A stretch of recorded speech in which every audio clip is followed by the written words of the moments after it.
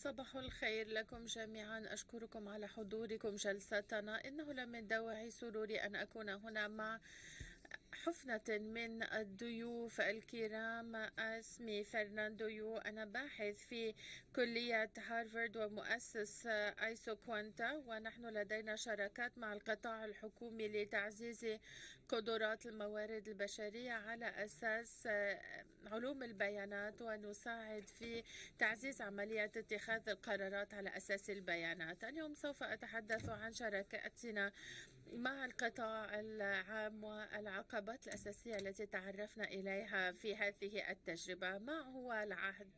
نحن هنا نتحدث عن المعرفة وتعزيز القدرات، والعهد هو أن يكون هناك اتخاذ قرار على أساس بيانات، ما يسمح لنا بأن نركز سياساتنا في المجالات التي تحتاج إلى تركيز في الاقتصاد. ولكن هل هناك حقيقة نتيجة فعلية لهذا العهد ونصل إلى الحلم؟ الواقع أود أن أثبت أن هناك قيمة مضافة من اتخاذ القرارات على أساس البيانات في القطاع العام، ويجب أن يكون هناك مجال للتجربة في صياغة السياسات. يجب أن نتعلم من الأخطاء السابقة، وليس هناك طريقة للقيام بذلك إلا إذا وثقنا خطواتنا مع مرور الوقت. ما وصفته الآن هو الطريقة العادية للعمل في القطاع الخاص، وهي تنطبق أكثر في قطاع التكنولوجيا. تفكروا بشركات بملايين الدولارات مثل أمازون وجوجل. هي شركات تستثمر ملايين في تدريب الموارد البشرية لكي يكونوا دوما في مقدمة كل التطورات في علوم البيانات وإدارة عملية اتخاذ القرارات يوميا على أساس البيانات حصرا. تقوم الشركات بذلك لأنها بخلاف ذلك سوف تغرق.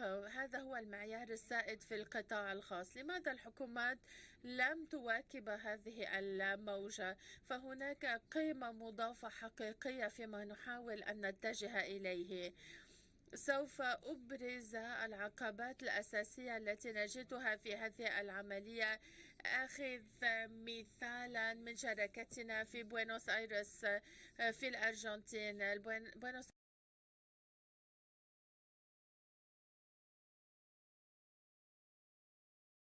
been about 5% really strong during the first decade of the 21st century.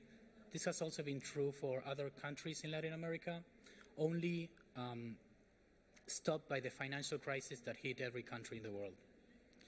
But after 2011, something happened. So growth disappeared. It even went negative, as you can see in the red bars. That means that Buenos Aires produced in a given year less than what they produced in the year before. So we partnered with the Ministry of Economy to help them identify what was the problem, why growth disappeared, to identify those sectors that were having problems in the economy. So as well-trained economists, the first question that we had is, okay, give me the data. And as you well know, human beings are not really prone to change. They are not adaptable beings. They are not smiling when you tell them that the way they were doing things up to this point can be improved. In addition, as is usually the case in the government sector, there are political motives that are even behind technical limitations. So in our experience, government agencies that are competing against each other for political power, they really do not see an incentive to openly share the data with the rest of the agencies, or even worse, with third parties, because sharing data openly exposes you to the risk of being audited, of being monitored. Who likes to be audited? So this is one of the main obstacles against transparency that we saw. On a second note, there's also a technical limitation. If you want to upskill your workforce, you not only need to train the existing workforce, you also need to attract new talent. But talent is attracted by talent. How can you attract talent when you don't have the initial talent to begin with? This is a chicken and egg problem. How do you solve the puzzle? Our research also shows that the public sector in Latin America, and in particular in the Middle East and North Africa, tend to overpay low-skilled jobs, and they tend to underpay high-skilled jobs. This is exactly the opposite of the things that you should be doing if you want to be in tune with the modern times. As a result of both the political and the technical limitations, we are stuck in this stalemate where policymakers have these cultural limits, and they even wonder why do they even need to make their decision-making so transparent and driven by data. How would they even measure impacts of making these big investments? And at the end of the day, who is going to benefit politically from the potential success? So my third point is about economic theory.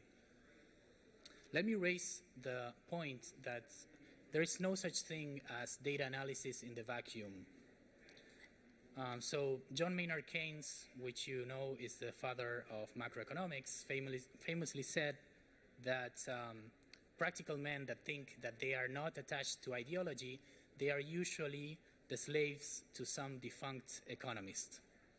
So what I'm trying to say is that even if we think that we can objectively interpret data and make decisions based on it, we're always making assumptions about how the economy works, how the world works. We're always making assumptions about our economic models. And I think this is some assumption that is dangerous and that we should be transparent about.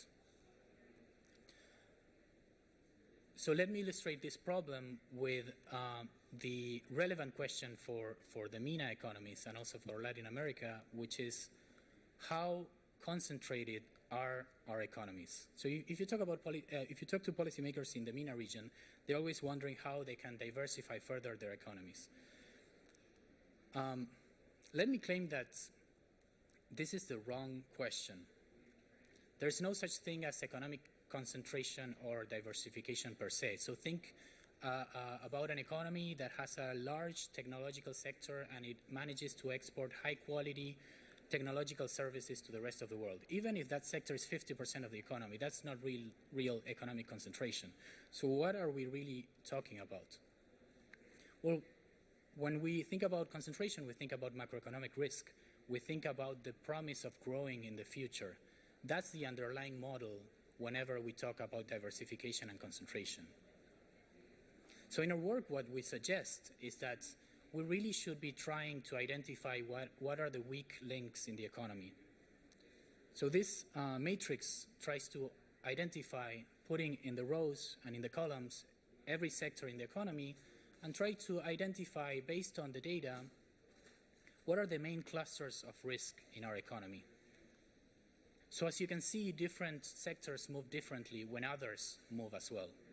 I think this is a proper way to think about economic diversification and concentration, and not just trying to think that we can objectively measure them, even if we have the best quality of data possible. So to sum up, we're all here because we are interested in achieving sustainable growth. I suggest that we need to incorporate a culture of data-driven decision-making, and it needs to be grounded in sound economic theory. So how do we do this? So I would suggest that we need to be really strategic about our moves. We need to start targeting low-hanging fruits and showing early successes. In our work, we try to transparently show decision makers what are their strategic sectors in the economy. So here what I'm showing are two measures of economic opportunity and economic growth promises for the future. And we try to identify those sectors that are to the northeast, which are the sectors that we believe will end up leading growth prospects in the future. In addition, what we're trying to do when we visualize data in this way is we try to be transparent about the preferences of the policymaker. Policymakers are always making bets on the future. There's always a trade-off between how risk-averse you are and how fast you want to grow. But we need to be transparent about these preferences. In this scenario, with a different selection of strategic sectors, you would conduct policy in a different way. So why do we need to move in this way? Well, I would argue that, as I said before, since policymakers and human beings in general are not really open to change, we need to show early wins, and we need to lead by showing successful examples, because success in the long term will always beat the status quo. Thank you.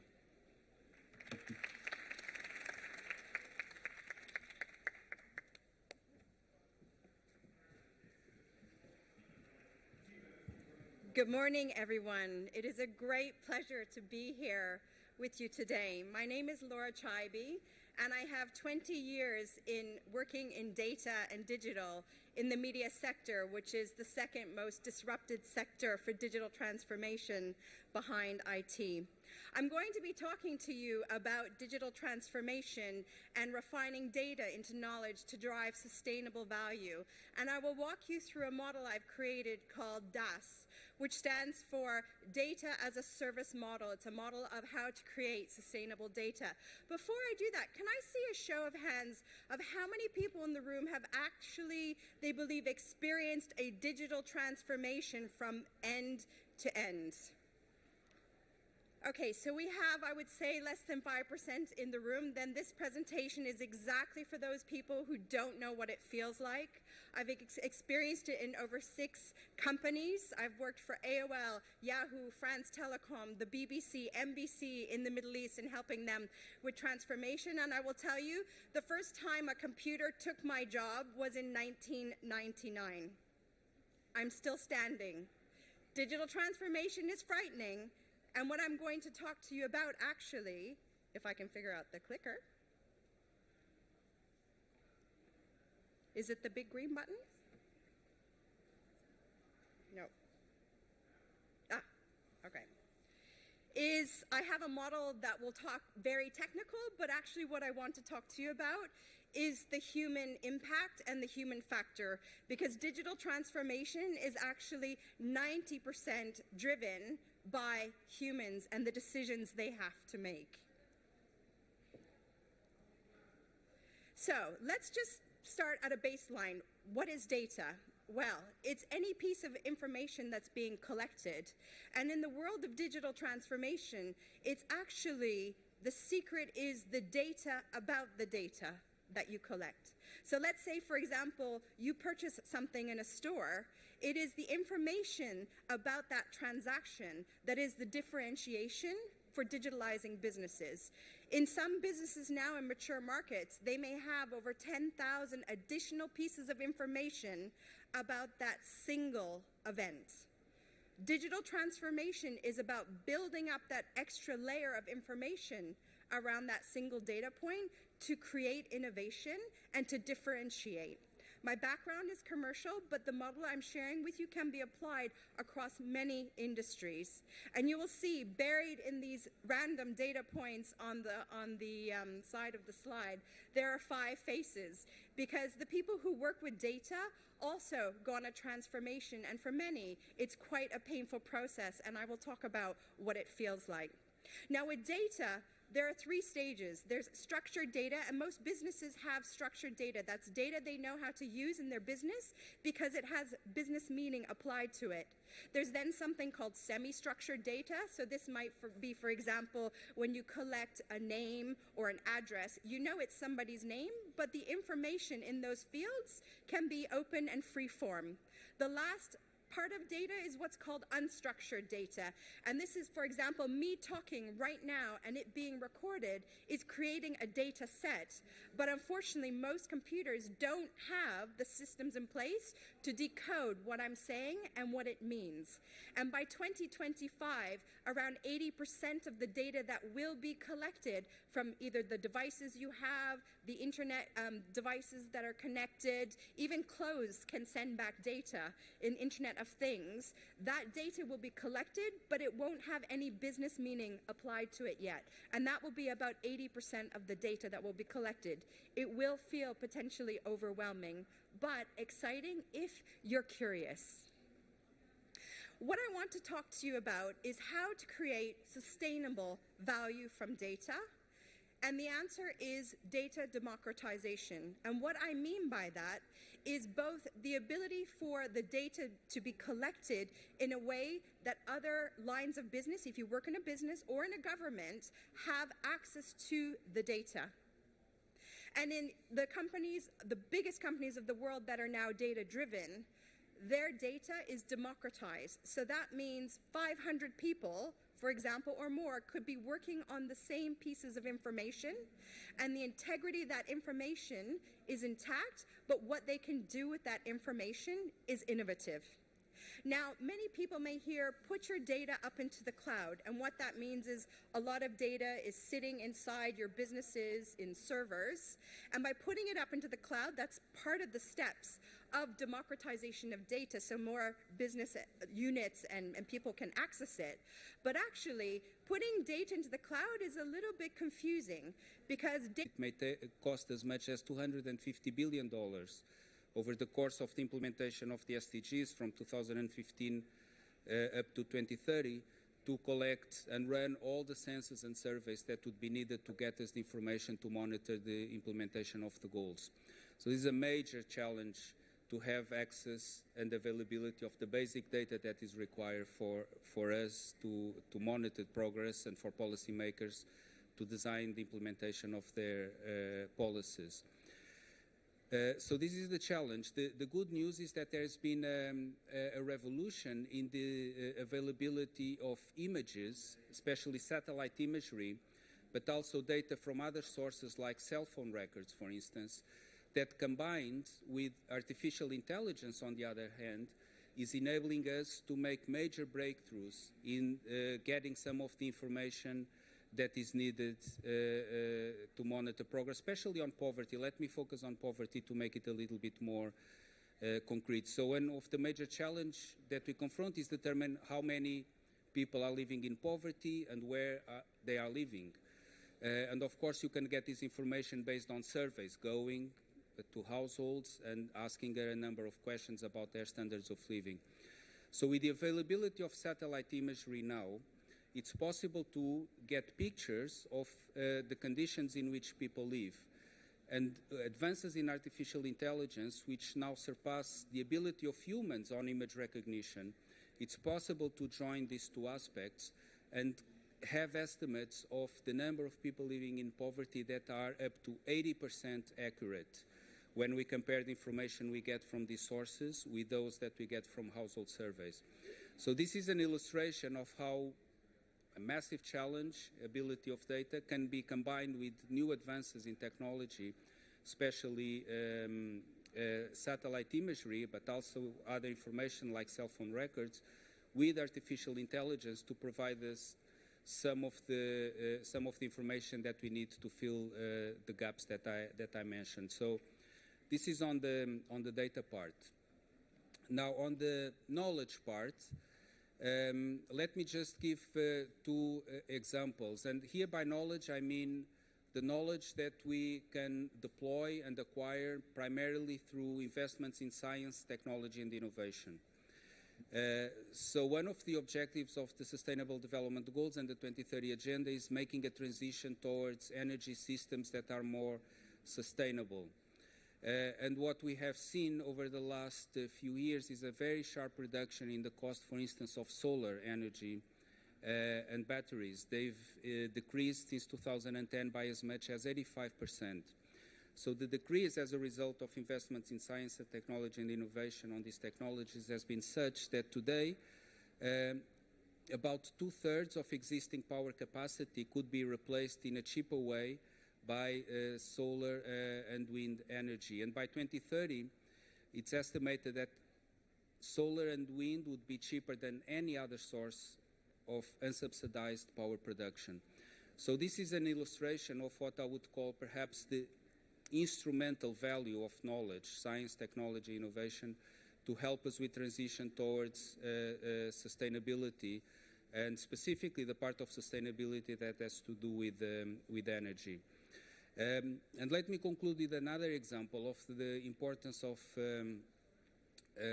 scientific work to help policymakers with one of the major challenges that we confront when it comes to the implementation of the Sustainable Development Goals, which is to understand the interlinkages between all of the 16 Sustainable Development Goals. So the example I will give is to show the importance of information on how different systems are interrelated with each other and how an intervention in a specific sector can have multiple payoffs across multiple outcomes. So if we consider food systems, so not only the production of food, but the whole system of distributing food, retail, wholesale retail, it is responsible today by about a quarter of greenhouse gases emissions. And there is some research that suggests that by changing dietary habits, so what we eat determines what food is produced, how it is distributed. But just by changing our dietary habits to follow guidelines that would be consistent with healthy food consumption habits, that would reduce by 2015 mortality by 10%, greenhouse gases emissions linked to the food systems by 70%, and could generate economic gains of as much as $31 trillion. So you could see how an intervention linked to a shift in behavior could have multiple payoffs across different goals, and the information that comes to enable a policymaker to make a decision based on this has to be informed by knowledge that comes from the scientific study that I alluded to. So these are illustrations basically to suggest the importance of data and knowledge more broadly for the implementation of the SDGs, the massive challenges that we confront, but also some of the emerging opportunities that are coming online to enable us to meet these challenges as we go forward. And I will conclude by emphasizing the point of the importance of data and knowledge for the SDGs. Sometimes the discussion is focused too much on the importance of mobilizing finance, and financing is very important. But in our view, as important is the mobilization and harnessing the power of knowledge, data, science, technology, innovation for the achievement of the SDGs and the transition towards sustainability. Thank you. Thank you, everyone, for the extremely informative sessions. I'm going to start with a set of questions myself and then move on to the audience. So starting in the order, Fernando, you spoke about some biases and assumptions. What would you say are the most prominent biases and assumptions around data?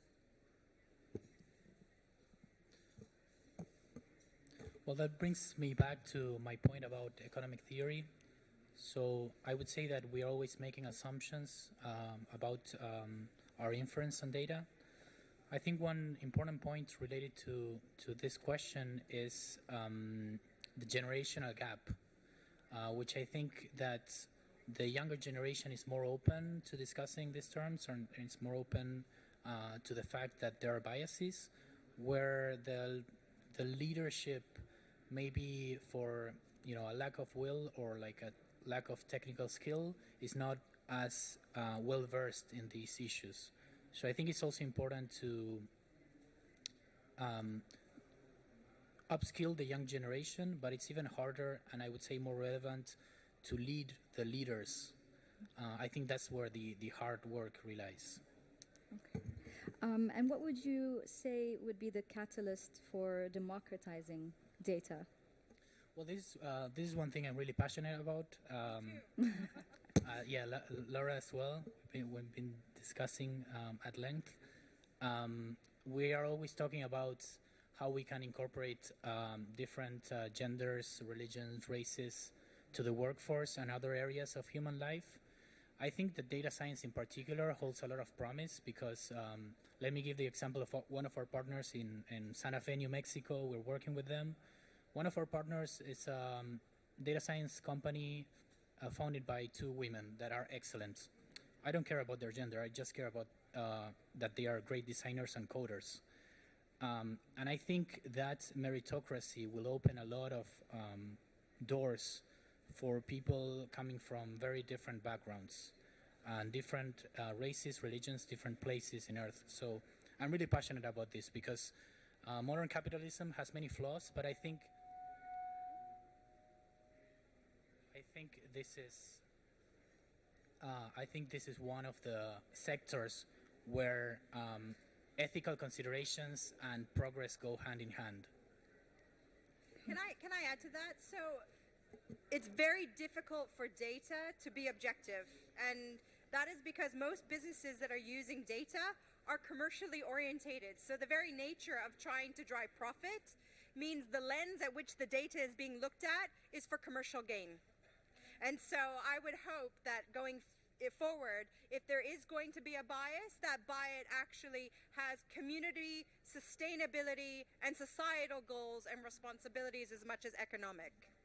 Fantastic. Thank you, Laura. Then another question for the both of you.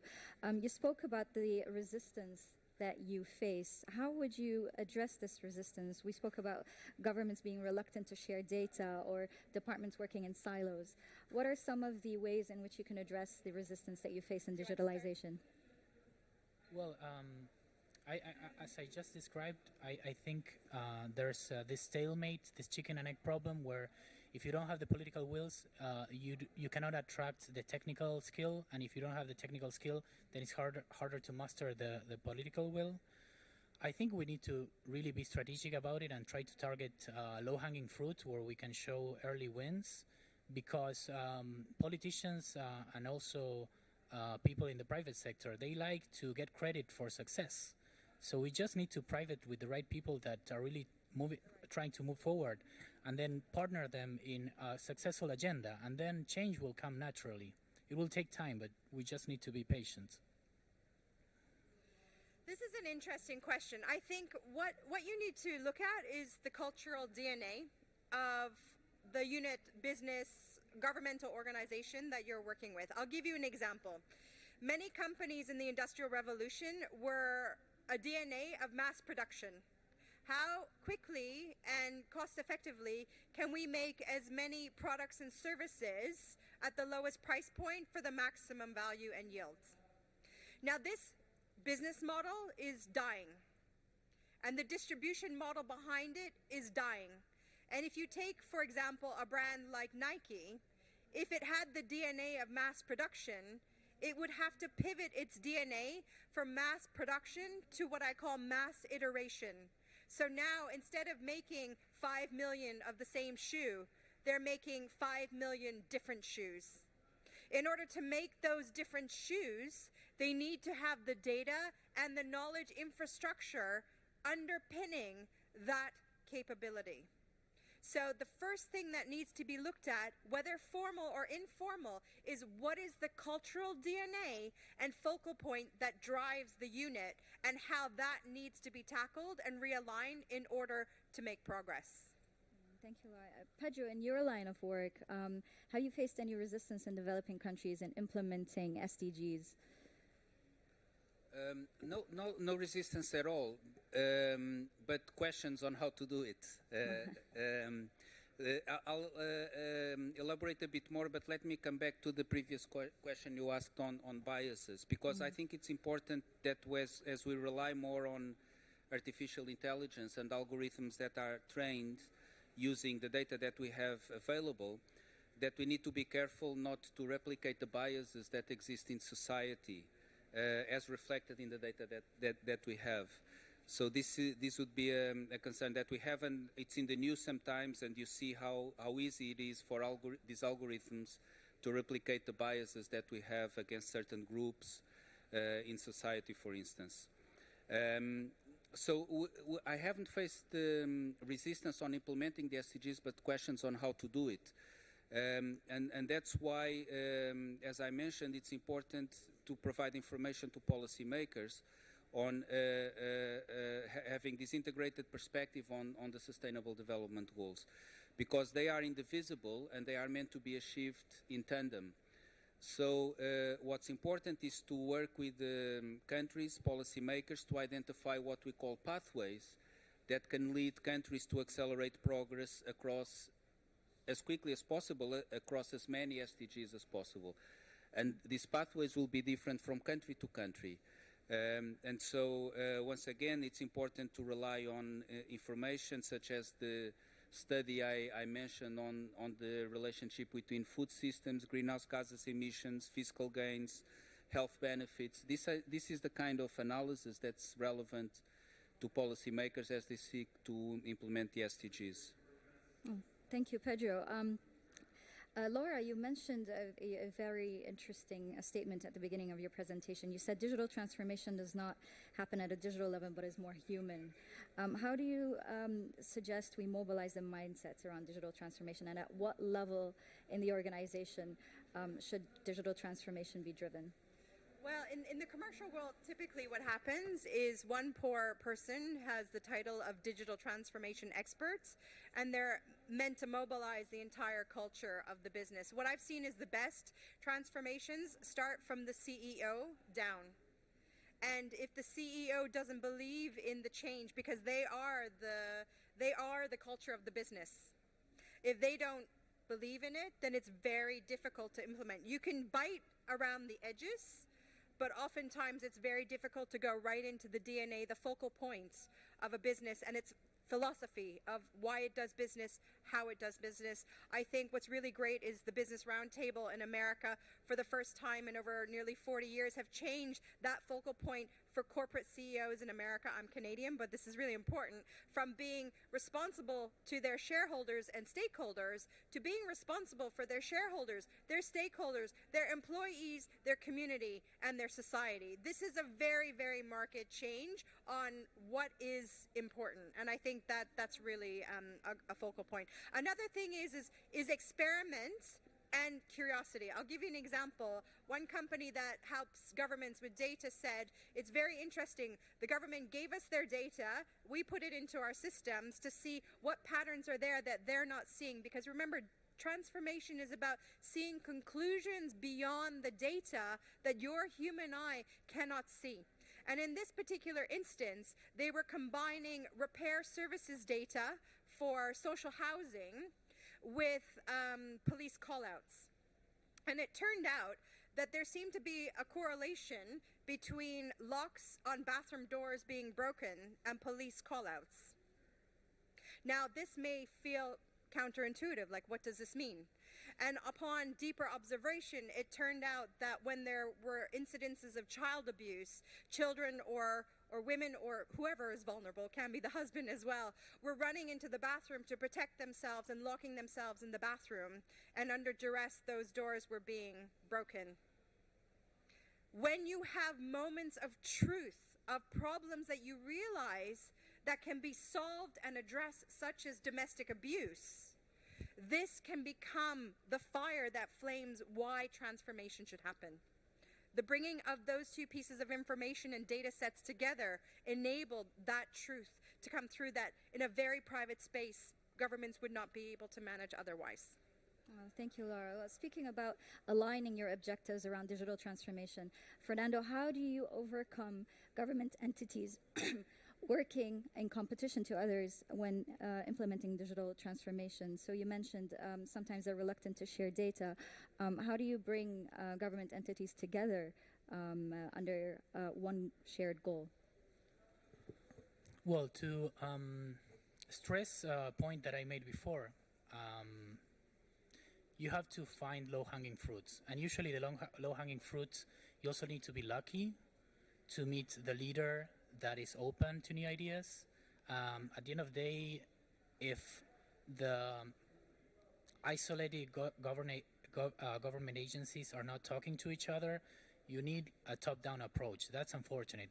There's no grassroots data science revolution.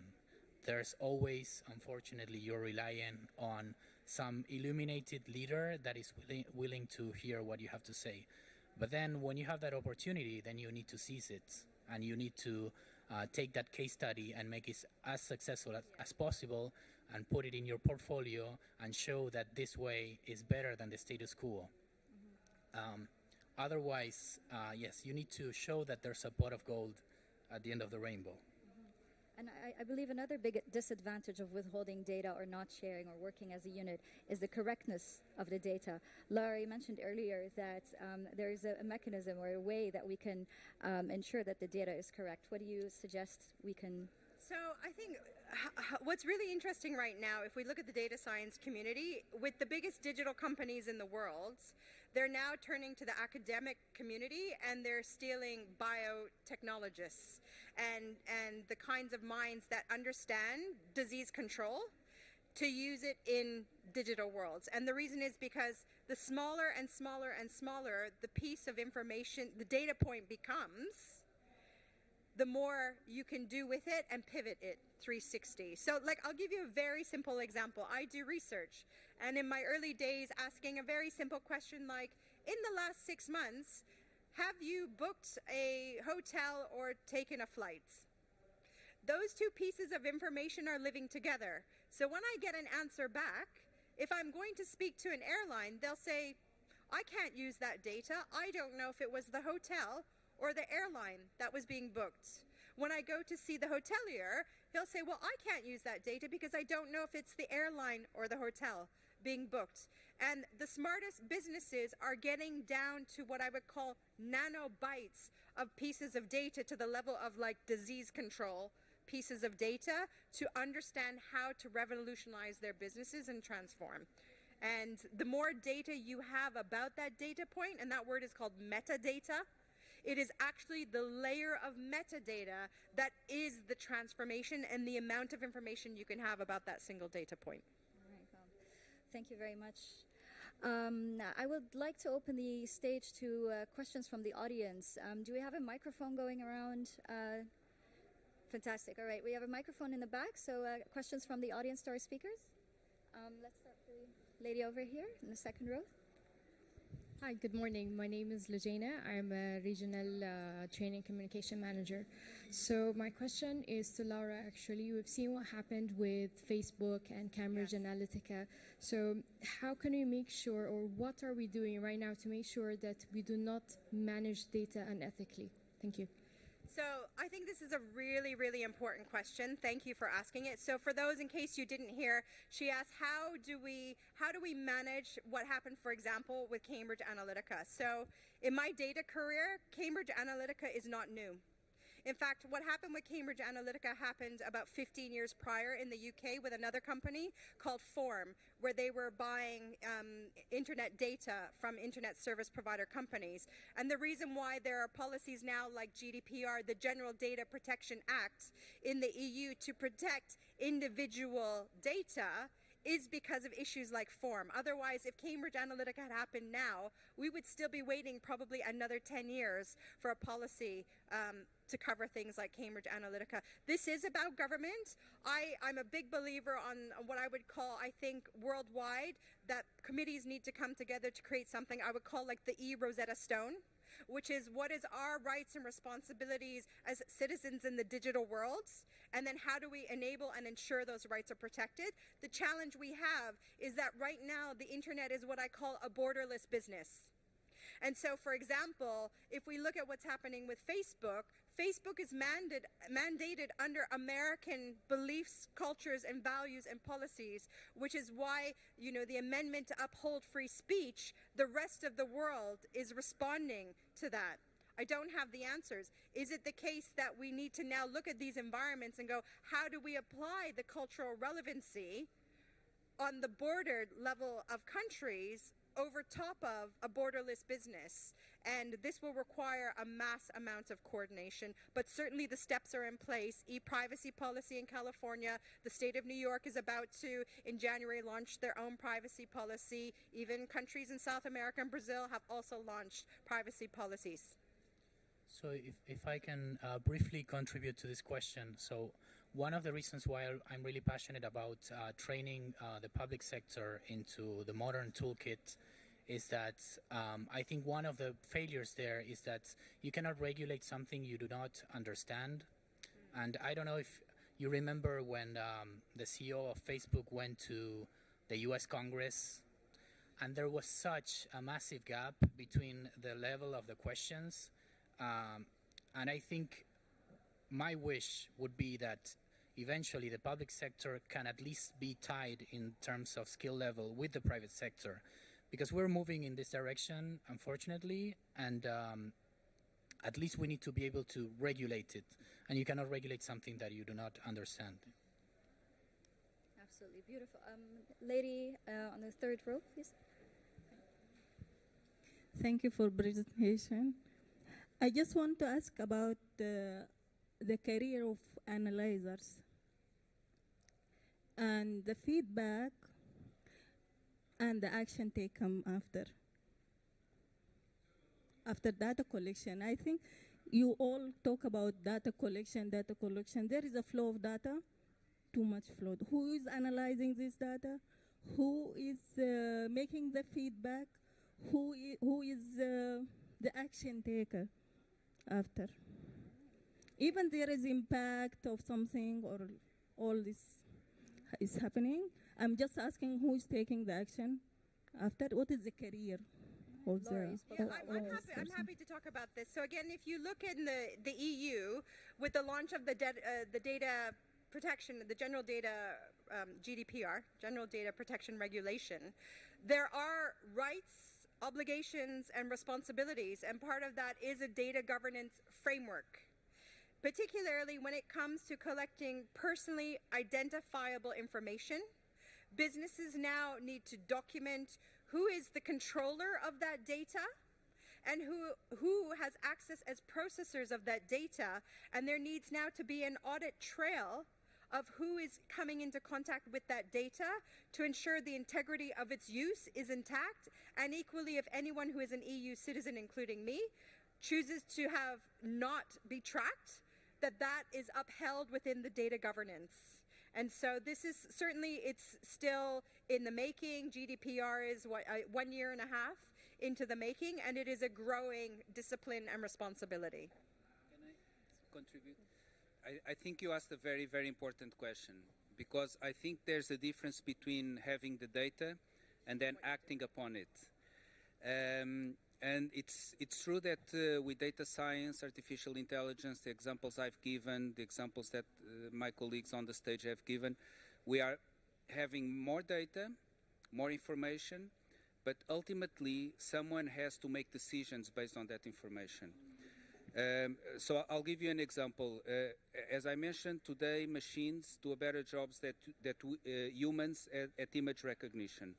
So as a consequence, for instance, radiologists today can be replaced in part by machines in making a diagnostic. But the decision on the course of treatment cannot be done by a machine. It has to be done by a human. So we are not yet at the stage in which machines, artificial intelligence can make decisions based on the information, the better information and the analysis that we collect. So I think we are learning as we have more information what to do with it. But some of the contexts in which we work, the challenge is not to have that we have too much information, is that we don't yet have enough information. And so there is promise in some of these tools to use to get more and better information. But I think this dichotomy is useful for us to have conceptually, to see how far we can go with the digital transformation, and that there are limits that ultimately have to be, decisions have to be done by humans. And just a reflection on this issue that I would broadly call data governance. One way of thinking about what's happening in the world could be seen as a competition between three models of data ownership. And I'm oversimplifying, but one is the principle that data is owned by individuals. So that's the principle underlying the European Union GPRD legislation is you own your data, you have to give permission for your data to be used. Another model, potential model is data is owned by the companies that run the algorithms that collect the information.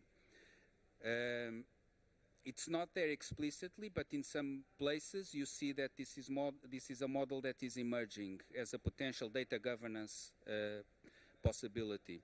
And then you have a third alternative, which is the data is owned by the government, by the public, that then arbitrates and regulates access to data in different ways. So I think that there's competition, evolution of these three models. They are hybrid in most places. You know, it's not one that dominates. And it's like the business DNA, that focal DNA that I was talking about. Exactly. And these three are really standout. But I think it's important as we look to the future, because if it is true that data knowledge, which is basically the argument of this whole session and the conference, is going to become more and more important in the future for societies, for economies, for improving standards of living, these questions of data and information governance are going to become more and more important. If I could add a minor point, I think your question is very important. I would like to stress the responsibility of leadership. If you think about the big questions in our time, immigration, climate change, economic inequality, we have more data that we could even dream of to answer those questions. And these are questions that have 100 years old. So there's really a big responsibility on part of leadership. Even if you give them more data, the reason why there's no action is because there are other factors playing a big role. Can I add one last thing? So when it comes to talent, there's actually, let's say, there's about 12 roles within the data science function. An analyst is one of those roles. And so when you think of the kind of talent you can need an analyst, a statistician, and a data scientist. And let me explain the difference. An analyst typically is looking at the data. They're looking at past data, they could be looking at predictive data, but their role is to be fast and to make decisions fast and typically daily. The statistician, on the other hand, may be looking at data sets to make very, very few decisions. And those decisions are about the quality and the rigor of the data, and to remove any level as much as possible of uncertainty within the data before decisions is made from the data. The data science role is to make exponential amounts of decisions on top of the data through computation. All three of these types of roles are needed, and typically they are not the same person. Well, thank you, everyone. I think we have time for one more question. This gentleman, the two gentlemen on the front. Can we have a mic? Thanks to all of you for these valuable presentations and useful information. I am Dr. Salahuddin Al-Muhammadi, Group IT Manager in HSA Group. My question to Mrs. Laura, it's pertaining to digital transformation, DT. Yes. Actually, there are more than 30 definitions of DT. Absolutely, it's very frightening. And more than 10 methodologies of DT to implement in a company. Yeah. My question there are is, hundreds of millions of returns for digital transformation in Google. yeah, my question is, from your deep experience in this area, what is the best DT definition and what is the best DT methodology to implement in private sector? In the Thanks private a lot. sector. Can we take the second question at the same time? Okay. Just in the interest of time. We're going to ask both questions at the same time.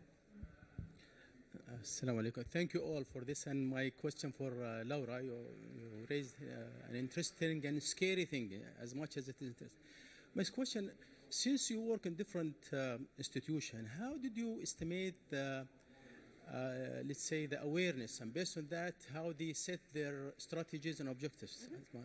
Speaking of... Okay, I'll answer both questions. My question is, sometimes we will be misled, either speaking of commercial, marketing, also speaking of individuals, based on the information, the high density of information that will be known. Thank you. Okay, so these are both really, really great questions. The way I give the definition of digital transformation is a long, winding road with blinding curves and a destination you don't fully know. Because that's really what it is. And let's call it for what it is. We can try and think we can over-control it, but the reality is, unless you've got experience or are working with experienced people, you're going to be taking a journey. And that journey there's no end point. For example, Shiseido, the CEO said, my digital transformation journey is in 200 years. I want to know after I'm gone, my business is still in a sustainable frame. That is his philosophy of digital transformation. So it is not so much a model as a belief. The point now you were asking me around, does that answer your question? I can't give you a model, but there are incremental things we can talk separately after. Can you remind me again of your question? That's a problem of two questions. Yeah, what I'm saying is being tricked. Yes, based on how if we are talking about the government entities and different institutions, also the private sector. Yeah. How did you estimate the knowledge? So, do you know what? In the EU, they have something called the EU Data Literacy Mandate. And there are 9 stages of evaluation of digital and data literacy. And when I actually work with businesses to help understand where they are at in their understanding of, I do digital, which is a subset of kind of data within bigger data sets. I actually ask self-perception questions, a questionnaire of what can you do with data? How confident are you? And I start there. The most important thing you can do is start with a baseline of people declaring where they think they are on their journey, so then you can know how far you need to take them to educate them. Absolutely. All right. Thank you very much for everyone in the audience for attending and for your valuable questions. And thank you to our valuable speakers for the very informative session. Thank you all for coming.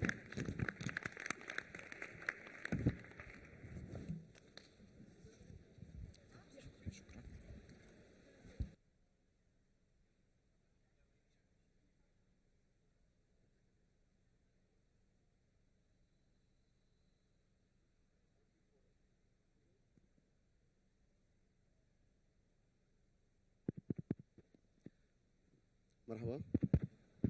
Thank you for all for coming, and thanks for Ms. Laura, Mr. Fernando, and Mr. Pedro. And now this is for Ms. Laura, please.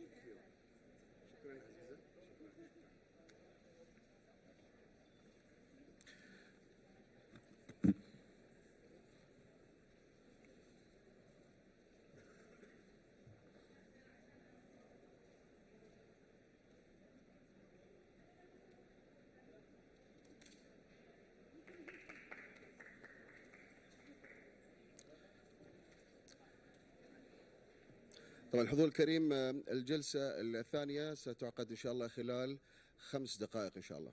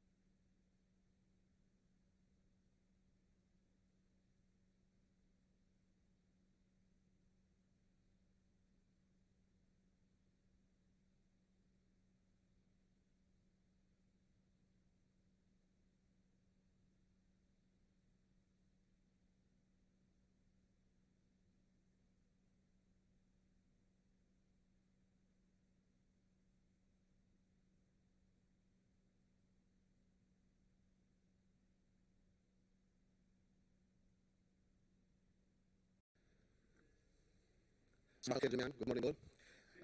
I'm sorry about the foreign people. I will talk in Arabic. Okay, this is my main language. مرحبا بكم حضورنا الكريم في فعالية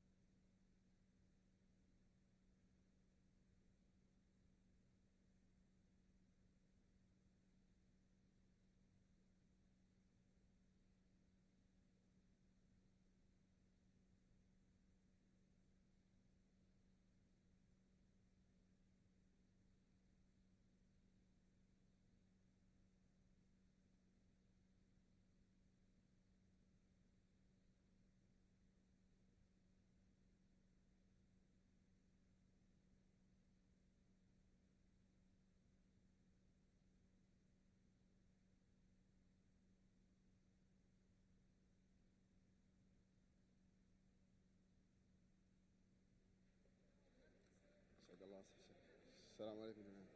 مرحبا كيف حالك؟ الله يخليك. لو تكرمتوا بس بالجلوس في مقاعدكم لو سمحتوا. Please all, can you take your seats please?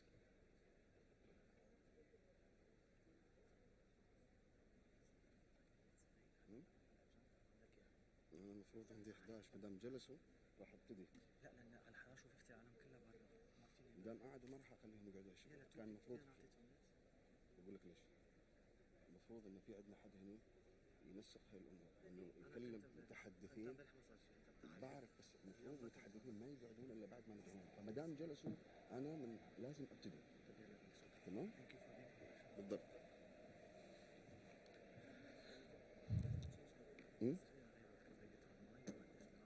يلا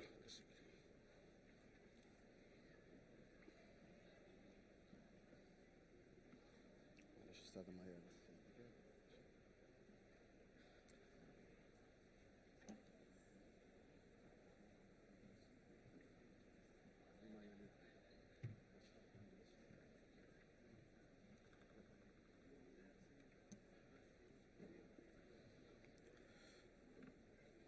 done.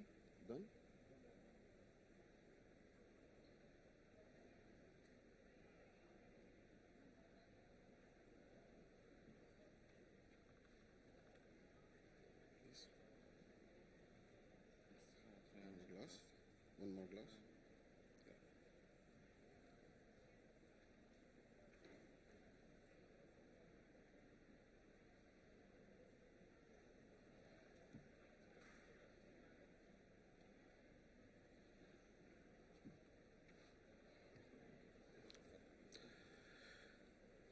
مرحبا بكم حضورنا الكريم في الجلسة الثانية لهذا اليوم من فعاليات قمة المعرفة 2019 والتي تأتيكم بعنوان العمل اللائق والنمو الاقتصادي وجهان لعملة واحدة، وتدور محاورها حول بناء اقتصادات ديناميكية محورها الإنسان الذي يعد ركيزة الإصلاح الاقتصادي من خلال إيجاد عمل لائق يلبي متطلبات الشباب ويشبع طموحاتهم لبناء أوطانهم.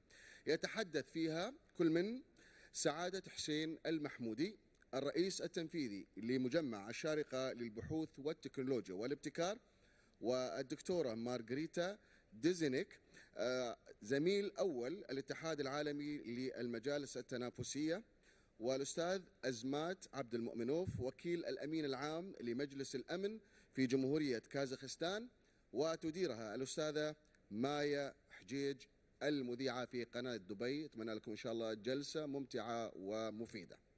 شكرا.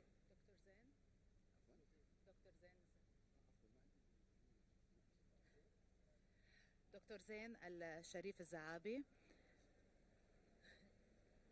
مستشار الاقتصادي في وزارة الموارد البشرية والتوطين.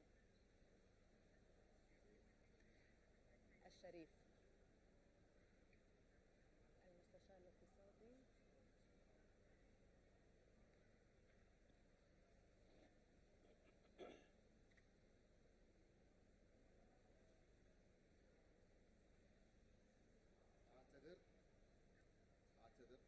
Sorry please. عذرا. وأيضا هناك الدكتور زين الشريف المستشار الاقتصادي لوزارة الموارد البشرية والتوطين. نعتذر منك. شكرا جزيلا لك دكتور زين. بما أننا تأخرنا عليك، خلينا نبدأ مع حضرتك ونبدأ باللي محضرنا اياه، البرزنتيشن حضرتك محضرة، ومنها سنعود لنتابع هذه الجلسة والحوار. شكرا لك دكتور.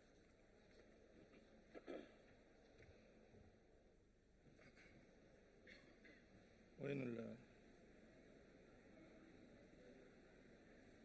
اللهم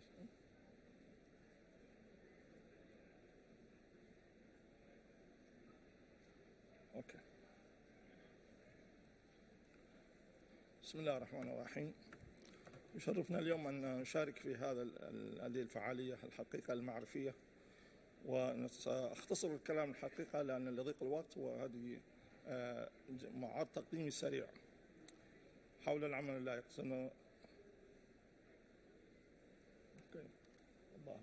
لازم نستخدم العدة. أود أن نبدأ أولا نفهم ما هو مفهوم العمل اللائق، لأن على عنوان الجلسة هو العمل اللائق والنمو الاقتصادي. وكما ترى على الشاشة، العمل اللائق هو طبعا كل عمل منتج للفرد في ظروف وبيئة عمل تتوفر فيها العدالة والمساواة والأمن والكرامة الشخصية والاستقرار العائلي. هذا المفهوم طبعا يقودنا إلى أن ضرورة وجود وتوفر بيئة عمل جاذبة للعامل في سوق العمل. نحن نتحدث لكي أن يعطي ما لديه من أداء ومن معرفة لخدمة طبعا المنشأة التي يعمل فيها وخدمة سوق العمل والاقتصاد الوطني.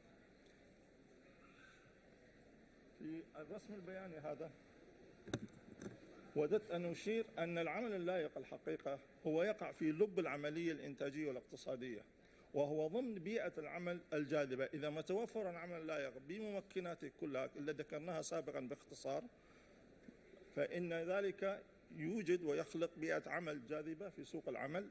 إذا حاب تتحرك براحتك استخدم المايك هذا. أفضل. أنا شايف إنك نعم. وهو مكون رئيسي طبعا يعكسون طبيعة سوق العمل، ومنه طبعا يتصل ويخدم سوق العمل. خدمة الاقتصاد لا يتحقق النمو الاقتصادي إلا بتوفر عناصر الإنتاج، وأهمها طبعا عنصر العمل. وأي عنصر عمل لابد أن يكون عنصر عمل ذات نوعية طبعا عالية، ويكون ضمن بيئة جاذبة وبيئة مستقرة ينعم فيها بالسعادة والأمن والاستقرار الوظيفي. عندها نجد أن العامل يعطي ما لديه من معرفة ومن جهد. ولذلك هذه الرسمة الحقيقة وددنا أن نستعرضها معكم لكي نعكس موقع العمل اللائق بالضبط. وينه يقع في لب القضية، ثم تحيط به طبعا التشريعات والسرعة في تقديم الخدمات والالتزام الخدمات للعامل أو لصاحب العمل، ومنها الالتزام بالاتفاقيات الدولية والتشريعات العمالية، وهما المظلة التشريعية الأمنية للعامل وحفظ حقوقه، وأيضا صاحب العمل منهم طرفي الإنتاج. هنا نستعرض العلاقة باختصار التكاملية بين العمل اللائق والنمو الاقتصادي. النمو الاقتصادي كما ترون المستمر هو يعزز رفاهية المجتمع والفرد، وأيضا هو يؤدي إلى خلق فرص عمل ذات قيمة مضافة، وبالتالي هو يرتبط هنا بالعمل اللائق. إذا ما توفر العمل اللائق فهناك يكون إنتاج وتكون إنتاجية العمل مرتفعة، وهذا يعزز النمو الاقتصادي ويحقق إضافة قيمة إلى الناتج المحلي الإجمالي. طبعا من البديهي أن توفير عمل اللائق للجميع في الواقع العملي يسهم في أوضاع العمالة، ونقصد هنا أوضاع العمالة العائلية والشخصية والمادية. إذا ما نعم العامل في بيئة عمل لابد أنه ينعكس على أسرته وعلى عمله، وهنا تأتي القوانين والتشريعات في دولة الإمارات مؤخرا وسابقا طبعا في تحقيق الاستقرار الوظيفي للعامل. هذا الشريحة هذه هي نهدف وراها لنستعرض العلاقة بالكامل. كما ترون العمل اللائق موجود، هو نقطة الارتكاز، ومنه يذهب إلى سوق العمل ويصبح سوق العمل متميز. وهنا من أهداف الاستراتيجية للحكومة هو سوق عمل متميز ممكن للمواطنين جاذب للكفاءات، وحتى يكون جاذب للكفاءات لابد أن يتوفر فيه العمل اللائق، والعمل اللائق له ممكنات ذكرناها سابقا باختصار. وبالتالي العمل اللائق يتصل بالنمو الاقتصادي كما أنه يتصل بسوق العمل، لكنه يتصل بالنمو الاقتصادي بطريقة غير مباشرة من خلال سوق العمل الذي يعتبر مكون رئيسي للنمو الاقتصادي. هذا المثلث هو الذي يشكل العلاقة الترابطية بين العمل اللائق وسوق العمل والنمو الاقتصادي. وهنا يأتي انعكاس للعنوان الذي وضعوه القائمين على القمة بأن يكون العمل اللائق والنمو الاقتصادي وجهان لعملة واحدة، وبالفعل. لكن هناك أيضا ارتباط آخر بين العمل اللائق. عندما يكون هناك عمل لائق وممكناته وتوفيره لبيئة عمل جاذبة، هذا يسهم في اكتساب المعرفة ورفع الكفاءة والإنتاجية. لا يمكن أن نتغاضى عن المعرفة هنا ونحن في قمة المعرفة. فأردنا أن نقول أن وجود العمل اللائق مع وجود نمو اقتصادي هناك فرص قيمة، وهذا يؤدي إلى المعرفة. العمل اللائق يبعث الروح لدى العامل، والعامل المعرفي نقصد هنا، بأن يزداد ويطور كفاءته ومهاراته ومعرفته. وأيضا ليس هذا فقط، بل إنه يسهم في نقل المعرفة إلى العمالة التي من حوله، لأنه يفترض أن يعمل بروح الفريق على أساس أن هناك بيئة عمل محفزة وبيئة عمل سليمة، وبالتالي تنتشر المعرفة فيما بينهم وترتفع الكفاءة، وهذا كله يصب في ارتفاع الإنتاجية. ومعدل الإنتاجية وهدف الإنتاجية حقيقة هدف استراتيجي لدولة الإمارات وجميع الدول في العالم، لأن طبعا هو يسهم في استخدام التكنولوجيا بالطريقة الصحيحة يمكن العامل. ثانيا هو يقلل من تكاليف الإنتاج، وبالتالي هو يعزز التنافسية للاقتصاد الذي نشير إليه هنا، يسهم في تعزيز القدرة التنافسية للاقتصاد. أنا لا نطيل في هذا، وعدتكم 3 سلايدز. أوكي؟ الله يسلمك. العمل اللائق أيضا إذا ما توفر يسهم كما سبق أشرنا إلى المعرفة. هنا الكل يعرف أن في اقتصاد المعرفة، واقتصاد المعرفة يحتاج إلى سوق عمل معرفي أيضا. عندما يتوفر عمل لائق تتوفر البيئة، يصبح ويزداد عدد عاملي المعرفة وترتفع مستويات استخدام التكنولوجيا، وبالطريقة السليمة يصبح عندنا هناك اقتصاد معرفة يعتمد على عامل المعرفة هذه، وبالتالي يستمر نطاق ودور الابتكار والإبداع فيه، لأن العاملين فيه هم لديهم نزعة نحو الابتكار، أصبحوا عاملي معرفة لديهم علم ولديهم الرغبة في تطوير كفاءاتهم بشكل مستمر، سواء دفعوا التكاليف شخصيا أو على المنشأة. وهذا هو ما يوفر لنا باستمرار بيئة عمل منتجة. أيضا تمتع الفرد. أنا ودنا ننتقل بسرعة إلى السايت لأن وعدت الأخوة تشريعات معروفة. هنا بناء اقتصاد ديناميكي. سمة الديناميكية الاقتصاد تنبع من مصادر عدة. قدرة الفرد على تطوير ذاته وتفكيره. نرجع مرة أخرى، وجود العمل اللائق في بيئة عمل محفزة تدفع الفرد إلى تطوير نفسه ومهاراته، لأنه سيكون عنده خلفية علمية ومعرفية، وبالتالي يعزز ديناميكية العمل وتوفر المهارات المناسبة. أنا أود أن أوصل إلى النقطة الأخيرة، التطور المستمر والمتزامن في نوعية التعليم. أيضا هذا يركز على المجالات العلمية طبعا والأعمال التحليلية، مما يجعله نظام تعليمي ديناميكي. وهذا هو الركن الثالث نضيف على المثلث الأول، أنه التعليم النوعي هو الذي يرفد سوق العمل، بالعمالة المعرفية. وطالما عندنا أيضا سوق عمل ممكن للمواطنين وجاذب للكفاءات، فأيضا الكفاءات من خارج الدولة ستتدفق إلى سوق العمل، وهذا ما يصب في مصلحة النمو الاقتصادي. خلصت. بالمناسبة في نقطة واحدة نحن نؤكد عليها، أننا أيضا نحاول أن نرصد التقنيات على بيئة العمل ومن يعمل فيها وهم العمال. والعمال نقصد هنا طبعا المستويات العلمية كلهم، سواء المدراء أو البروفيشنال أو الكليريكال أو كلهم. فنحن هنا الآن بصدد قياس أثر النمو الاقتصادي الذي طبعا إذا ما استمر يحقق نمو في فرص العمل ذات النوعية. هذا النمو الاقتصادي له آثار مباشرة، أولا على الإنتاج الحقيقي اللي هو الآي أو input output، ثم على المولتبلاير، ثم يصب هذا في مصلحة نود أن نقيس كم يستفيد أفراد قوة العمل في القطاع الخاص من النمو الاقتصادي بحد ذاته، لأن مدى استفادتهم درجة مستوى استفادتهم ينعكس على معنوياتهم وعلى أدائهم وعلى تطويرهم لنفسهم. هذا ما زال تحت الدراسة. وشكرا. اسمحوا لي على السرعة لأن وعدتنا قصيرة. شكرا لك.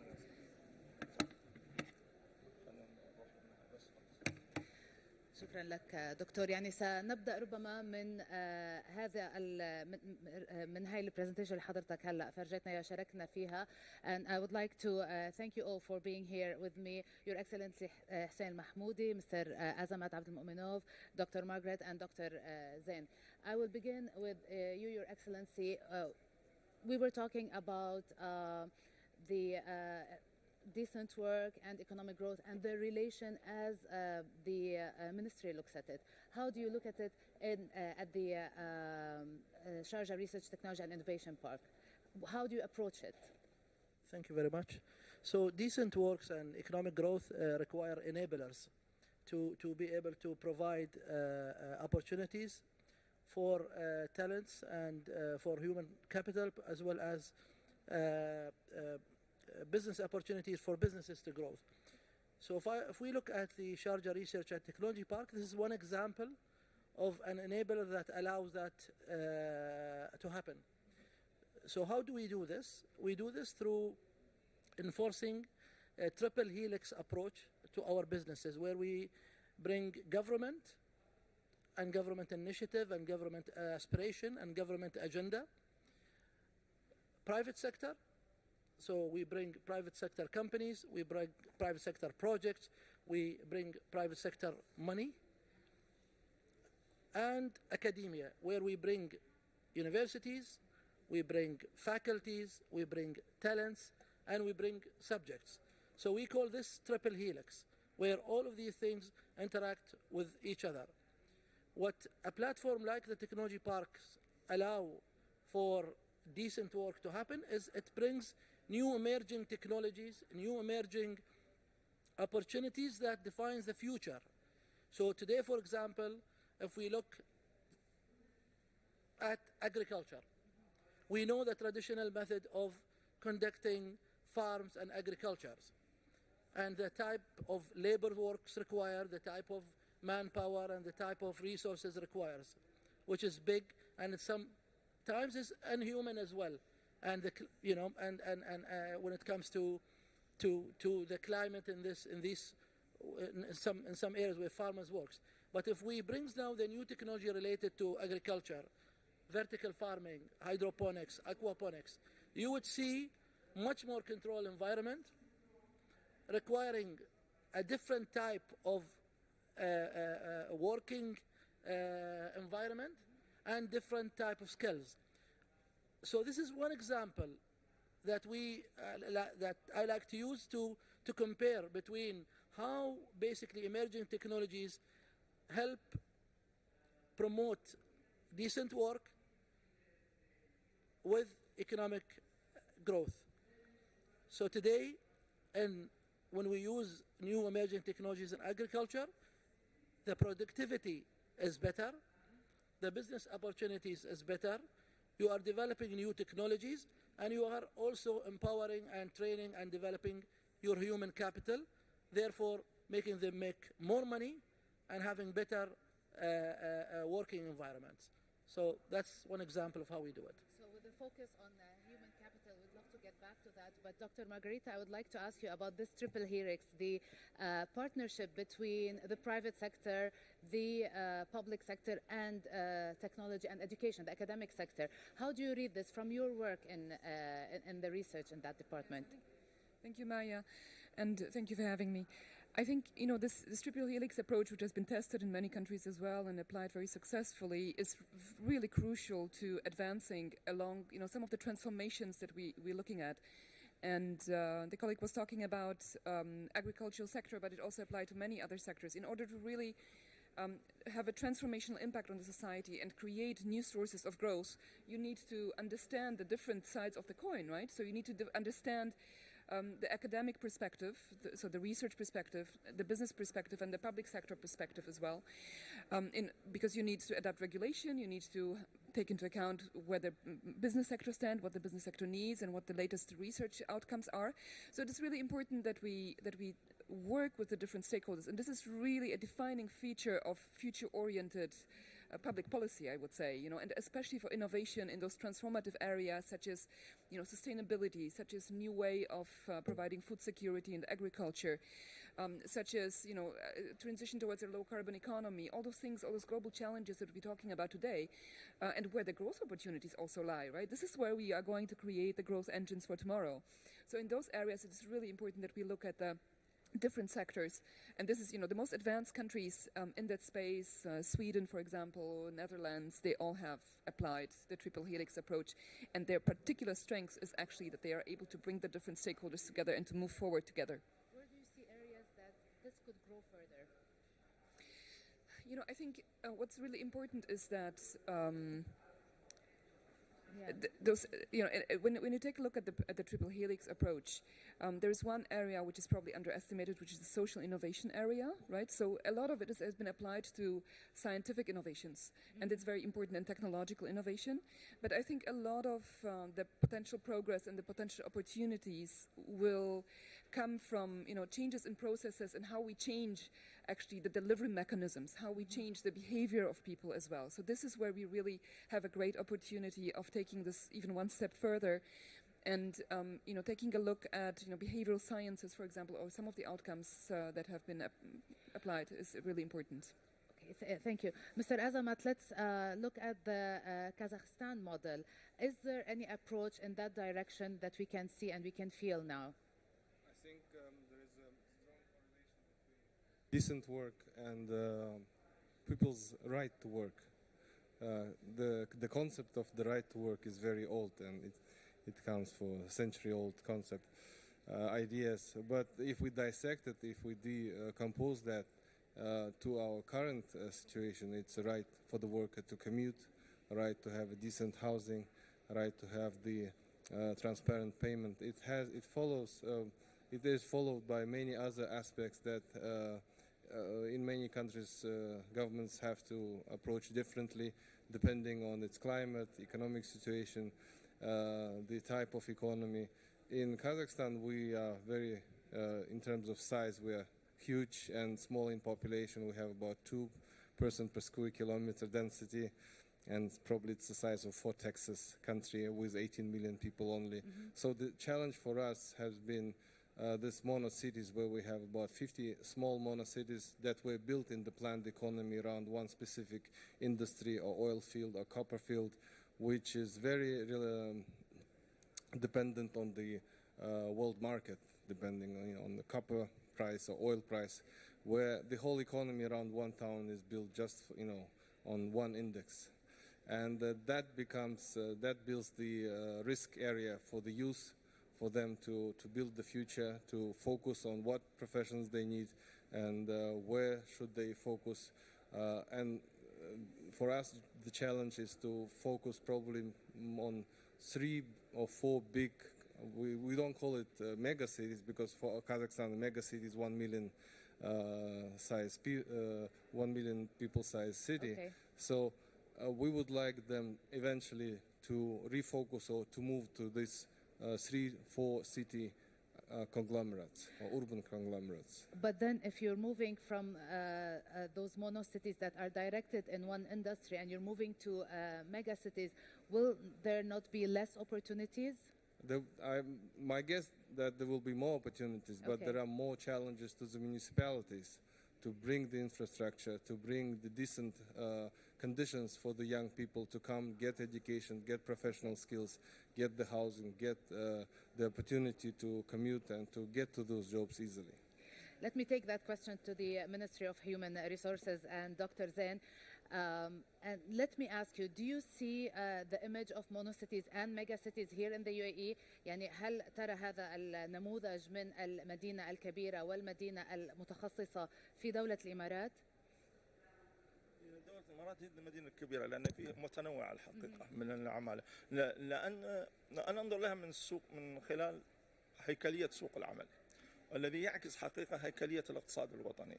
فالطلب على العمل حقيقة يوجد بواسطة الأنشطة الاقتصادية ونوعيتها.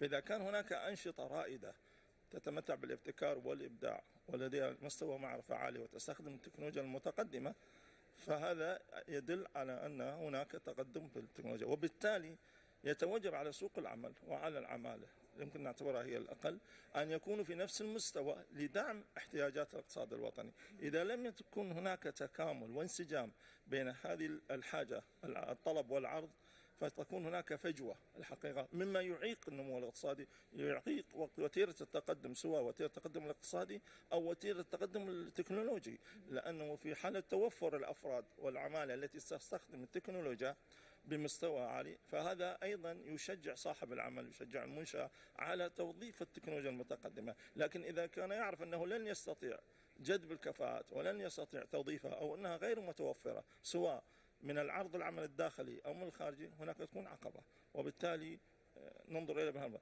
عموما أنه والفانكشنج ليبر ماركت طبعا هذا reflect the highly dynamic economy at the same time and support it. طب خليني ارجع كمان على اللي قاله سعادة استاذ حسين انه العلاقة بين القطاع الخاص والقطاع العام. كقطاع عام كيف تنظرون الى القطاع الخاص اليوم في سوق العمل تحديدا؟ دكتور زين. قطاع عام. وهو القطاع العام حكومي يعني. نعم. القطاع العام الحقيقة يعني الشراكة مع القطاع الخاص ما أهميتها بالنسبة لكم لخلق فرص عمل لكي نصل إلى تطور مستمر نمو اقتصادي مستمر؟ دائما عندنا في الإمارات يلاحظ أن القيادة العليا ومتخذي القرار يبذلون جهد في تقريب الفجوة بين القطاع العام والقطاع الخاص، لأن القطاع الخاص فيه الابتكارات وفيه المؤسسات الرافدة وهو يسعى إلى الربحية، والربحية لا تتحقق إلا بانخفاض التكلفة وارتفاع معدل الإنتاجية، وبالتالي هناك جهود. والآن القطاع العام لو نظرت إليه مختلف جدا قبل 10 سنوات. الآن هو يلتزم بالإنتاجية، يلتزم بالكفاءة، يحرص جدا على وضع معايير دقيقة في اجتذاب الكفاءات والتأكد من أنها صحيحة هي تلائم لاحتياجات الوظيفة اللي يشغلها في القطاع العام، حتى يكون القطاع العام والقطاع الخاص وهذا هدف استراتيجي للحكومة في نفس الخط يمشون على نفس in parallel line لكن together على نفس الطريقة. ولذلك ننظر هناك تكامل حاليا وهناك تبادل خبرات الحقيقة، هناك كفاءات تنتقل تجذب وتستقطب من القطاع الخاص إلى القطاع العام بقصد رفض الدم الموجود هناك وإضافة الخبرة. نحن ننظر من هذا المنظور. خلينا ناخذ السؤال لحضرتك مستر حسين. Do you think that the local Emirati youth are more interested in having jobs in the public sector, or they are moving towards a more diversified economy, more decent work opportunities, maybe in different sectors other than the public sector?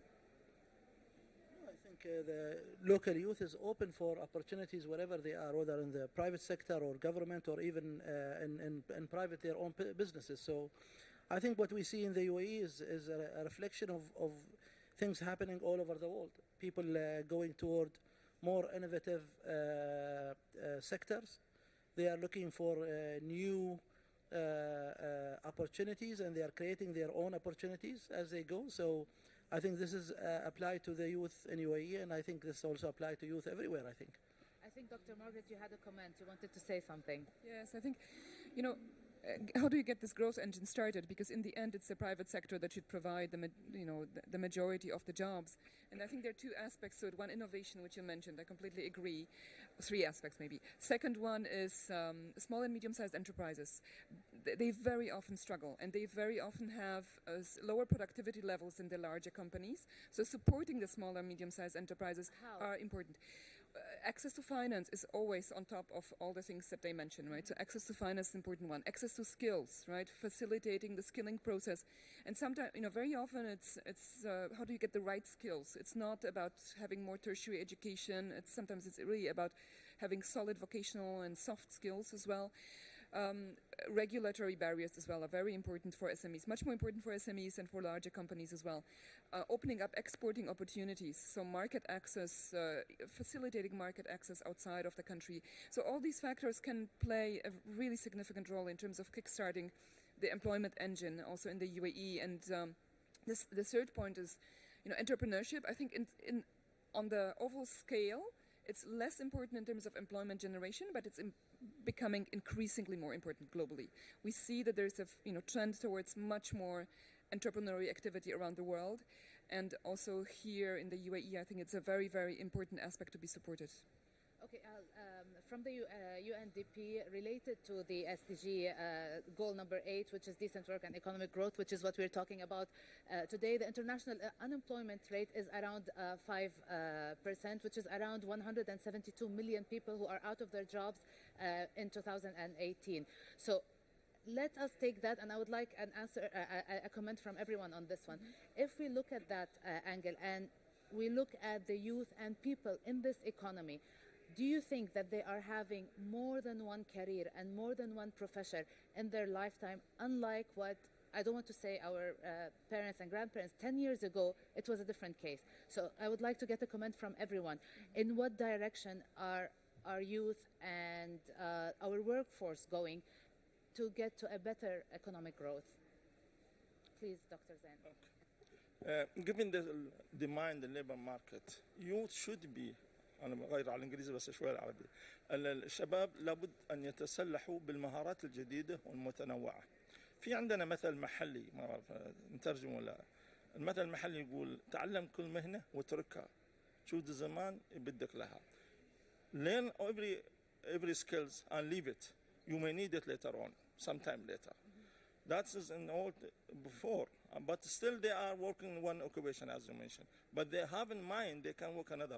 Now, no, there's diversification of economy. There is also very different skills, different job, and these jobs acquire different knowledge, different level of skills.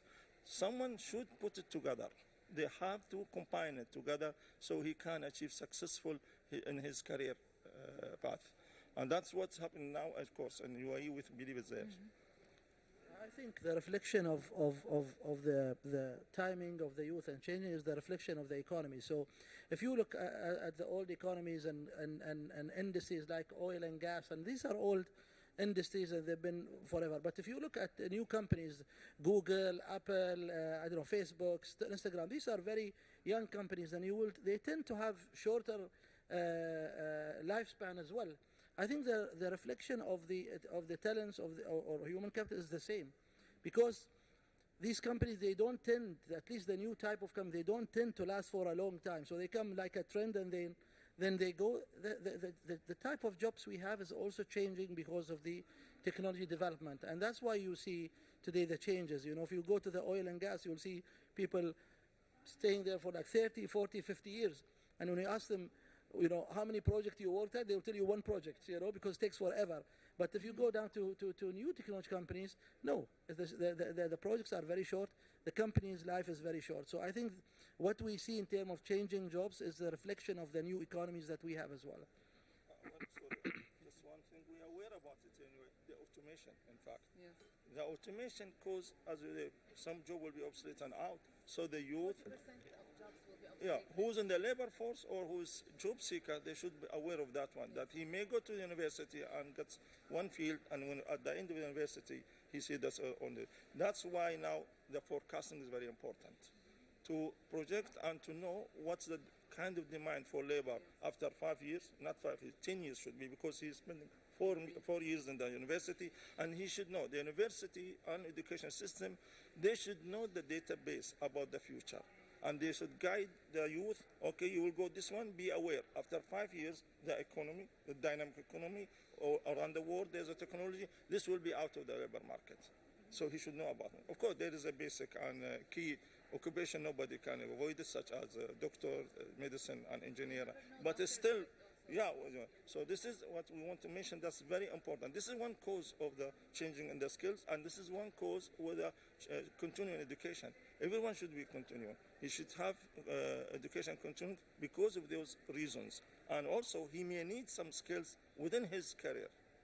We always take in workshop, we always attend courses in our area and something else just to acquire new skills. Youth should do more than that. Don't answer. Mr. Azamat, I would like your... Yes. I think work stability is last century terminology. We should forget about it. Diplomas, university diplomas are last century ideas. Forget about it. Professions, yesterday's idea. I agree that we should focus on skills, sets of skills that can build, one path or the other, and could be reloaded or redeveloped during the lifetime. 5 years ago, we didn't know what hybrid war is. We did not understand the concept. Now, regular armies are becoming obsolete. So one might think about using the same concept and applying it to education, to higher education. In the hybrid war, there is no direct line of enemy engagement. There are no direct rules. There are small guerrilla companies that attack.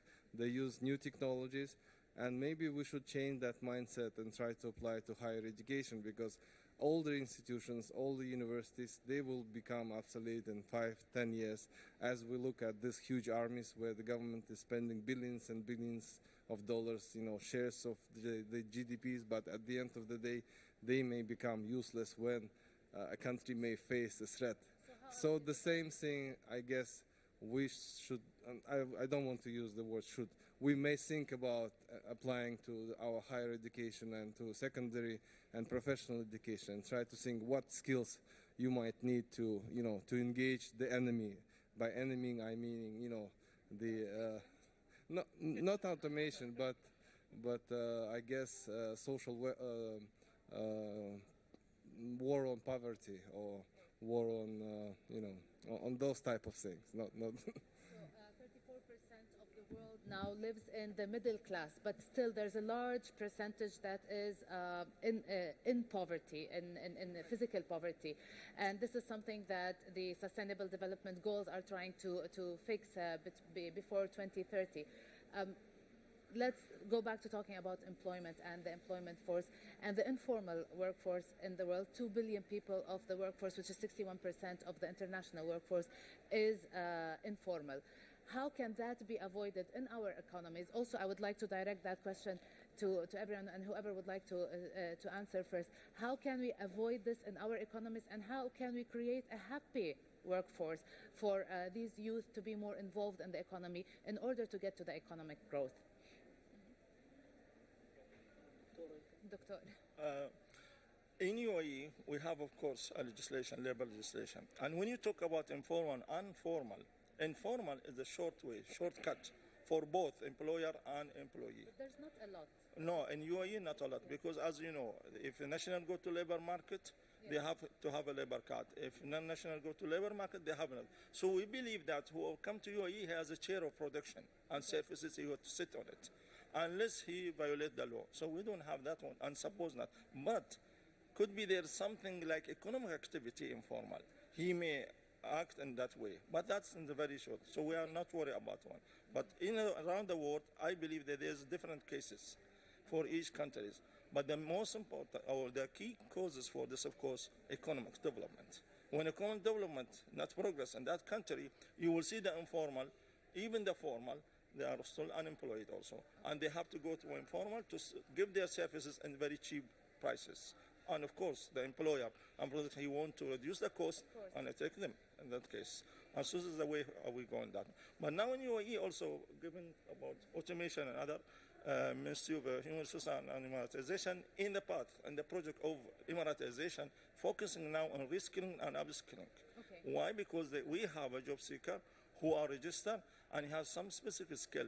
But as in the labor market, we have hundreds of jobs opportunities, and each one or each group of them requires specific skills and information and experience. So they have to, and this is attractive also. They have high wage, and they have, of course, also decent work, should be, and the decent work. There's no doubt about it. Okay. So we are secure about this one, but we come to the functioning, come to the technical side. So they're reskilling their skill now again and upskill some of them if they are in some level and they cannot go upper, and they have ambition, they have to improve their situation financially, all of that socially, and they upskill their skills, so be ready to go up. And this is what's happened, of course, in every labor market. So Okay, just Excellency, No, I think how we do this is by introducing new projects, by cutting on the talks and doing actually on the ground. Yes, and I think with what UAE government is doing when they launch, new projects in space, and new projects in renewable energy, new projects in artificial intelligence, new projects on the ground. This is how you create opportunities and new businesses. I think the challenge is in some areas is people, they talk and talk and talk and nothing gets happen on the ground. And I think that's what they need to do. Dr. Margaret? I think back to your point on formalization of the economy, one interesting aspect is actually the gig economy or the platform economies like Uber, Careem here in the UAE, whereas in most of the developed economies they're considered as undermining the employment protection. For many of the developing countries, and you see this in countries of the broader region like Egypt, but also in Asia, Latin America as well, this is actually a fantastic opportunity to a certain degree formalizing the employment, because there is a track record, right, of the payments. So it enables the driver, the Uber driver, to go to a bank, get a loan, because he has a track record of his income on a regular basis. So it improves the situation of those workers quite significantly in developing economies, whereas in developed countries it's considered something that undermines the social protection. It's an interesting dichotomy here, but I think technology and especially the sharing economy can play a role in terms of formalizing the economy as well.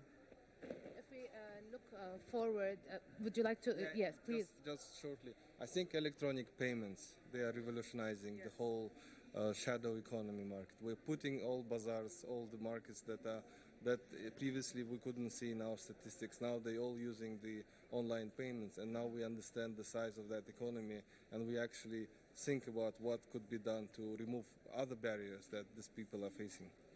We are losing our two sides of the coin, and we're going towards digitization now with e-payments.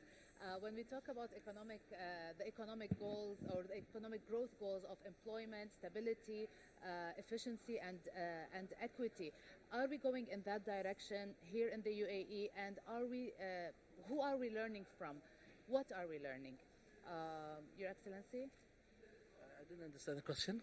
Who are we learning from? Who are the models that we are trying to learn from and develop, maybe become better than? I think in UAE we learn from everyone. We learn from the east, the west, the north, and south. I think what is important, there is no one size fits all.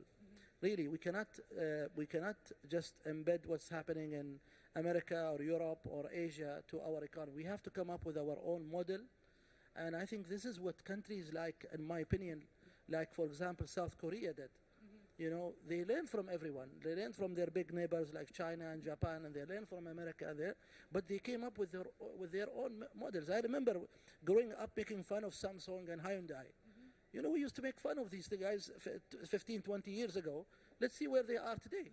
Yeah, because they assessed their own environment very well, and they developed models that fits them. I cannot copy and paste what's happening in Finland or Sweden or Korea or India or China. I have to come up with my own model, and I think this is the key in the Middle East. We have to come up with our own model that really can allow us to grow with learning from others as well. So that's, I think, what I believe we should do. Which models are we learning from, Doctor? In fact, the model is the model of learning and you choose your way of implementation. Okay. This is the most important. So Singapore and South Korea, the West American and other countries, they have, of course, good experience. We need to learn from this. We take the best cases and best practices. We cannot start from scratch, of course, and that will take a long time. Okay. No, we should start where they end, and that's what happened here. But we have here also, the government formulated a strategy where focus on diversification of the economy and the competitiveness, plus productivity. And we're choosing the efficient and the most knowledge and skilled labor, because, as you know, the majority is unskilled. Now, the economy requires different kind of labor force. Okay. And that's why we have to go. That's why we have the government set a target of 30% of knowledge workers should be among the total labor force by 2021. We are approaching that now. We know the statistics. We know the indicator. There is a successful. This is very important. This is what 40% come from national and non-national, but they should be within the total labor force. If they be there, as I mentioned before, 40%, these 40% will spread the knowledge at least for the other 20%. Okay. And when you add from them the new entrants who come from the education outcomes, and they will prepare, and they prepare in a way to match and to respond to the needs of the job opportunities in the labor market. I think that will be. Of course, every country needs unskilled labor. We cannot avoid that. And every economy, every labor market have a gap always between the education outcomes or the labor supply and labor demand inside. We are lucky when we have a job require high efficient, we can call them from outside. Okay. And we solve the problem. This is 40 years ago. And this is we consider as a smart way also. Benefit all of us. So I think the model, its diversification and competitiveness has been, of course, tried. Now I forgot to show the slides. We now tracing the economic sectors in the economy and see who are leading. There is specific sector leading now. Those are in different industries. in Economy in the private general. sector all together. Okay. Of course, even public sector. But they are a sector who go as a strategic, and they, as I call it, they are forward and backward. They are going ahead and benefit the other, and pulling other sector behind them, giving them the benefit. Those sectors as a leading sector, those who will lead the economy in the coming, especially who are rely on innovation and, of course, all that high technology. Dr. Margarita, do you think the Nordic example and the Scandinavian countries is an example that should be followed, and in what way, or what could we learn from them? Yes, I think so. There's definitely not in a one-to-one way to be applied to the region, because this would not work. The Nordic example is very specific. I think what it is excellent at is reminding us that both, a high standard of living and decent jobs is possible, and then high growth rates and decent jobs are possible at the same time. Because very often we tend to say, productivity and decent jobs, they don't go hand in hand. I'm glad to hear this is not the case. How you look at this in the UAE as well. So what is interesting in the Nordic model is the access to opportunities, for example, the fact that education systems, and even at the youngest age, preschool education already picks up the students very, very early, teaches them in terms of creativity. It's a very different education system than we see in many other countries in the world. Okay. And I agree that it's not necessarily a question of tertiary education, actually. The skills that you will need for the future are actually the skills that you learn in preschool, that you learn at primary school level, and this is increasingly also confirmed by research. And this is where those countries focus as well very strongly. So they focus on a different type of learning, more project-based learning, more problem-solving skills, and this is something that definitely any country can learn from the Nordic examples. There are also other countries that have managed actually to maintain. Singapore and South Korea as well. Exactly, South Korea, Singapore as well. Also Eastern European countries that have actually done very well. Poland has had 30 years of uninterrupted growth. And Slovenia as well. So there's a number of countries that have managed to combine very high growth rates with low income inequality, and I think it's worthwhile to look at what some of those countries have done, the strength of institutions, the strength of education system, the role of skills and entrepreneurship and creativity as well in this context. Mr. Azamat, I would like to get your opinion as well. What model would you like to learn from before we move to talk about the SMEs and the youth? I think the most important thing is to learn from own mistakes, because we jump from one model to another without actually looking what went wrong on our own, in our own system. And the acceptance of failure is also very important.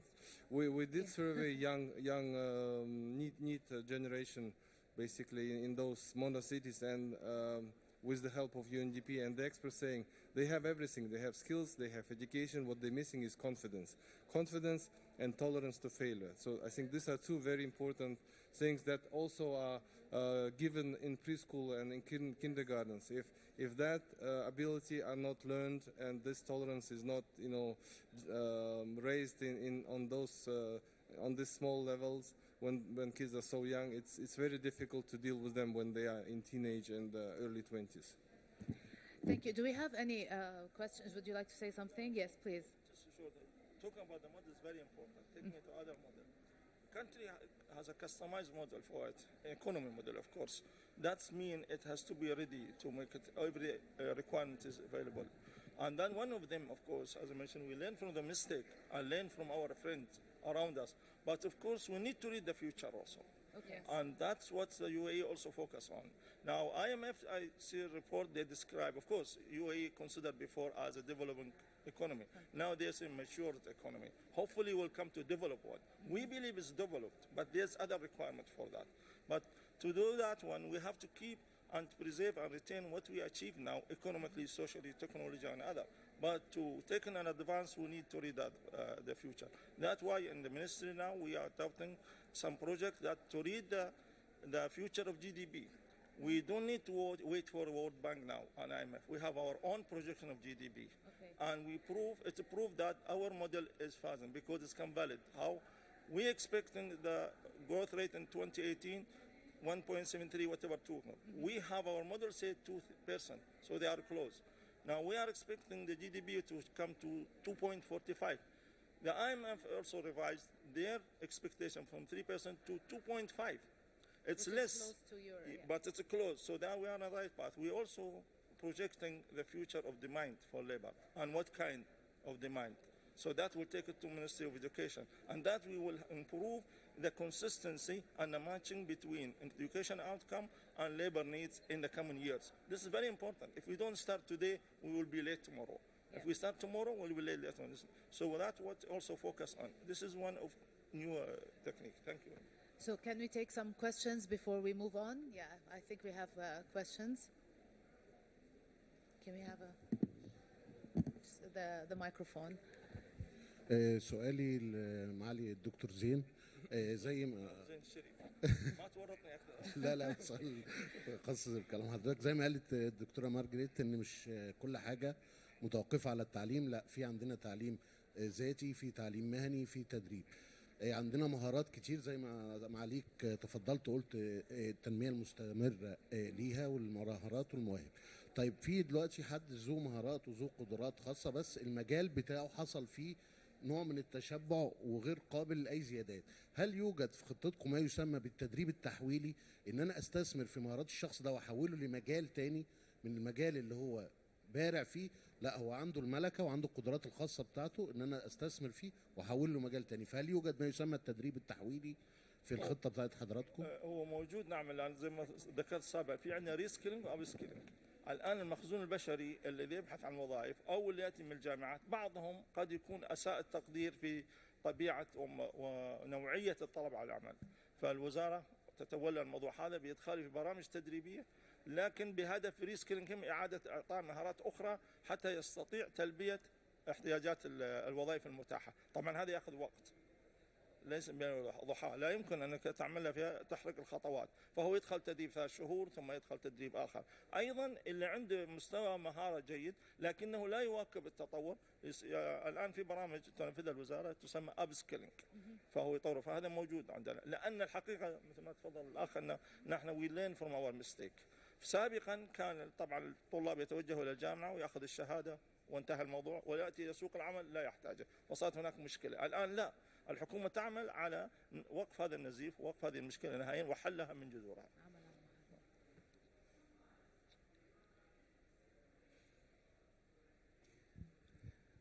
أنا حسين السرايرة من الأردن. لدي 3 أسئلة سريعة. السؤال الأول، الشباب لا يقتنع بغير الوظائف الحكومية في منطقتنا، وهذا دليل على أن القطاع الخاص ومؤسسات المجتمع المدني لديها مشكلة في العقود التي تبرمها مع موظفينها. أعتقد أن هناك مشكلة. كيف تعالجون هذه المشكلة بحماية حقوق العمال العاملين في القطاع الخاص وبعيدا عن القطاع الحكومي بشكل عام؟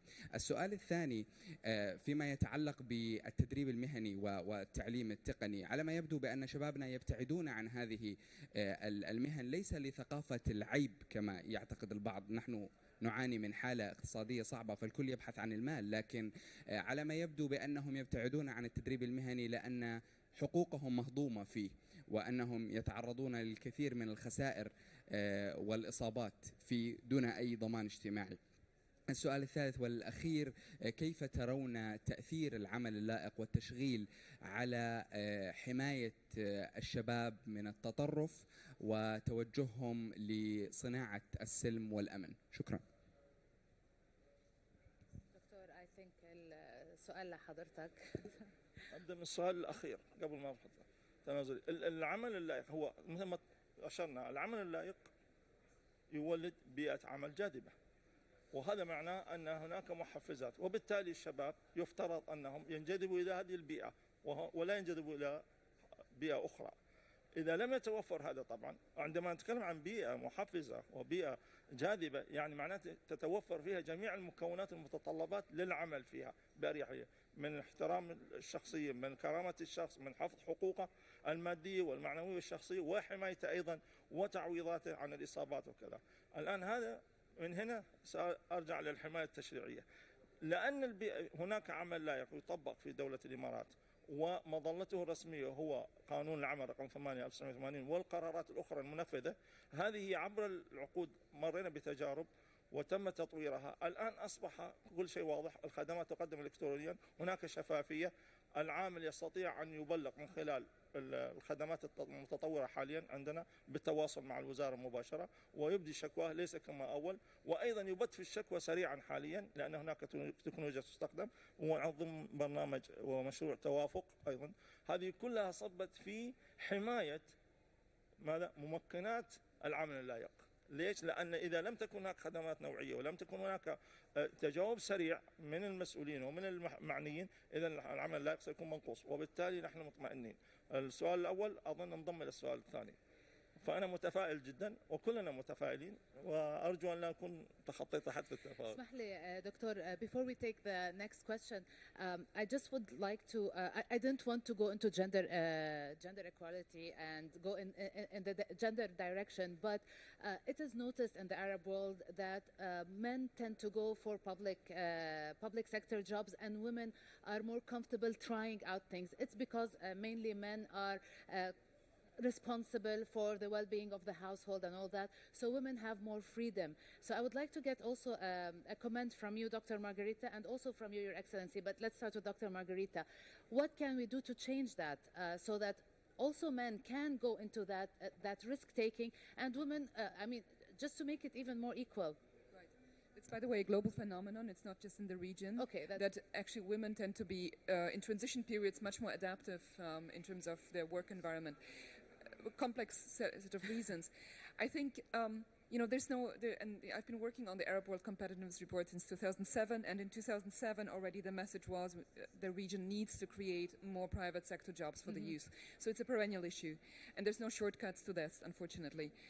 So apart from strengthening really the private sector, providing better conditions for the private sector, supporting small and medium-sized enterprises and entrepreneurship, while at the same time establishing also the institutions that are necessary in order to control for labor rights issues and for the security type of occupational safety type of issues. And it's going to be a long cultural transformation process as well, because the issue that the fact that women tend to be more can afford to take more risk, maybe. Right? It links back to the fact that somebody needs to provide the living for the family. These are usually the men, and the women have probably more flexibility in this respect. So I think a couple of things. There's actually been some research done on the attitudes towards what's the optimal level of risk taking, right? Okay. And it's not always what makes people happy. Is not always to have the stable job for life, actually. So rethinking what it means to have job security is very important. Job security may mean that you change the job in the course of your lifetime. Back to the point you said, this is where we are going anyway. We need to reskill, we need to be able to have a certain amount of flexibility as well. But it does not mean having the same job for lifetime, which is how very often we currently think. And like when you look at some of the micro results of this is not necessarily actually what makes people happy either, right? Okay. So I think, and again, it's a case probably for some social innovation aspect as well, having, rethinking what it means to have to have job security is very important. And it's not having the same job for a lifetime. It's really having access to jobs, and this necessitates some churn, this necessitates some change in the labor market as well, and the opportunity to reskill and to change career, and there's a lot of good associated with this as well. Okay, Your Excellency, do you feel that at the park as well? Do you feel this difference, or you feel it's an equal opportunity and everyone is willing to take the risk? I think in the UAE we have again very nice case to say. I mean, 66% of the public jobs are held by women. Okay. In the UAE, you have, of course, head of the parliament, you have ambassadors, you have all kinds of things. We've launched a women in technology program, and the receptive, or the reception of the initiative is very positive. We see women in entrepreneurship having their own businesses. We see women in technology. I think the UAE is a different story, but I think this started from the top, and it started, with the inception of this country, that both genders are equal, and that's the results we have. So it's a long process that you have to go through, but I think in the UAE, I think we have a very good picture of women empowerment and diversity. Mr. Azamat, how do you feel about the diversity of the jobs? Do you feel that men are going more into the public sector, whereas women are taking higher risks? We did have transition in the 90s where we transited from planned economy to the market economy, and the women actually, they carried the burden, and they created SME in all sectors of the economy. And now the Women's Business Council is a very powerful organization, much more powerful than in many other countries. So they have, they say, not just in the family budget, but in the whole small and medium business. And we hope that it will be carried out to the second generation of those girls who were raised by the mothers who created these businesses. Can we take more questions? We have time? I think we do. Yes, the microphone.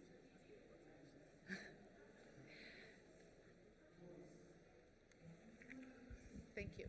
And we'll come back.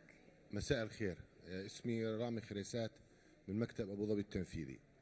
الواقع في موضوع تطرقتي ومر عليه باعتقادي مرور كان بحاجة توسع أكثر، بتعلق بموضوع الاقتصاد الغير منظم، اقتصاديات الظل الغير رسمي.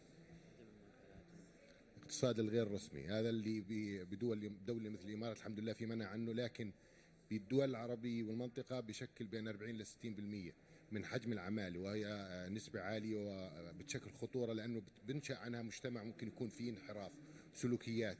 فهذا الاقتصاد اللي هو بحاجة أنه يكون فيه تركيز نحو توجيهه للأعمال اللائقة.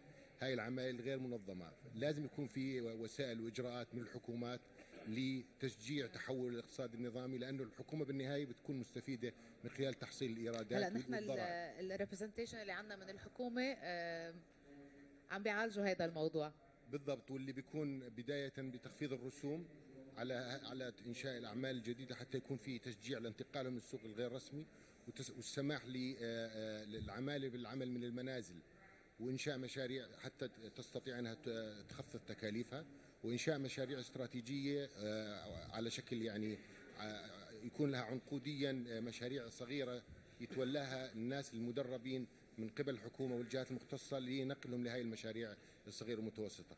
فهذا الموضوع الصراحة يا ريت إذا في مجال نسمع أفكار جديدة من الإخوان تضيف لهذا الموضوع إضافة نستطيع فيها نقل العمالة إلى الاقتصاد المنظم، وبالتالي تحقيق مصالح جميع الأطراف. شكرا. من وجهة نظر سوق العمل واتجاهاته وكذا، سوق العمل طبعا دائما يحتوي على هذا، لكن نحن في دولة الإمارات نعتبر أن ليس لدينا هاك العدد، بالعكس الحكومات والدول الاقتصادية على مستوى الإمارات أتاحت الفرصة للعديد من العاملين سواء النساء والرجال بممارسة أعمالهم انطلاقا من البيت مع رخصة تجارية، وهذا يتيح لمن لم يستطيع أن يعمل. بس هذه فئة لا يمكن اغتنامها أو التقرير بها أن تعمل انفورمالي بأجر متدني، لا، نحن نقصد هو لتجفيف مصادر العمل انفورمالي ممكن تتاح، حتى أنهم يعني في دبي في الفيرتشوال أوفيس وأنت تطلع رخصة وتشتغل رسميا، فهذه أحد الوسائل، وهذا شيء جيد لأن يوفر على المستثمر أو المبتدئ أو الذي لا يجد وظيفة لكن يريد أن يمارس عمل حر، يعمل لديه رخصة كمظلة رسمية يمارس، وهذا شيء جيد وممتاز الحقيقة، حل جذري هذا.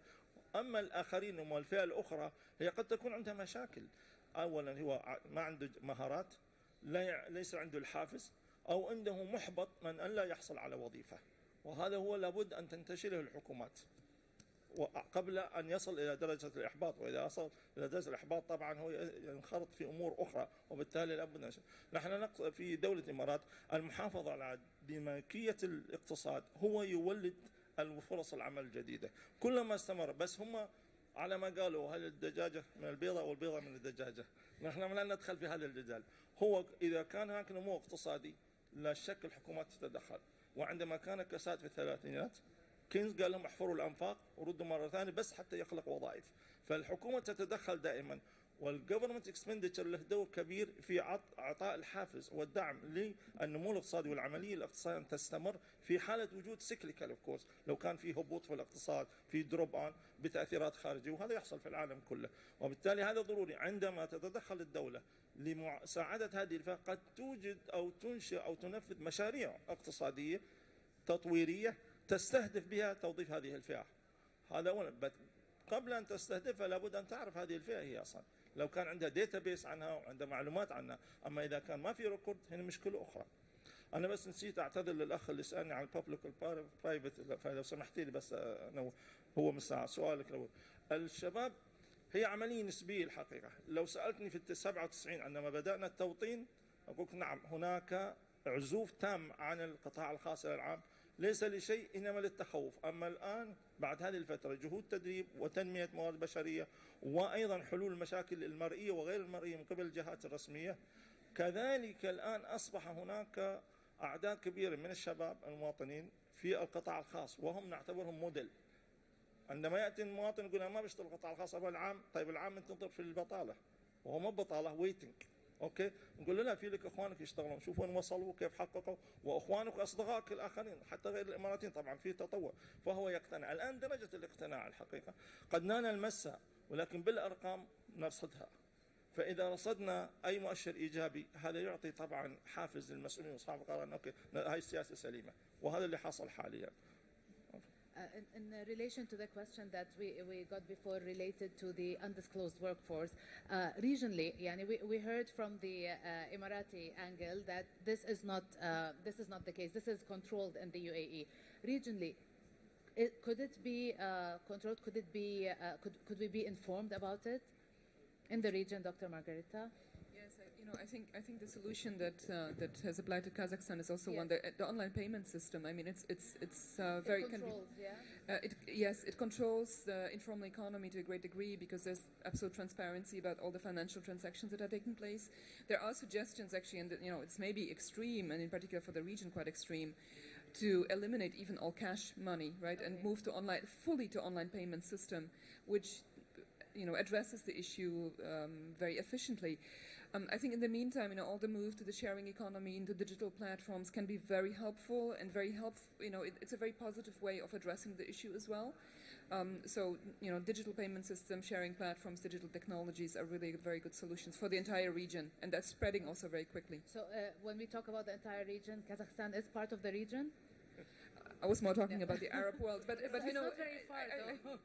I think it applies to all countries, right? Yes, it applies to all countries because you have this, even in advanced economies, you have the same issue, the same problems. Yeah, I would like to get also a comment from you on that as well, on the undisclosed workforce. You did mention the online payment, definitely, but Yes. other solutions. We, as many countries, we do have to realize that we have a shadow economy and we have to deal with it in many areas, and it overlaps with crime, with narcotics, of course, you know, with many other issues. But we have to dissect, you know, why that business person went into the shadow economy, because his business is criminal or because he doesn't want to deal with the government. And I think, you know, separating these two groups and dealing with the people who would like to do the business, but they are sick of government regulations, you know, taxation and many other barriers. And for that, we try to use World Bank Index Doing Business, and our Prime Minister goes point by point every month to make sure that business get rid of these barriers as much as possible. Thank you. I think we have time for one question. Okay. Please. أنا وديع الحنظل رابطة المصارف الخاصة العراقية. حضرتك أشرتي على موضوع البطالة اللي قلتي 5% عالميا. وبالتأكيد بالمنطقة العربية واحدة من الأساسيات الموجودة عندنا ما سمي بالربيع العربي وتداعياته هي كانت البطالة. وللأسف عندنا ثقافة لخريجين الطلبة عندما أول ما يفكر أنه يتعين بالدولة. ولأن هناك مصطلح أطلقوه ما يسمي بالشمول المالي هو للتثقيف عن عملية الثقافة المالية. السؤال أنا أطرح حقيقة للأخوان الدكتور زين وسعادة الأستاذ حسين، ألم يحين الوقت كما نعلن عن موضوع الشمول المالي أن نعلن عن شيء اسمه الشمول التدريبي ونرسخ مفهوم التدريب كما نعمل في موضوع عندما يكون لدينا فرع بنك أن يخدم 10,000 مواطن؟ ألم يحين الوقت لكم لدولة الإمارات لكي تشيعون هذه الثقافة مع كل التقدير لأفعال الخير اللي تبنوها من مساجد ومن مدارس أو عفوا من مساجد ومن أعمال خيرية، أن تشيعون هذه ثقافة التدريب كما نعمل على ثقافة الشمول المالي في مجتمعنا، خلينا نقول قصدي المجتمع الإماراتي ثم يصدر إلى المجتمع العربي. ألم يحين هذا الوقت؟ وشكرا.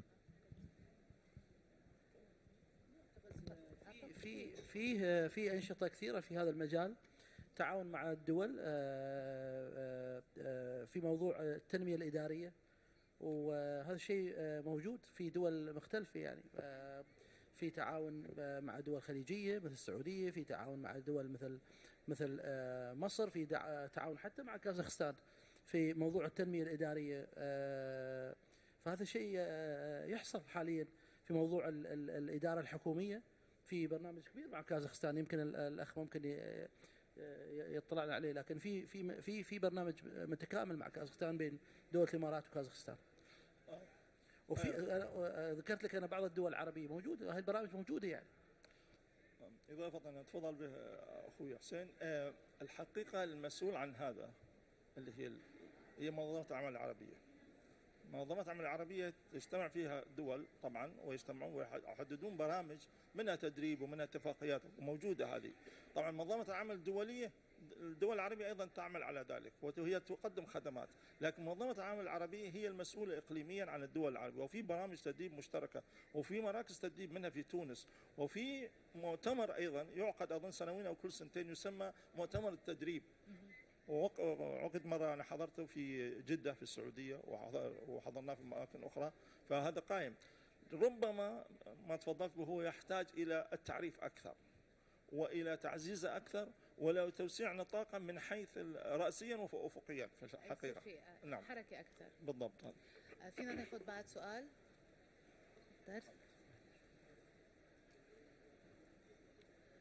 We can take a question over there, please.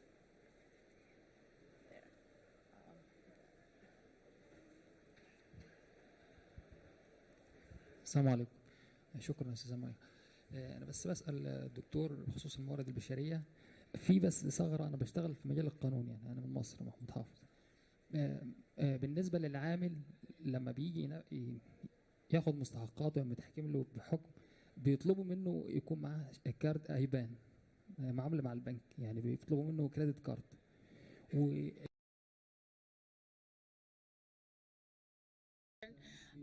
have a dispute with their employer. They might not have their passport with them. They might not have any documents. So there's a difficulty when laborers are asked in court to provide a credit card so that they can transfer their dues to their account. Already they are facing problems with their employers. Their employers have their papers and they cannot receive their dues. So I think that we need to work on that. It was possible to pay by check and now it's no longer possible to pay by check. It has to be through a bank transfer. Many have dues that are still at court and they cannot receive them. I'm not sure if Dr. Zain is the competent person to answer that. I think that I need to upscale my skills to be able to answer this question, actually. I'm not sure what is happening now. Let's go back one step. When the laborer comes, there's no more possibility to have contract duplication. They sign the contract back home before they come to avoid any change in the articles.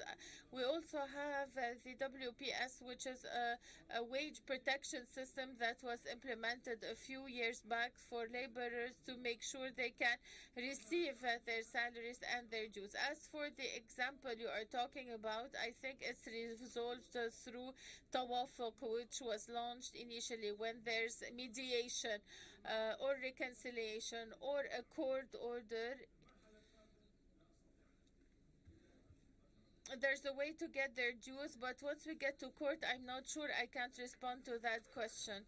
أعتقد أنه لم يعد لدينا المزيد من الوقت للأسف سوف يتعذر علينا أخذ المزيد من الأسئلة. أود أن أشكر الضيوف الكرام على حضورهم وأود أن أشكر الحضور أيضا. شكرا للمتحدثين وشكرا لمديرة الجلسة.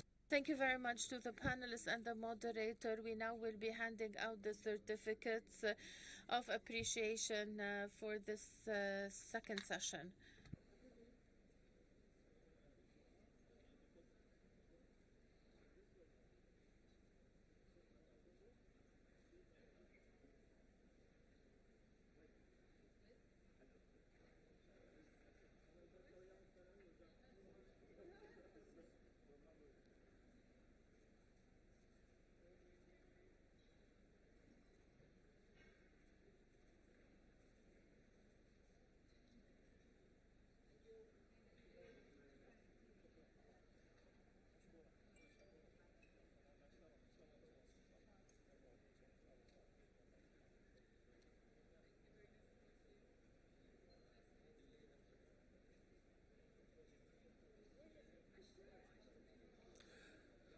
الحضور الكريم. Distinguished guests, we will meet in session 3 at 2:10. We now have our lunch break. Thank you.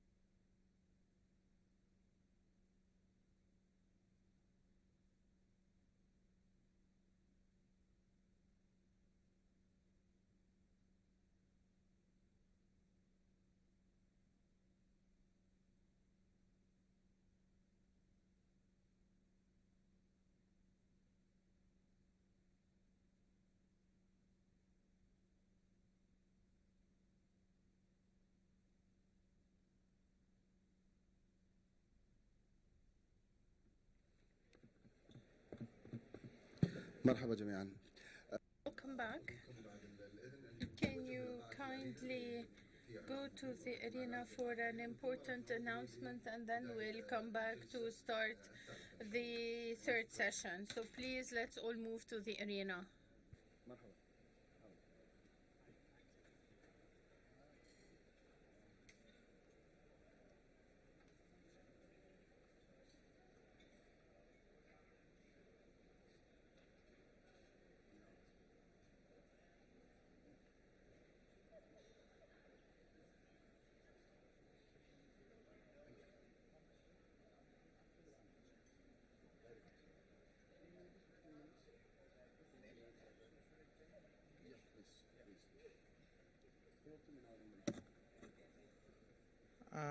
We have an important announcement to be made, so I request all of you to kindly come to the arena, and it will take about 10 to 15 minutes, and once that is done, we'll come back here.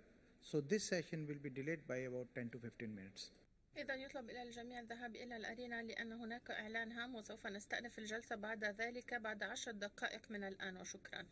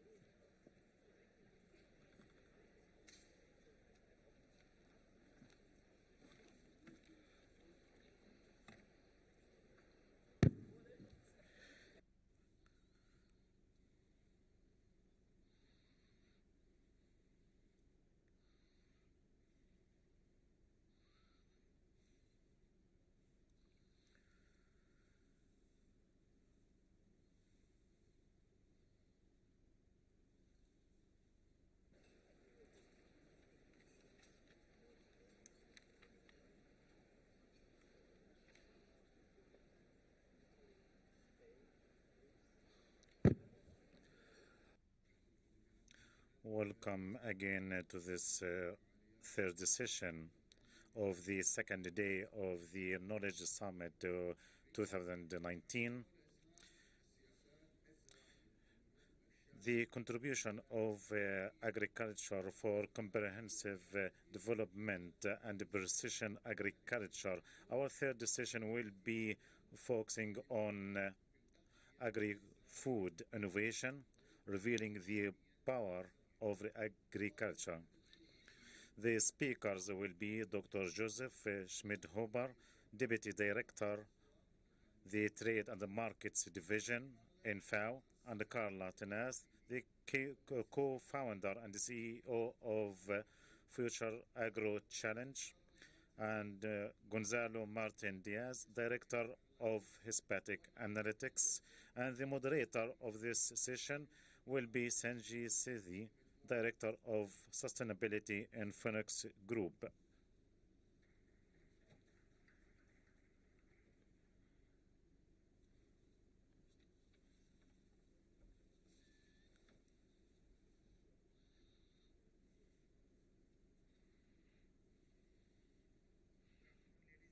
مساء الخير السيدات والسادة. هذه الجلسة تتعلق بالابتكار في الأغذية الزراعية وكيفية استغلال الابتكار في تطوير حلول مستدامة. ومن ثم لدينا متحدثين رائعين، ونبدأ بالدكتور البروفيسور جوزيف وأيضا كارلا وغونزالو. لدينا هؤلاء المتحدثين وسوف يقومون بتقديم أنفسهم، وكذلك أيضا سوف يقومون بعرض ما لديهم، وبعد هذا سوف يكون هناك جلسة حوارية ونتوقع منكم أن تقومون بطرح بعض الأسئلة، ولذلك سوف يكون الأمر مفتوحا. لا توجد الكثير من القواعد لهذه الجلسة، يمكن أن نطرح الأسئلة من أي شخص، وأي شخص من الحضور يمكن أن يقوم بطرح السؤال. في النهاية سوف يقوم بإدارة الحوار، ولكن المتحدثين يمكن أن يطرحوا علي أسئلة أيضا. ونبدأ كبداية. أود أن أقوم بأبدأ بعرض الأمر يتعلق بالزراعة المستدامة، وأود أن أطلب من المنظمين أن يقومون بوضع عرضي على الشاشة. الموضوع وعنوان عرضي يتعلق بممارسات الزراعية المستدامة، وكذلك كيفية تخفيف المخاطر على الزراعة وصناعة الغذاء. على مدار العقد ونصف العقد السابق، فالتركيز يتعلق بالاستدامة. الاستدامة هي كلمة نسمعها كثيرا، وهناك أشخاص في هذا العالم قد سمعوا عن الاستدامة في مرات عديدة، ولذلك أصبحوا يسمعون هذه الكلمات مرارا وتكرارا دون حتى أن يفهمون ما هو المقصود بالاستدامة. نحن نتحدث بشكل مختصر. إذا ما كنا بجني الأموال، علينا نتأكد أننا نقوم بجني الأموال، وإذا كنا نقوم بجني الأموال اليوم فعلينا نتأكد أن لا نعرض مستقبل الأجيال القادمة للخطر. نحن نركز على الربح، ولكن نركز على شيء آخرين. نركز على الكوكب وعلى الأفراد، وسواء كان هؤلاء الأفراد داخل الشركة أو في الخارج في المجتمع. كشركة معنية بالزراعة، وفي شركة فونكس وهي تركز على الأعمال الخاصة بالزراعة، وأيضا تقوم بالتركيز على السلع والمنتجات الزراعية. ونحن من أكبر الشركات التي تقوم بإنتاج الأرز بحوالي 2 مليون طنا، وكذلك أيضا نقوم بإحضار هذه المنتجات إلى أفريقيا ودول الشرق الأوسط. عندما تنظر لأنواع مختلفة من المخاطر، على سبيل المثال إذا ما سألت الحضور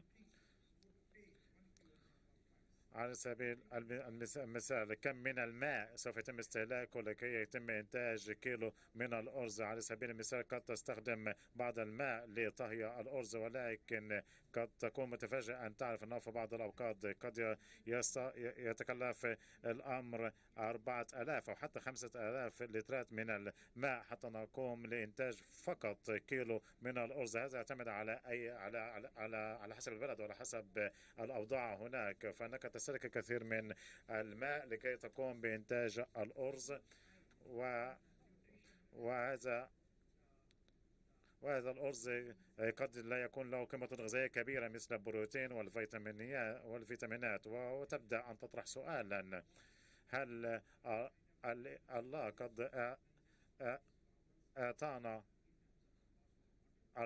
القدرة أن نقوم بزراعة هذا الشيء على حساب الماء؟ وإذا لم يكن الأمر كذلك فهذه مخاطر قائمة. غدا إذا كان هناك بلد مثل الهند فلم يكن كان هناك نقص من الماء، فسوف يتأثر الطعام والأغذية. هؤلاء الذين يعتمدون على العمل الزراعي مثلنا، وأن الأرز بالنسبة لهم من ضمن المنتجات الرئيسية للعمل، وأيضا الأرز البسماتي في باكستان وفي الهند فهو يغزو الأسواق الأخرى، وهذا مهم جدا. وهذا مهم جدا لإحضار العملة الصعبة لهذه البلدان. ولكن في الوقت عينه إذا لم يكن هناك ماء غدا على سبيل المثال، لا على سبيل في الجزء الشمالي من الهند وهناك مشكلة في أحد أن هناك وضع سيء حيث تلوثت المياه الجوفية، لأن الأشخاص يقومون بصب المياه. على سبيل المثال إذا ما انخفضت المياه إلى 20 مترا، وهذا يعني أن كل عام سوف ينتقص حوالي نصف متر أو مترا على حسب مقياس المياه. وبعد ذلك هذه المياه بدأت تقوم المياه ملوثة سوف تنتقل إلى مياه الأماكن العذبة تقوم بتلويثها، وهذا سوف يؤدي إلى مشكلة لري الأرز وتلويث هذه المياه التي تقوم بالري الأرز. وإذا ما تلوثت هذه المياه العذبة فغدا لن نستطيع أن نقوم بزراعة الأرز، وهذا يعني أن لديك مخاطر قائمة. هذه من أحد المخاطر التي تواجه شركتنا. هناك الكثير أيضا من المشكلات الاجتماعية والأخرى في عصر مواقع التواصل الاجتماعي، فهذه الشركات قد تفقد قيمتها إذا لم تعتني بهذا الأمر، لأن الأشخاص يمكن أن يقومون بإرسال رسائل عبر التويتر بشكل سريع ويمكن أن تنتشر بشكل أكبر ويمكن أن تخسر الشركة. عليك ألا تنظر إلى المخاطر التقليدية ولكن أيضا تنظر إلى المخاطر الاجتماعية والاقتصادية. وكذلك هناك تقييم المخاطر الديناميكية، وقد وصلنا إلى بعض المخاطر الرئيسية التي تعرض لها القطاع الزراعي. هناك تمرين آخر حتى داخل شركاتنا واتحاد الشركات، هناك تمرين أيضا خاص بتقييم المخاطر، وقد وصلنا إلى بعض الموضوعات التي تواجه الشركة فيما يتعلق بالمخاطر الاجتماعية. وإذا ما قمنا بجمع هاتين الآلتين، المخاطر التي تواجهها الصناعة والتي نواجهها، فإننا سوف يكون هناك بعض المخاطر، هناك مخاطر لا يعرفها المزارعين، أن الأراضي تتدهور، أو هناك مخاطر خاصة بالماء، أو يكون هناك نقص في النيتروجين أو انخفاض في النيتروجين أو ما إلى ذلك. وكذلك أيضا مشكلة في تزويد الأسمدة أو ما إلى ذلك. إذن أن المخاطر قد تنتقل إلى المياه الجوفية بسبب استخدام هذه الأسمدة وتتلوث، وقد يموت أحد الأشخاص بسبب تلوث هذه المياه. ولذلك عندما يموت أحد الأشخاص فأي شخص يمكن أن يكون مستهدف. ولذلك علينا نفكر في مثل هذه الأشياء وهذا التخفيف. إذا لم نقم بتخفيف هذه المخاطر عليك أن تتعاطى مع هذه المخاطر وتقوم بأداء شيء. نحن كشركة قد أدركنا إذا ما قمنا بوضع المخاطر بناء على احتمالية حدوثه. على سبيل المثال إذا ما رأيت في المحور واي هذه هي المخاطر التي تحدث وما هو أثرها وما هو قدر الأعمال الذي يمكن أن يتأثر بسبب هذه المخاطر وما هي الاحتمالية. على سبيل المثال تدهور الأراضي فله له مشكلة كبيرة لأن على مدار 5 سنوات القادمة قد لا يحدث وقد يكون مخاطر ناجمة على مواقع التواصل الاجتماعي أسرع على سبيل المثال في خلال يوم أو غدا ونضع هذه المخاطر ونفهم أن هناك بعض المخاطر التي تجتمع وتكون في مجمعات.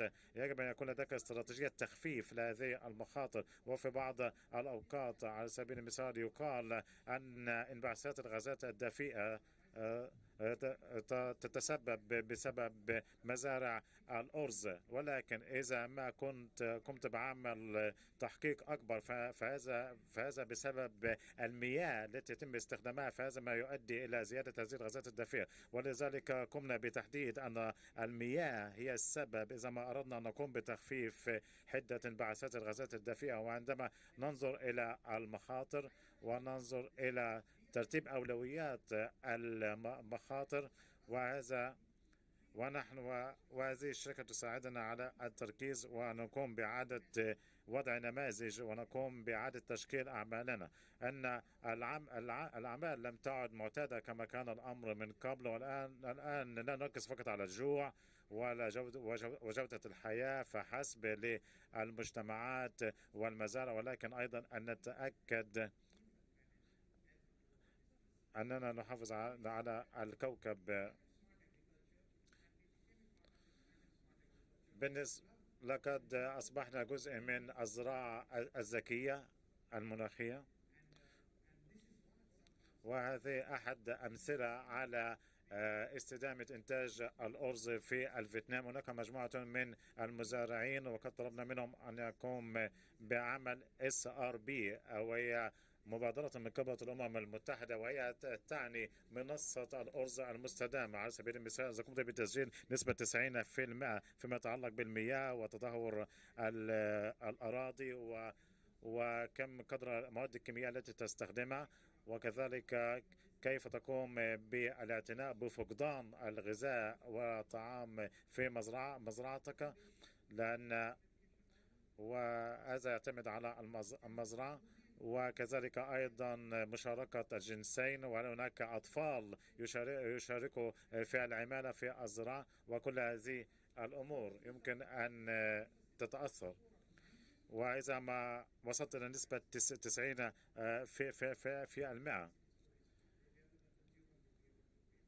ولكن المستهلكين سوف يقومون يدفعون الثمن من أجل هذا. إن الإدارة المتكاملة للحشرات، هل يمكن أن نقوم بالتغلب على الحشرات؟ على سبيل المثال عليك أن تتأكد أننا لا نقوم بالتسبب في كثير من التدهور لجودة المياه الجوفية، ليس فقط الجودة ولكن استخدام المياه بشكل عام، وأيضا التوازن المياه، ولكن أيضا أن نعتني بالمناطق التي بها القائمة على المياه، لأن الهند تقوم على أنشطة كبيرة وأنشطة اجتماعية كبيرة ودينية تقوم على الماء، وأيضا فيما يتعلق بالغسل والنظافة وكل هذا يعتمد على المياه. ولذلك عليك أن تركز على تدهور الأراضي وسلامة الغذاء، وكذلك أيضا فقدان ما يتم فقدانه من الغذاء. ولقد نظرنا إلى هذه المبادرات، وبهذا قد وصلت إلى نهاية العرض الخاص بي،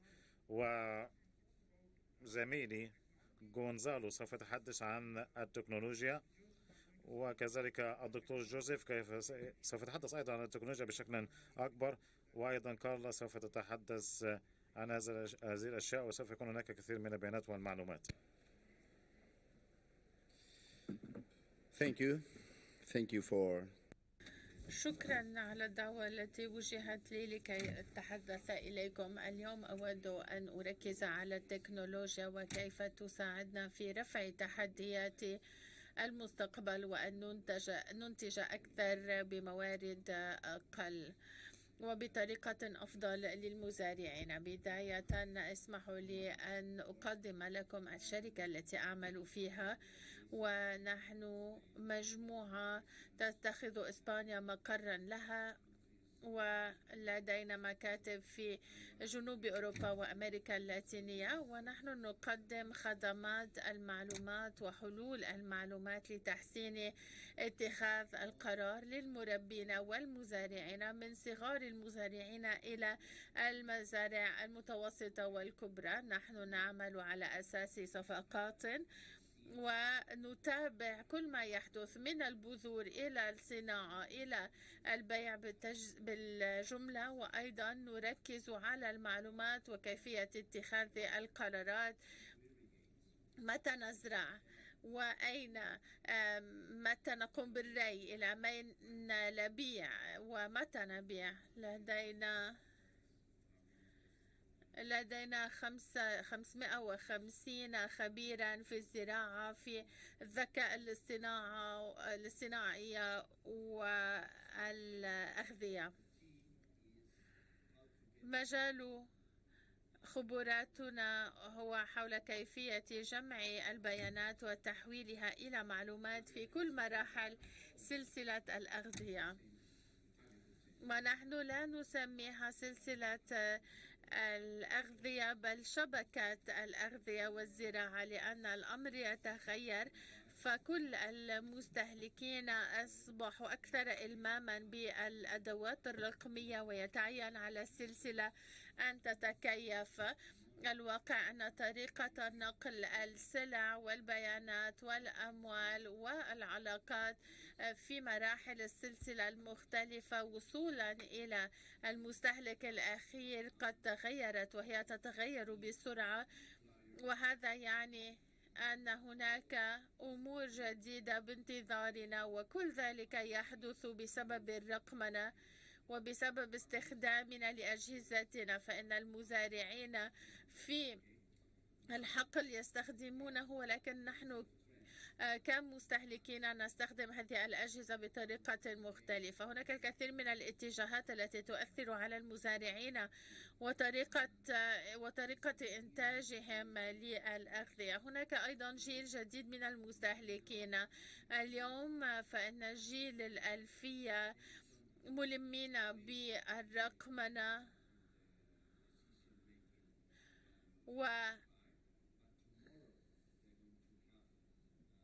لا ينتظرون كثيرا لاتخاذ القرارات اليوم، ولكن غدا هم سوف يكونوا أصحاب القرار، وبالتالي يتعين على كل الجهات المعنية أن يتكيفوا مع هذا النوع من المستهلكين الذين قد لا يؤثروا الآن على هذا القطاع، ولكن حكما سوف يؤثر بشكل كبير على هذا القطاع ويطالبون بمرونة أكبر. لذلك نحن نتطلع إلى سلسلة مرنة مع مجموعة من العلاقات بين الجهات المعنية المختلفة، من المنتجين كانوا صغار أو كبار إلى الشركات المشرفة على الخدمات اللوجستية والبيع بالتجزئة وغيرها. كلها يجب أن تكون أكثر ديناميكية، وأحيانا سوف تكون بشكل مختلف تماما على حسب نوع المنتج أو السلعة أو التوقيت أو العلاقة التي لديهم، كانت علاقات اقتصادية أو خاصة بالبيانات. كل الجهات المعنية يجب أن تتكيف مع هذا الواقع الجديد، والتكنولوجيات في الزراعة تلعب دورا أساسيا، ولكنها ليست الهدف، هي مجرد وسيلة لتحقيق هدف. ومن الضروري أن نوضح هذه النقطة، لأننا أحيانا نغرم بالتكنولوجيا أكثر من العوائد التي تتمخض عن هذه التكنولوجيا. لكي نتمكن من الإنتاج أكثر بموارد أقل، هناك محاور ثلاثة أساسية من التكنولوجيات التي تضع إنترنت الأغذية والمزارع أي إنترنت الأشياء للزراعة. هي مجموعة من التطبيقات تسمح للمزارعين والجهات المعنية الأخرى بتسجيل البيانات بشكل أوتوماتيكي. وهنا نتحدث عن الطائرات المسيرة والأقمار الصناعية، وسوف أعرض عليكم أمثلة لاحقا. أما الفئة الثانية، بعد أن نجمع البيانات بواسطة التكنولوجيا يجب أن نحولها إلى معلومات، ومن هنا يأتي تعلم الآلات. نحن لدينا الكثير من الاستثمارات في المحاصيل والأسواق، ومن الصعب أن نضع نماذج للمحاصيل لأنها منتجات طبيعية تعتمد على المناخ والمعدات والتربة، وبالتالي من الصعوبة بمكان أن نرسم هذه النماذج. نحن وكثير من الشركات نسعى جاهدين إلى تحويل البيانات إلى معلومات لكي نستعرض العمليات التحليلية مع متخذي القرار، بداية بالتحليل والبيانات الوصفية والتوقع الإجراءات التي يجب تطبيقها. والمجموعة الثانية هي الروبوتات. بعد أن نتمكن من تسجيل البيانات وتحليلها إلى معلومات، يجب أن نحول معلومات إلى قرارات والقرارات إلى خطوات، وهنا يأتي دور الروبوتات. يمكن أن تسجل البيانات ولكن أيضا يمكن أن تنفذ الخطوات التي تقررت. هذه هي فئات التكنولوجيا الثلاثة الأساسية التي تؤثر حاليا على قطاع الزراعة الغذائية. كل هذه الأمور لا تنطبق فقط على الحقول الزراعية، ولكن هذه الفئات الثلاثة من التكنولوجيات تؤثر على كل حلقات هذه السلسلة. وعندما نتحدث عن التكنولوجيا عادة ما نقترف خطأ، نتحدث عن التكنولوجيا بحد ذاتها وأي قرارات يمكن أن تؤثر على تطبيق التكنولوجيا، ولكن السؤال الذي يجب أن يطرح نفسه هو: ما هو القرار الذي يجعلني أنا كمزارع أو شركة أغذية أو يعني تجعلني أربح أو أخسر أموالا؟ كيف أتخذ هذا القرار؟ أي بيانات تقع وراء المعلومات التي سمحت لي باتخاذ هذا القرار، وكيف يمكن أن أستغل التكنولوجيا لتحسين نوعية البيانات والمعلومات التي تؤدي إلى اتخاذ القرار؟ إليكم بعض الأمثلة السريعة. نحن لدينا الكثير من التكنولوجيات الجديدة في فئة إنترنت المزارع، ليس فقط مراصد المناخ التقليدية، ولكن أيضا هناك الكثير من التكنولوجيات في التجارة للتعرف على نمو المحاصيل ومتابعة نمو هذه المحاصيل باستخدام الطائرات المسيرة والأقمار الصناعية. وهناك الكثير من الأجهزة التي يمكن أن نستخدمها. الهاتف المتحرك سوف يؤثر كثيرا في التطبيق بالنسبة للمزارعين، لأن كل المزارعين لديهم أجهزة مزودة بكاميرات، إذن من السهولة بمكان اتخاذ صور للتعرف على أي حشرات تؤثر على المحاصيل. هناك استثمار كبير في التعرف المرئي من الذكاء الاصطناعي، كيف يمكن التعرف على نوعية الحشرات التي تؤثر على النباتات بواسطة هذه الصور. أيضا مسألة أخرى هامة، فإن المزارعين وأصحاب القرار في هذا القطاع غالبا لا يتخذون القرارات بطريقة منطقية، بل يتخذون قرارات عاطفية. فهم يهتمون أكثر بسعر الجار بدلا من أن يهتموا ببيانات الأرباح والخسائر الخاصة بمزرعتهم.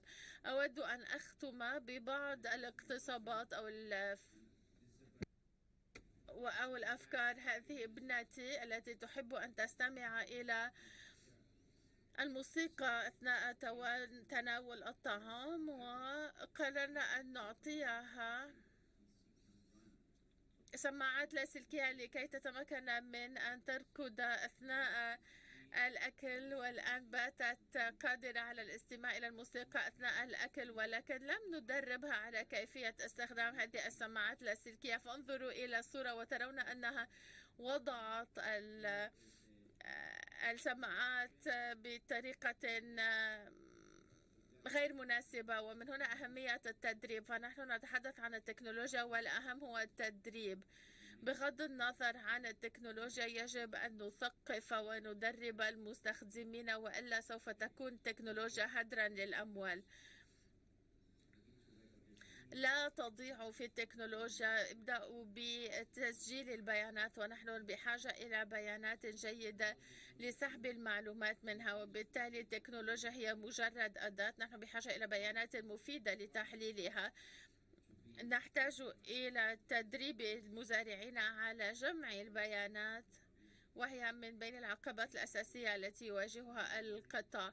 أيضا يجب تغيير ثقافة الأعمال. في الكثير من الدول يفكرون أنهم يمتلكون مزرعة، ولكن يجب أن يعرفوا أنهم يمتلكون أعمالا ليس فقط مزرعة. إذا تكنولوجيا الزراعة ليست لخفض الكلفة بل لتحسين العوائد، وكما قلت يجب أن نركز على التدريب والتثقيف لأنهما أساسيان، ويجب اعتبار البيانات إحدى الأصول الأساسية للمزارعين وللقطاع برمته، ويجب أن نتبنى هذه الفكرة. وشكرا.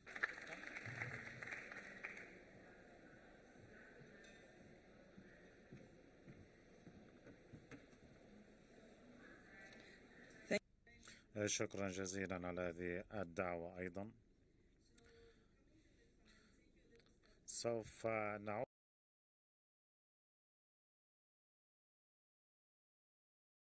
Why isn't it already happened so fast? I mean, take technology, implement it, should be simple.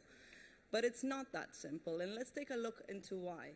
Because while technology has extraordinary promises to the agriculture industry, there is a complexity that we need to address. And Lauren Fries from the World Economic Forum, she gave us a good insight of what it's going to look like in 2030. She said, imagine opening your fridge in 2030. Maybe that meant meat came from a single cell grown and clean meat in a lab. Perhaps the leftover rice was gene edited with CRISPR-Cas9, or the lettuce was produced with a personal food computer in a city building through a data recipe. Maybe the sustainability of the palm oil in your margarine was monitored with satellites with advanced imaging power, or the women who grew your eggplants were paid via blockchain. Perhaps the fridge itself will be smart, sending you notifications to eat the cheese before it goes green. All these new approaches, though, come up with new questions. Who creates the technology? Who controls it? Who controls the data? Where is the data? What happens to those 800 million farmers who are reaching over retirement age that will eventually all become automated? What's going to happen to our farms? How are we going to reach nature? How are we going to understand biodiversity?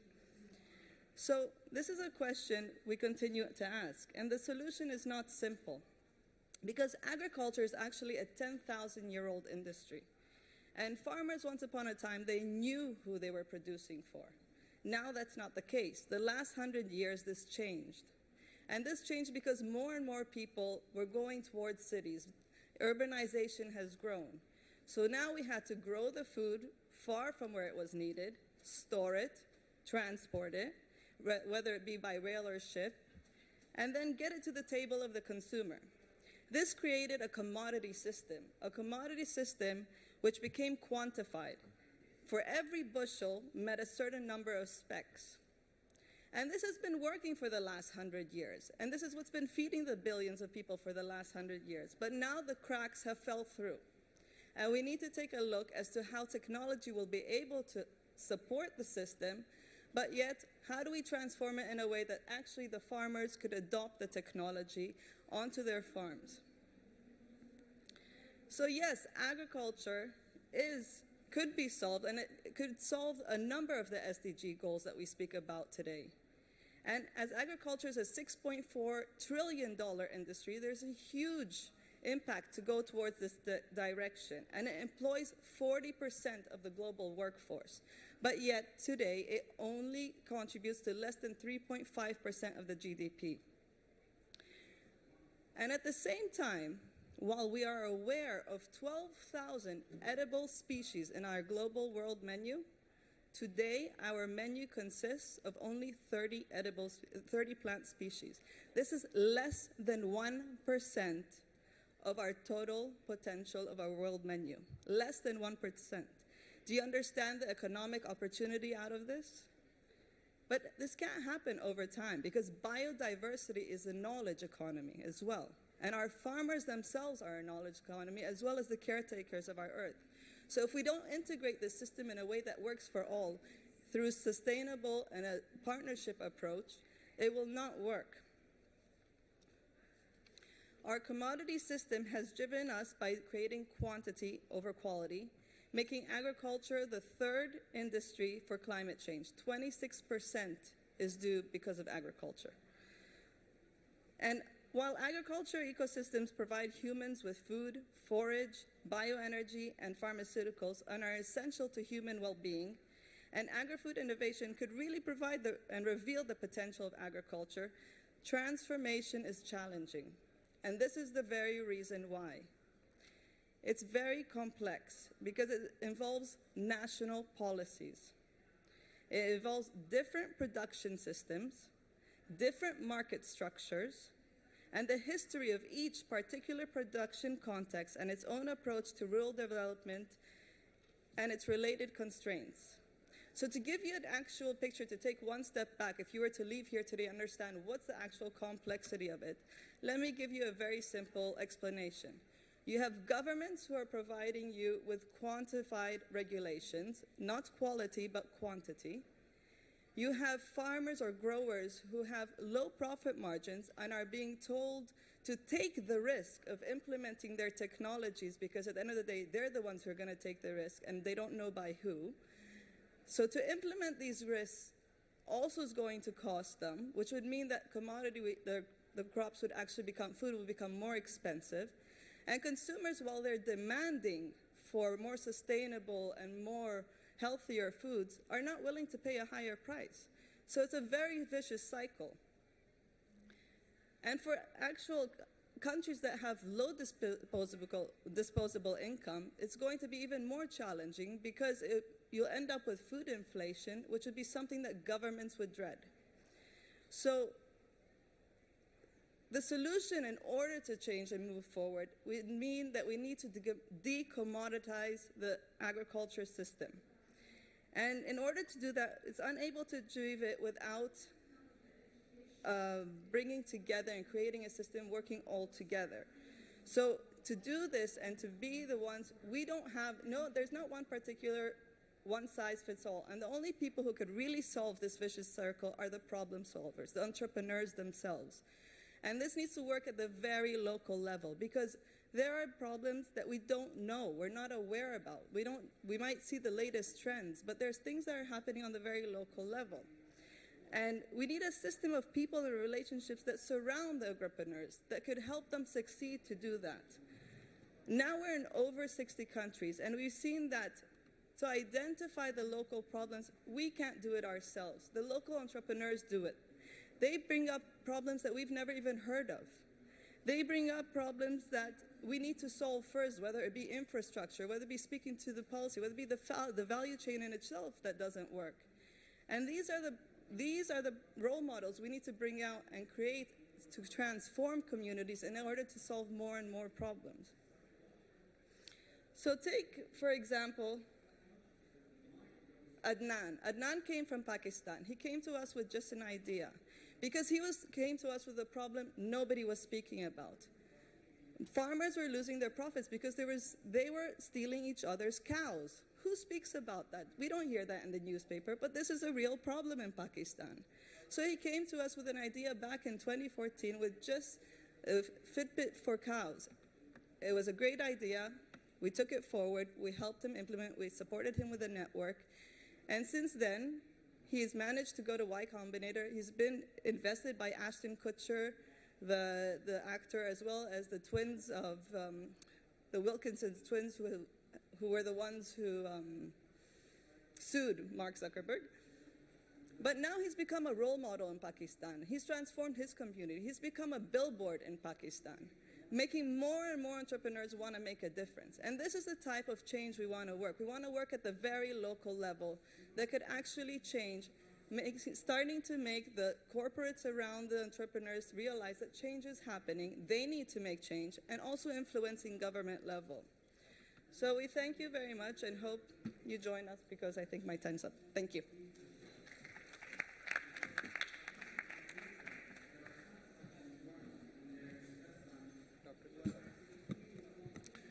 Thank you, Sanjay. Good afternoon.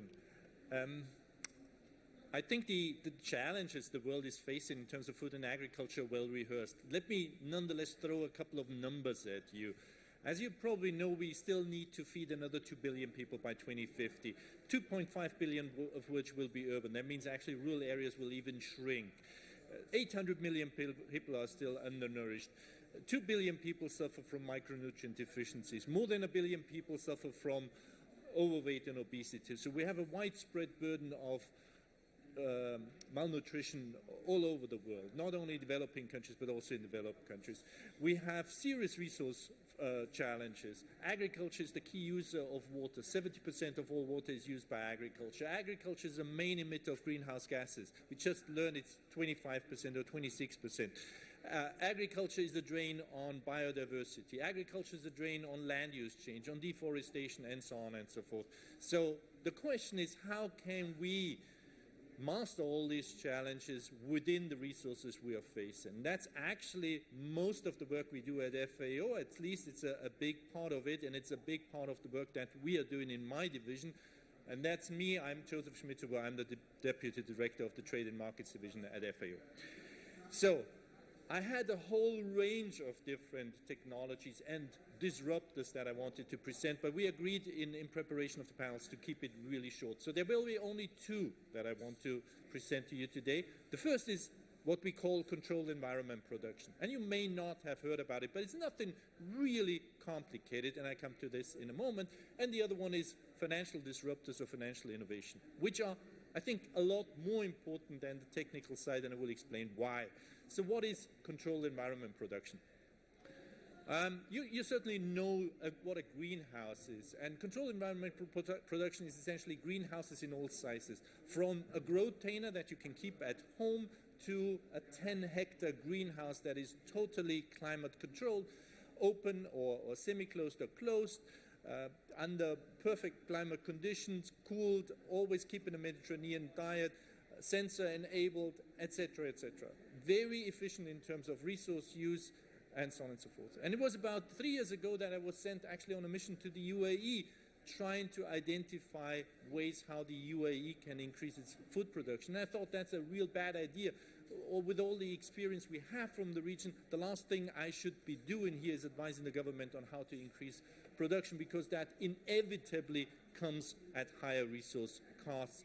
And while going through the various options, we actually discovered something that could work, and that's controlled environment production. But it is an incredibly know-how and resource-intensive way of producing agriculture, but it does work in the harshest climates of the world, including here in the UAE. And I will come back to this in a moment and illustrate it a little bit.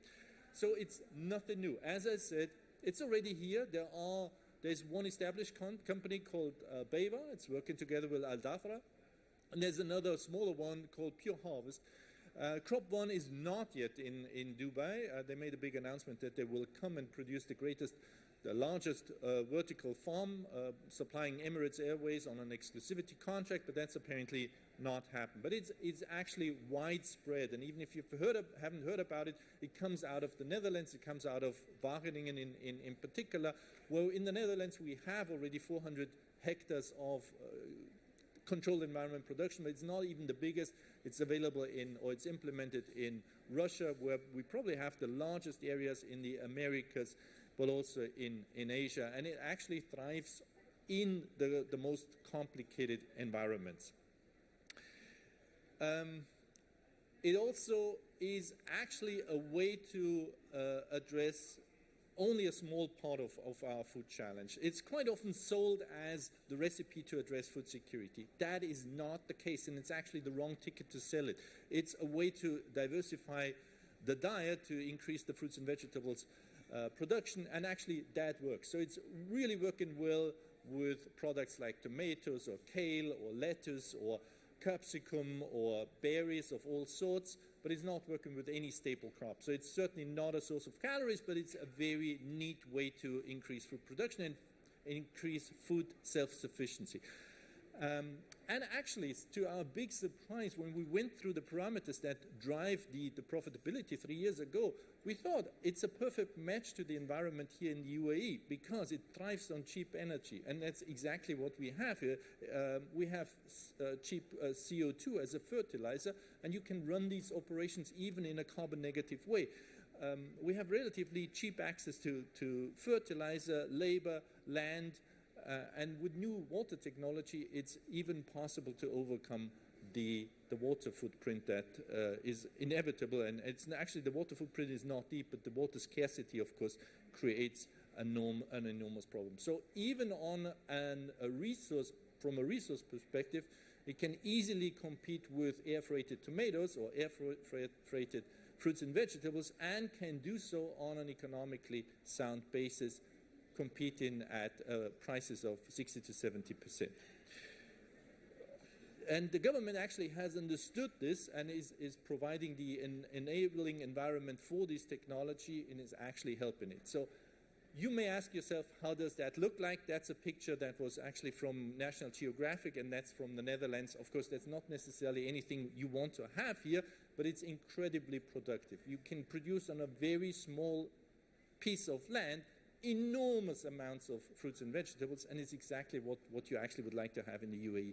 That's an example, and I always keep that in, of an urban agriculture system that's already bankrupt. So it's economically very challenging to master this, and that's one of the things that didn't work out, and it's always important to bear in mind. That's one of the companies that's actually operating here in the UAE now, and that was also one of our recommendations, and they're doing quite well. And that was the operation a couple of months ago, and they are already selling tomatoes. That's the other plant that's much bigger, that's Beva, and also working here. And that's, again, from the Netherlands. That's really a big operation, and many different operations together on an area of about 400 hectares. So I will skip all the other applications. Many of them actually we work directly with, or we have applied in our division, particularly the machine learning and artificial intelligence applications that we use for different purposes. And I'm more than happy to entertain questions you may have on these things, including on blockchain, et cetera, where we publish a lot and develop a lot. And I myself do that too. And I'm not getting into any of this, but I would like to skip right to the investment disruptors. So what is the problem actually in terms of reaching the SDGs? The problem is that we need an enormous amount of money. Whatever that estimate may be, take the $4 trillion that has been published by the UN is probably a good estimate. And that's incremental investment, so that's additional investment that we need. If you juxtapose this with what is available from the public sector, then you see that ODA, for instance, depending on how we account for this, between 130 and 160 billion dollars is the infamous drop in the bucket. So that cannot allow us to reach the SDGs. So the only way of reaching the SDGs is actually to mobilize the private sector. And then this was essentially our starting questions. How can we mobilize the private sector? how can we do it at FAO? And we actually tried to take stock of our resources. And what we found is actually we are rich in many ways. We are certainly rich when it comes to all sorts of soft laws and guidances and regulations that we offer to the world and actually normally to the public sector. But we can also transform them so that they are useful for the private sector. And that's exactly what we tried to do.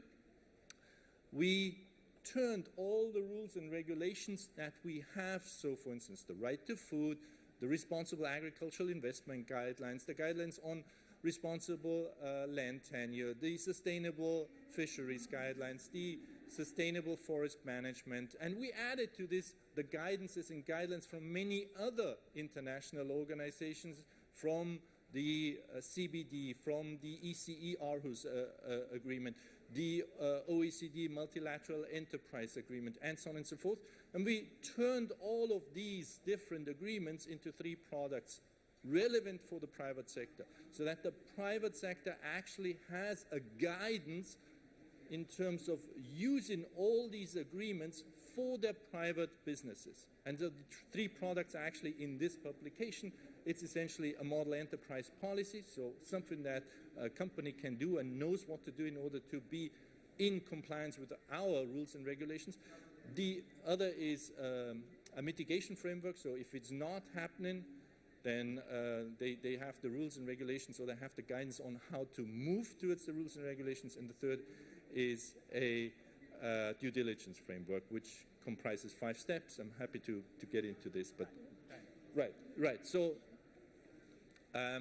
that was the first step. The second step is, and I'm finishing with this slide, is essentially how can we hook this up to financial innovation? And that's perhaps something that we can leave for the discussion because there's not enough time, but there is a whole range of different incentive models that can be hooked up to a sustainability framework. You know many of them. You've heard about subsidized loans, of course, blended finance, tax incentives, de-risking strategies, or simply intangible incentives such as sustainability seals. So to close the circle, in order to live up to the challenges, financial innovation is probably just as important as technical innovation is. And with this, I thank you for your attention. Thank you, Joseph. So we have heard very good views from all the speakers, and we'll have a short 5-minute panel discussion and about 5 to 10 minutes of discussion with the audience. How much? Okay, so we are short of time. So very quick, I have got 2 questions. One is from Carla, that very briefly, can you tell us how do we look at the emerging markets and Africa and Latin America and South Asia? How do we bring the sustainability into these markets? I understand that the developed markets have already done well and they are on the bandwagon, but how do we get them? Very briefly, very short comment. Again, what happens in emerging markets in this case is that you have very dispersed and very complex, because there's no system, there's no union per se that everything works throughout the continent. So you really have to work down on the local level. And in these regions, there's not only about just implementing the technology, you also have to deal with infrastructure, connectivity, policies, regulations. There's a lot of bureaucracy in these levels. So it's a matter of not trying to find the problems ourselves, but really instigating the problem solvers to be able to sustain those produce those solutions in a sustainable way, where you don't even have to, it's not about finding the grant, find the solution, try to implement it, who are the right, so it's not a top-down level. It's really, if you try to get to the roots of the problem and get the real solvers to solve it, then I think that's a way. It's a long-term vision, but I think it's a sustainable one as well. Talking about the producers, what do you say, Gonzalo? How do we get the smallholders on this job? How do we get them into the sustainability mode? How do we help them to adopt the technology which are sustainable? Very brief comment. Yes, smallholders need to group. They need to cooperate. They need to share the investment in technology. Otherwise, they are not going to be able to compete with large growers. So one way is the idea of data cooperatives. It's a way to share data, technology investment, in order to have enough amount of data knowledge to be ready to make better decisions. So the way is to show them the profit in being data-driven and being cooperative in terms of being digital. Yeah. So data cooperative. What do you say, Joseph? How much money, you somewhere mentioned in your presentation $4.2 trillion. From where we are going to get this money? Money is in the private hands. Out of that $85 trillion which is available for investment in the world, 65 is with you and me, the private wealth, right? So that is not going to get into sustainability as of now. And most of the solutions are in the public sector and on the development finance institution. What is your big idea? How do we make sure that if the consumer is not paying for the sustainable goods, from where the money is going to come from, and is that enough? Right. Just to rehearse the key numbers. The fundamental problem is that the amount of money that is required to reach the SDGs, as you said, it's more than $4 trillion every year, is way above the possibility of the public sector to generate this. There's just no way. And bear in mind, this is incremental money. That's additional money. That's in addition to what is already given. And so the public sector at the moment, in terms of ODA, gives about $130 billion. That's it. This is the drop in the bucket. The only way to overcome that financing gap is to bring in the private sector. And so you that said token. You mentioned something about token. Right. So there is a mechanism to do this. And the key thing is now to marry the technical innovations with the financial innovations. And one of the things is tokenization. Let me briefly explain this. It doesn't help us if the private sector just comes in and throws money at the problem, if the money is not thrown at the sustainability of the issue. And sustainability can be environmental, can be social. So the way we want to see the private sector invest is actually to make an impact, and this is really the literal impact, improve the social, improve the environmental things. So what we are trying to do is give essentially a value, securitize the intangible things that we want to have. So intangible things are deforestation free, are child labor free, are occupational health and safety conform, are all sorts of social and environmental things, and we want to give it a token, and that token can be verified. And once that token is verified, it can be put on the blockchain. Once it's on the blockchain, it can actually be traded, and once it can be traded, it can be hoarded, it can be accumulated, and it can be sold. And like Bitcoin. Like a Bitcoin. And so you actually can invest in this. May I pause you there? So got your point on blockchain and Bitcoin and token. We have absolutely in the end of our presentation, we can have just one question from the audience. Anybody who has got the question? In case there's no question, we can come to this end. And thank you very much, ladies and gentlemen. And let's thank the speakers. You have been great. Thank you. Thank you very much. شكرا للمتحدثين وشكرا لمدير الجلسة. Thank you. شكرا للحضور الكريم. والجلسة الرابعة والأخيرة في قاعة مصنع المعرفة سوف تبتدئ خلال دقائق قليلة.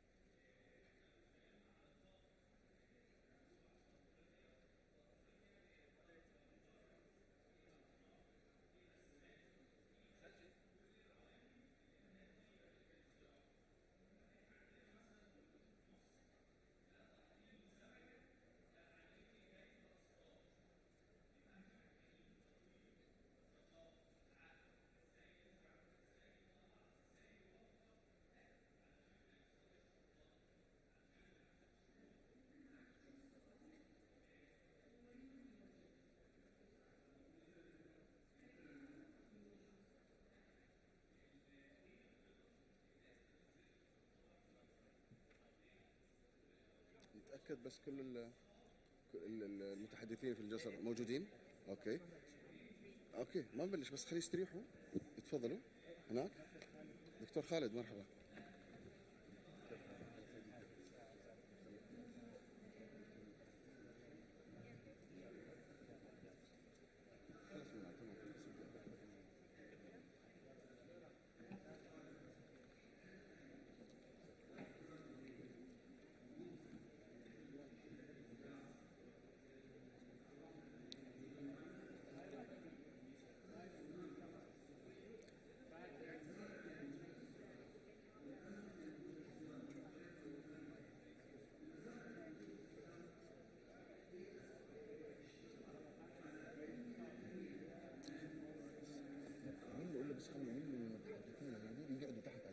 مش هون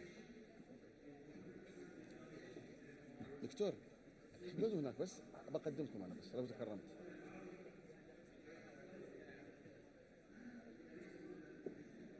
دن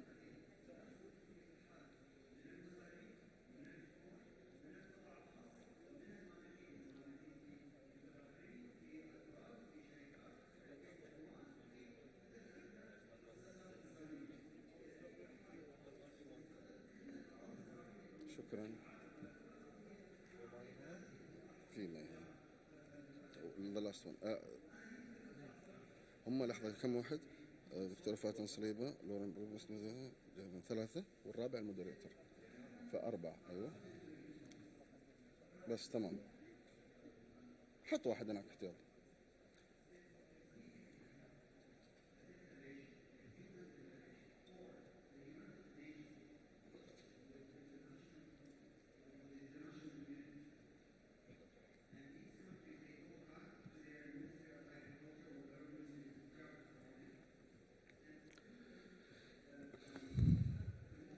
مرحبا بكم مجددا، ونلتقي في الجلسة الرابعة والأخيرة لليوم الثاني، اليوم الختامي لفعاليات قمة المعرفة 2019. وفي الجلسة الرابعة والأخيرة والتي نختتم فيها جلساتنا تحت عنوان تنمية المهارات في سوق عمل سريع التغير، ونستضيف فيها كل من الدكتورة فاتن صليبة مؤسس شركة سكسس أند سي، ولوران بروبست مدير وحدة البحث والتطوير في PwC، وسيمون بانجز الشريك المؤسس في شركة حلول التوظيف المستدامة. ويدير الجلسة الدكتور خالد الوزني رئيس هيئة الاستثمار في المملكة الأردنية الهاشمية. أهلا وسهلا فيهم. وتركز محاور هذه الجلسة على تدريب الموظفين الذين فقدوا وظائفهم، وأيضا لصقل مهاراتهم وتزويدهم بمهارات جديدة وتعزيز مهارات الجيل القادم. أتمنى لكم جلسة مفيدة وممتعة. شكرا.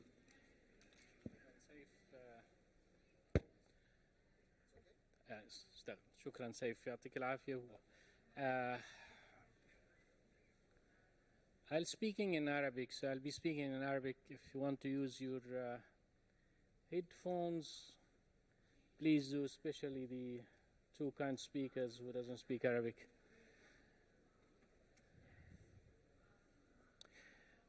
أسعد الله مساءكم جميعا، ومرحبا بكم في الجلسة الختامية في مصنع المعرفة.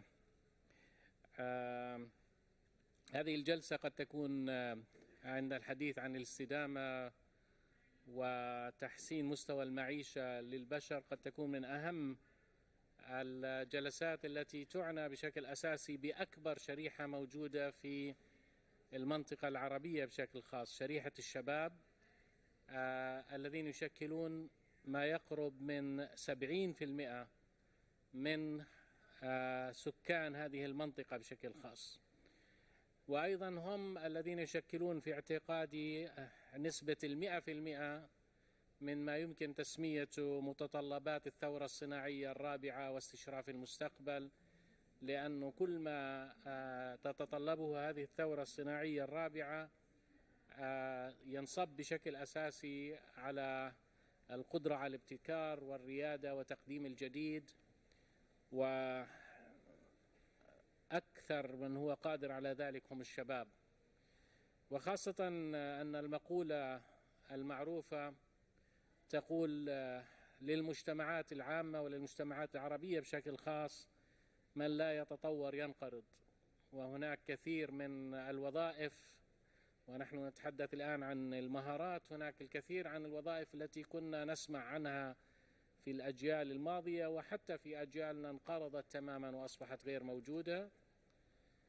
ولكن الأهم أن تقارير الحديثة وخاصة تقرير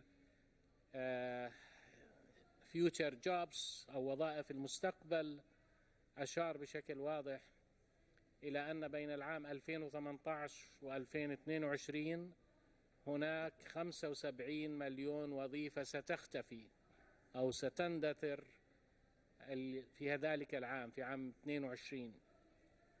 ولكنه أيضا أشار إلى أن هناك 133 مليون وظيفة ستنشأ وستعتمد بشكل أساسي على الابتكار والتطور والانطلاق نحو استشراف المستقبل.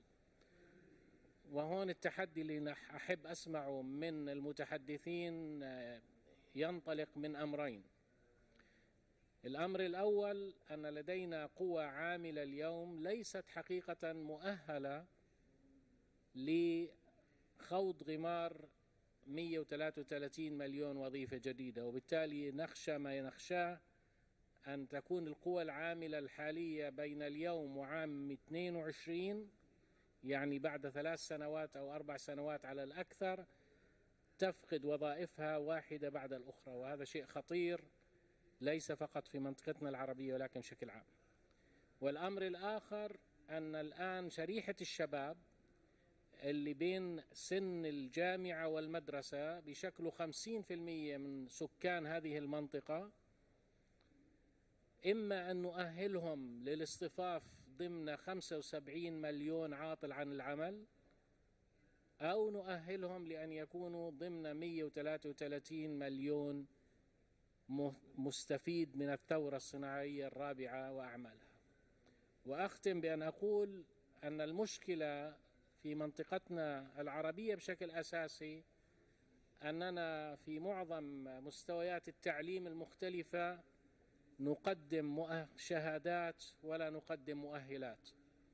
نحن نقدم certification but we don't offer qualifications. وسوق العمل يريد مؤهلات وليس فقط شهادات. لا يكفي أن يكون لديك شهادة جامعية إن لم تكن مؤهلا في اللغة أو في المهارة أو في وسائل الاتصال. لا أريد أن أضيف أكثر من ذلك. لدي متحدثين 3 مميزين فيما لديهم من علم ومعرفة متنوعة، بعضها في مجال الابتكار والعمل الأكاديمي، وبعضها في مجال البحث والدراسات والتطوير، وبعضها في مجال العمل المباشر فيما يتعلق بقضايا المهارات واستخدام المهارات والحلول المرتبطة بالتوظيف.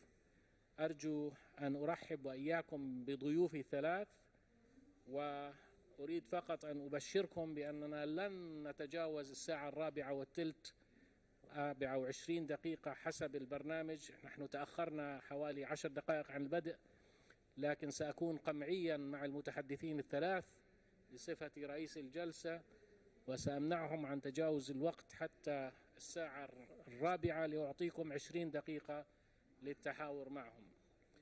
فإن استجابوا كان بها، وإن لم يستجيبوا سأطور مهاراتي لإيقاف حديثهم.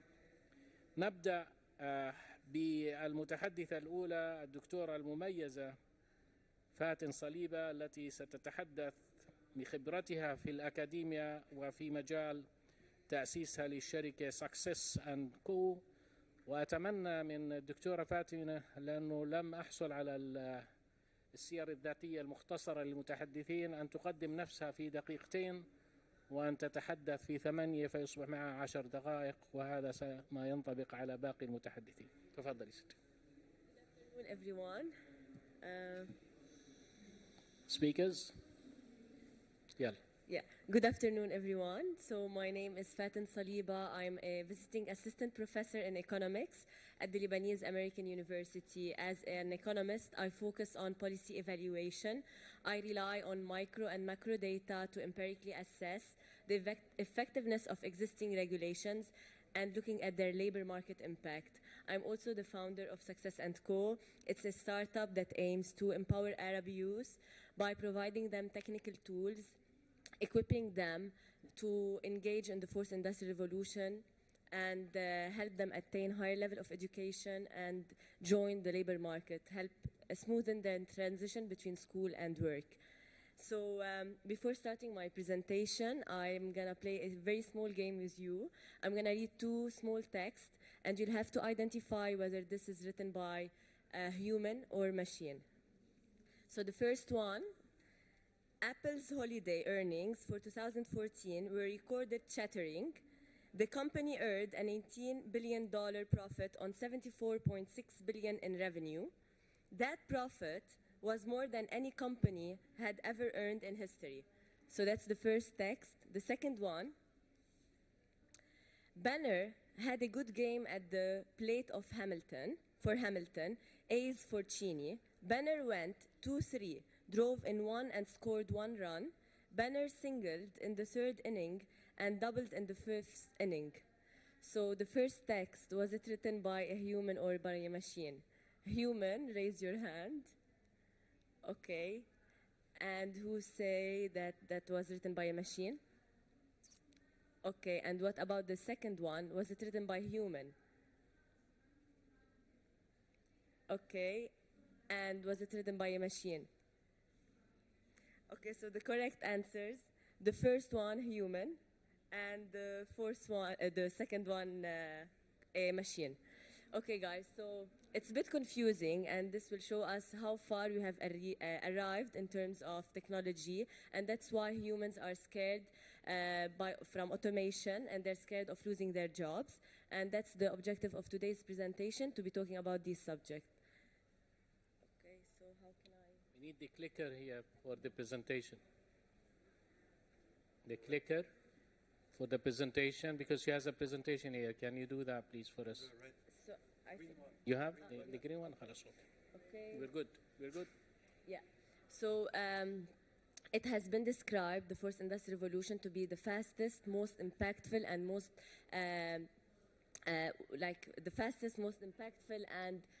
the widespread revolution among the previous ones.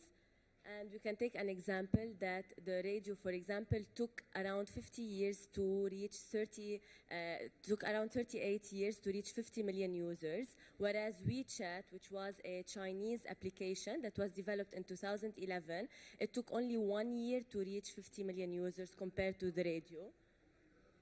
Facebook reached 600 million users in just 5 years. The fourth industrial revolution has affected all our lives, all economic sectors, from manufacturing, healthcare, agriculture, business, finance, and it bridges between the physical, the biological, and the digital.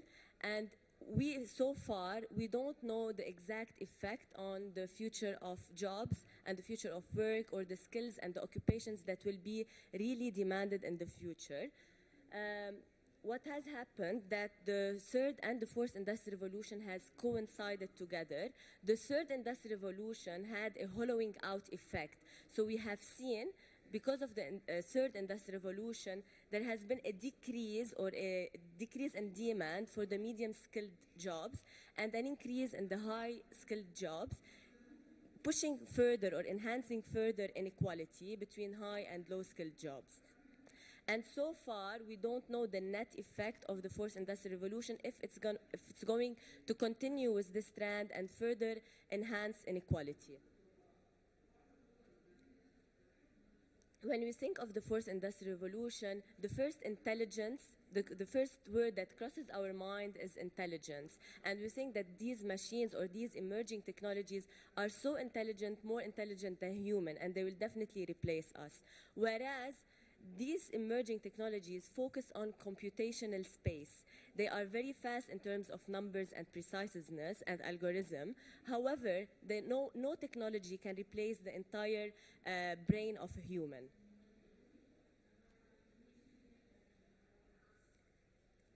still, no matter how advanced these technologies are, at the end of the day, we're the one deciding the methodology. We're the one actually understanding or trying to give policymakers the real policies because of the imputation of these technology. We're the one who will analyze the data. So that's why there will be no technology replacing the entire human brain.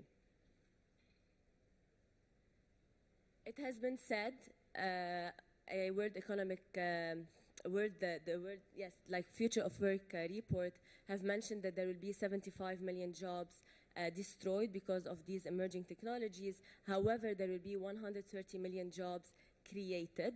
But in order to make sure that these displaced workers are properly integrated again in the labor market, we should have the intervention of stakeholders at all levels, at a government level, at a private sector level, and at an academic level. Okay, so yes, as I mentioned earlier, the fourth industrial revolution and its emerging technologies will be affecting all different sectors.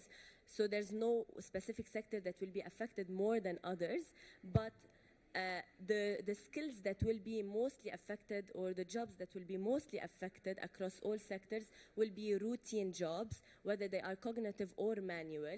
The routine jobs, the ones that are repetitive, these are the ones that will be easily automated, whereas what will stand in terms of automation are the non-routine jobs. Non-routine jobs will need three important skills: the cognitive skills, everything related to critical thinking, analytical thinking, problem solving; soft skills, everything related to leadership skills, management, empathy, adaptability, negotiation skills, communication skills. So these are all skills that will stand in face of automation. And the third one, technological skills. So nowadays, whether we like it or not, as a young person who wants to enter the labor market, they have to merge between these three skills. So they don't have to be per se programmers, but at least they have to be trained in order to understand the coding or the programming language, so they can know the exact role of the machine and what the machine can tell us and what can do, what the machine does or cannot do. Okay.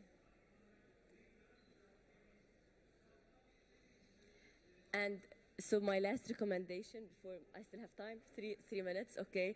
So at an academic level, for any young person who's entering the labor market, the talents that they will require is a combination of 4 C's: communication skills, creativity, coding, and confidence. If we have these 4 skills, this will equip any young person, whether they belong to the MENA region or outside the MENA region, to integrate in the labor market and face the fourth industrial revolution. Okay, so if I want to give some policy recommendation at a government level, the government should really understand what are the future of work, who are the people who are really vulnerable, and shed lights on certain policies and provide certain trainings for the vulnerable population that will be affected mostly by this fourth industrial revolution. And these will be the ones who have low-skilled training and medium-skilled training, and focusing also on the young generation and women per se. Thank you. Thank you, Dr. Faten. Beautiful. Stick to time. التزام بالوقت جيد ووصول رسالة واضحة. ومن الممكن أن أوجه للدكتورة فاتن سؤال تفكر به للجولة الثانية، لأقول طالما أننا نتحدث عن ال SDGs، كيف يمكن أن نربط بين تطوير المهارات المطلوبة للمستقبل وبين دور أصحاب العلاقة الستيك هولدرز في تطوير هذه المهارات ضمانا لتنمية مستدامة يقودها الجميع، القطاع الخاص، ولأنها ذكرت الحكومة، لكن القطاع الخاص والحكومة أيضا والأشخاص. إلى أن نستمع من دكتورة فاتن في الجولة الثانية عندما تسأل عن ذلك. أنتقل إلى المتحدث المتميز رقم 2 الذي يتحدث بمفهوم الخبرة الطويلة في البحث والتطوير، أستاذ لوران بروبست، مدير وحدة البحث والتطوير في PwC. فليتفضل مشكورا.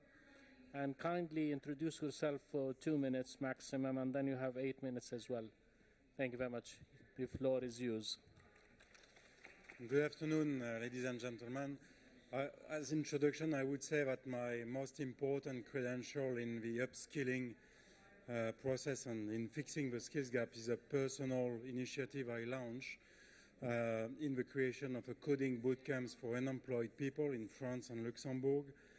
And what I can say is that in 3 months, we're providing, as Dr. Faten said, self-confidence, coding competencies, social relationship.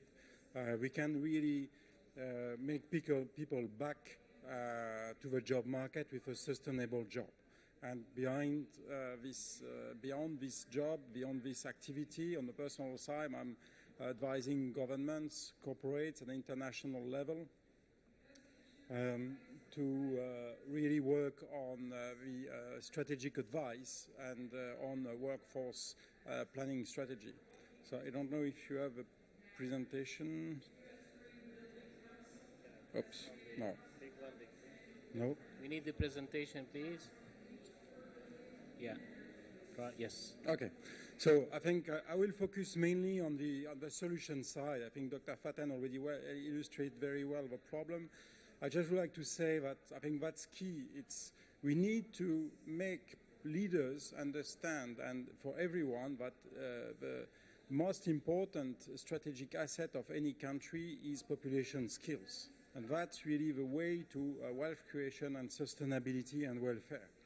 So this is really a fundamental statement which is not yet shared by, I would say, all government or all private leaders, and at least turned into action.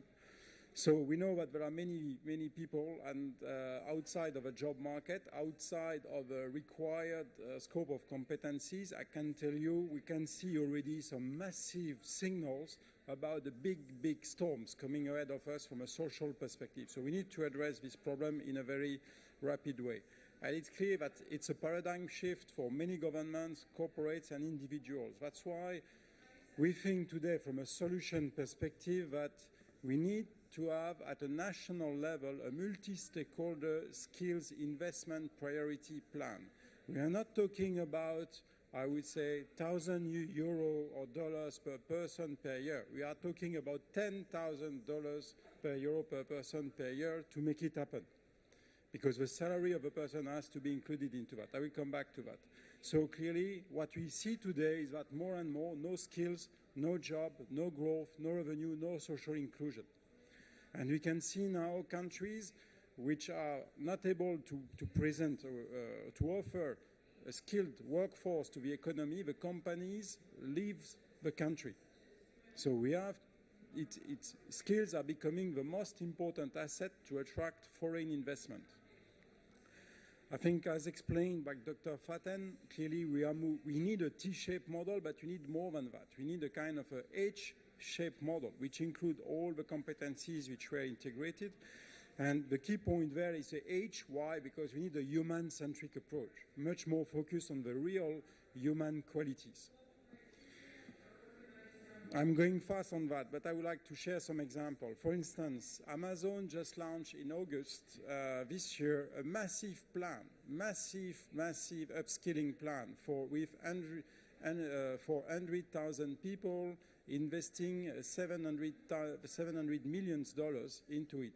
So meaning $7,000 per person. And we are talking about low-skilled people in warehouses, in logistics, in the supply chain of people. And what is the plan?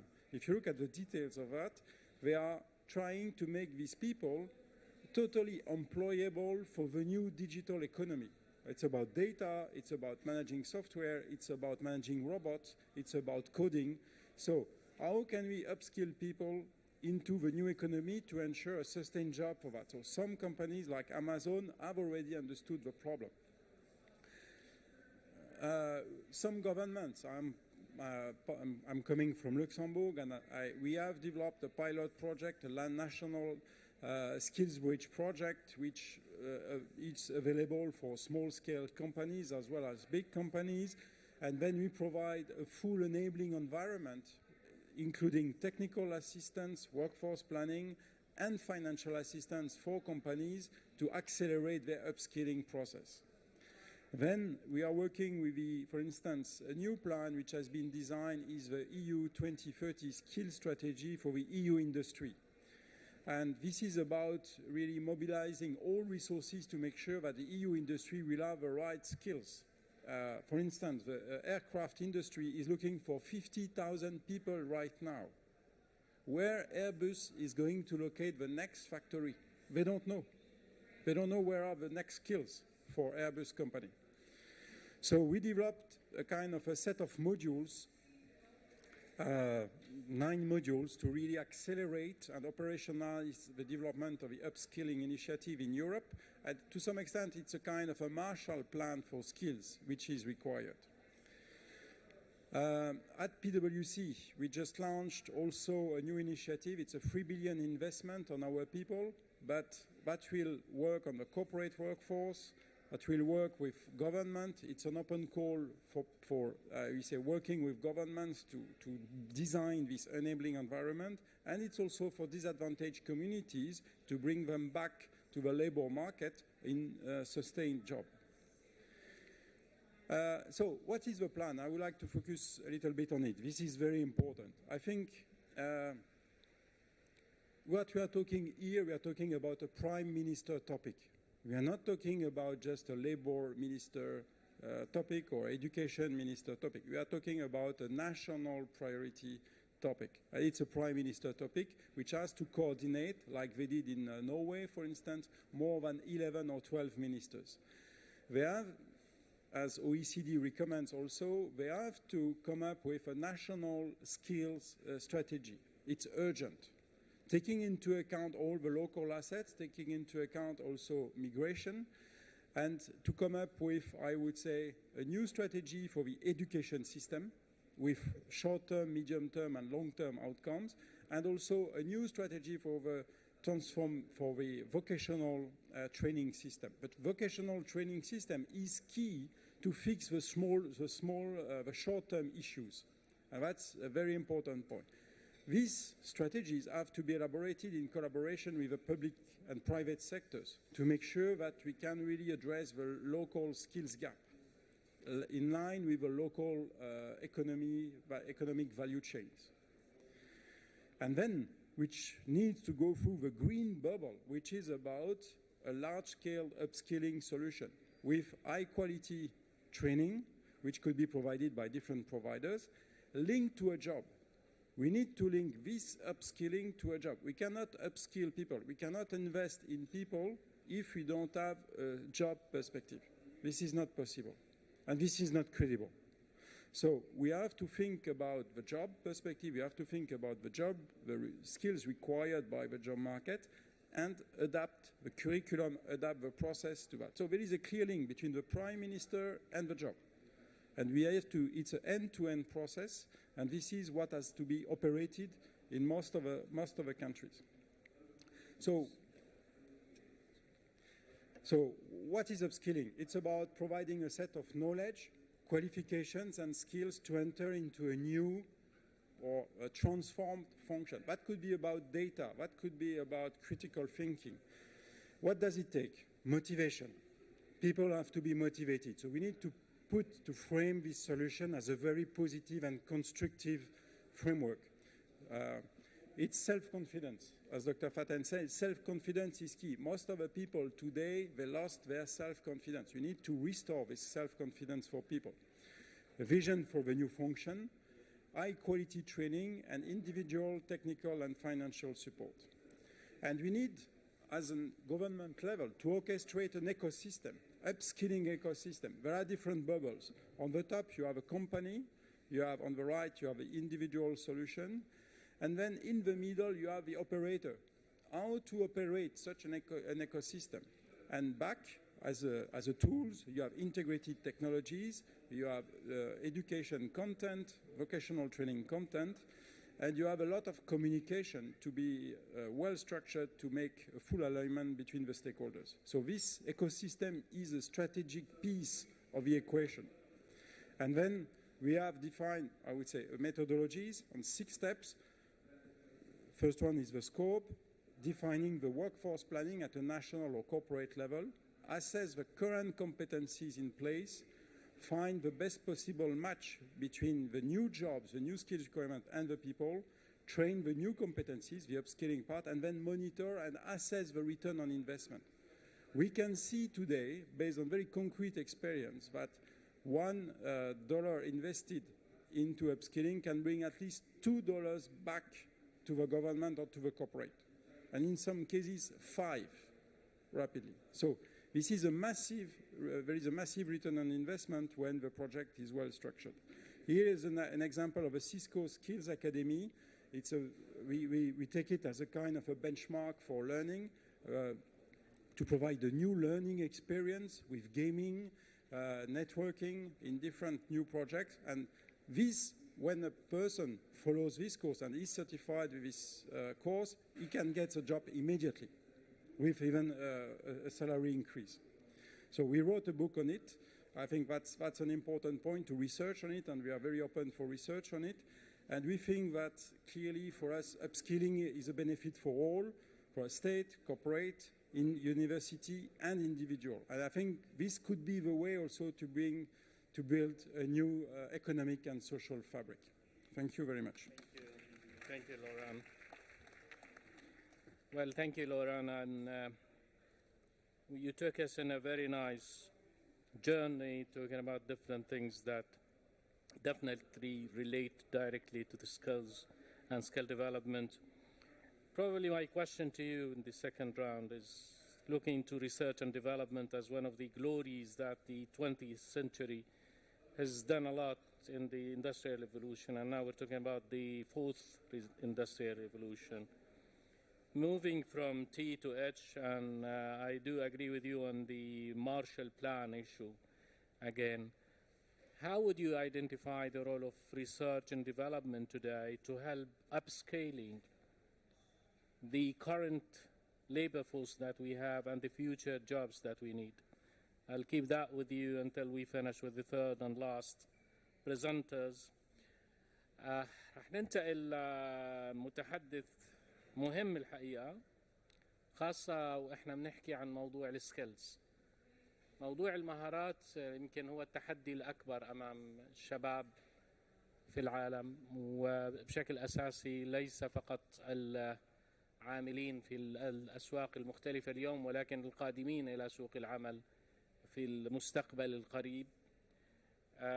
سايمون بانز شريك ومؤسس في شركة حلول التوظيف المستدامة، مصطلح كبير ومهم. نتوقع من سايمون أن يتحدث عن هذا المصطلح. Simon, please kindly introduce yourself to the audience, and I also will be struck with you as well, though I like your smile. So you have only 1 minute to present yourself and 9 minutes to give the presentation. Good afternoon, everybody. Thank you for the invitation for being here. So I fundamentally am not an economist, unlike the rest of the colleagues here on the panel. I'm really here probably to provide a little bit more of an observation from the ground upwards as to all of the work that we do is helping various companies across the Middle East, specifically the GCC, with helping them to hire and attract new staff related to various aspects of sustainability. So you'll all be familiar with the various different sustainable development goals. We'll typically be working more with organizations around renewable energy, looking at energy efficiency, looking at environmental preservation and action from that side. So we'll focus upon a few different aspects today, and it will be more observations. I'll skip through a few of the slides because they're probably going to be a little bit repetitive from that side.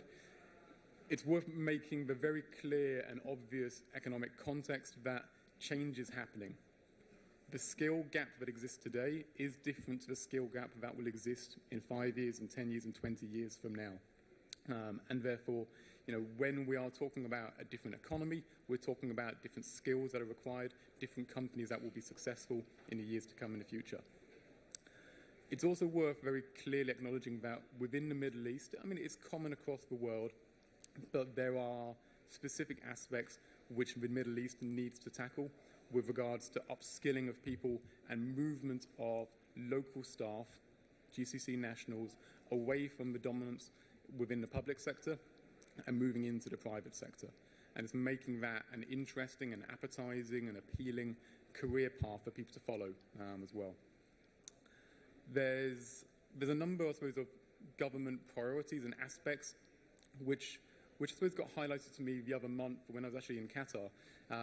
And the government in Qatar are very clearly and publicly talking about planning for a lower population than they have now. The population in Qatar is about 2.3 million, I think, at present. They're planning for a population in 2025, so not that far in the future, of 1.5 million. So significantly lower population. Now, a lot of that will be linked into the loss of construction jobs and people going back to their home countries after the construction boom is finished. But there is an easy trick where a lot of people fall into the trap of thinking that companies and organizations are growing year upon year and countries are growing year upon year. There's not that same trend across the world. So, you need to be cognizant of these different aspects. There's also the question for local governments in the region as to, are we talking about skills development for local staff or skills development for the whole population within the GCC from that side, and therefore upskilling of nationals from elsewhere in the world who may go back to their home countries and take those skills with them, and therefore is it worth investing within them as well. The other element is, I suppose, where a lot of what we do touches into social science, where we're talking about attractiveness of jobs. There's been a tendency in certain parts of the work that we do, and like I say, all the work I do is linked to areas of sustainability. We're doing a lot of work at the moment in Saudi Arabia with a project with the Ministry of Environment, Water and Agriculture, which is looking at upscaling aquaculture, as a fish farming, fundamentally within Saudi Arabia. There's a big argument for it from a cost efficiency perspective. There's a big opportunity there for local companies. There's a big opportunity for food security. Most of the jobs in the aquaculture industry in Saudi Arabia, but common to the Middle East, are done by people from the Asian subcontinent at present. Those jobs are not deemed attractive, or there's a definition we'll come on to a little bit later about decent work. It's not deemed decent work by many of the local Saudi nationals at present. And therefore it's changing that perception as to what is a good job, whether it is just salary, whether it's job title, whether it's actually the role that people are playing, the impact you have upon an economy as well. But these are the questions that governments need to be looking at. So bringing this back to, I suppose, the aspects of sustainable development, you'll all be familiar with the Sustainable Development Goals, and I think the key strength of them is the interconnectedness of the goals and how they can work together in partnership. There's probably three sort of key topics to touch upon: quality education, decent work and economic growth, and partnership for goals are the ones that are most clearly linked through to the skills development cycle as well. I've split this into two different slides, one for upskilling youth, because we're not knowing fundamentally who was going to be here in the audience today, and then the reskilling of the workforce as well. There is a very, very large, I suppose disproportionately large issue of unemployment within the MENA region for youth. And I suppose I thought it might be useful to try and give some I suppose, practical advice from what companies are seeing and telling us as to how we can help people to actually go out and get those jobs as well. The first element probably is to say that if people are looking to get into jobs, they need to not be too precious. And fundamentally, the most common requirements that most organizations within the Middle East are asking for people who have experience. Catch-22, how do you get experience? But fundamentally, people need to accept that they're not going to get their dream job at Google, at Apple, or wherever it may be from day one. The best way to upskill themselves is to work. Whether that be in the ideal job or not, the best way for you to upskill is to work. People need to assume a very critical mentality when I suppose going through that application and I suppose job hunting process, and really I suppose looking at the value of what they can do for an organization, but also the value of the choices that they make within their career as well. There's a lot of people that I find who will come to me at times and say, hey, I've got an MBA, I've been doing this. So what?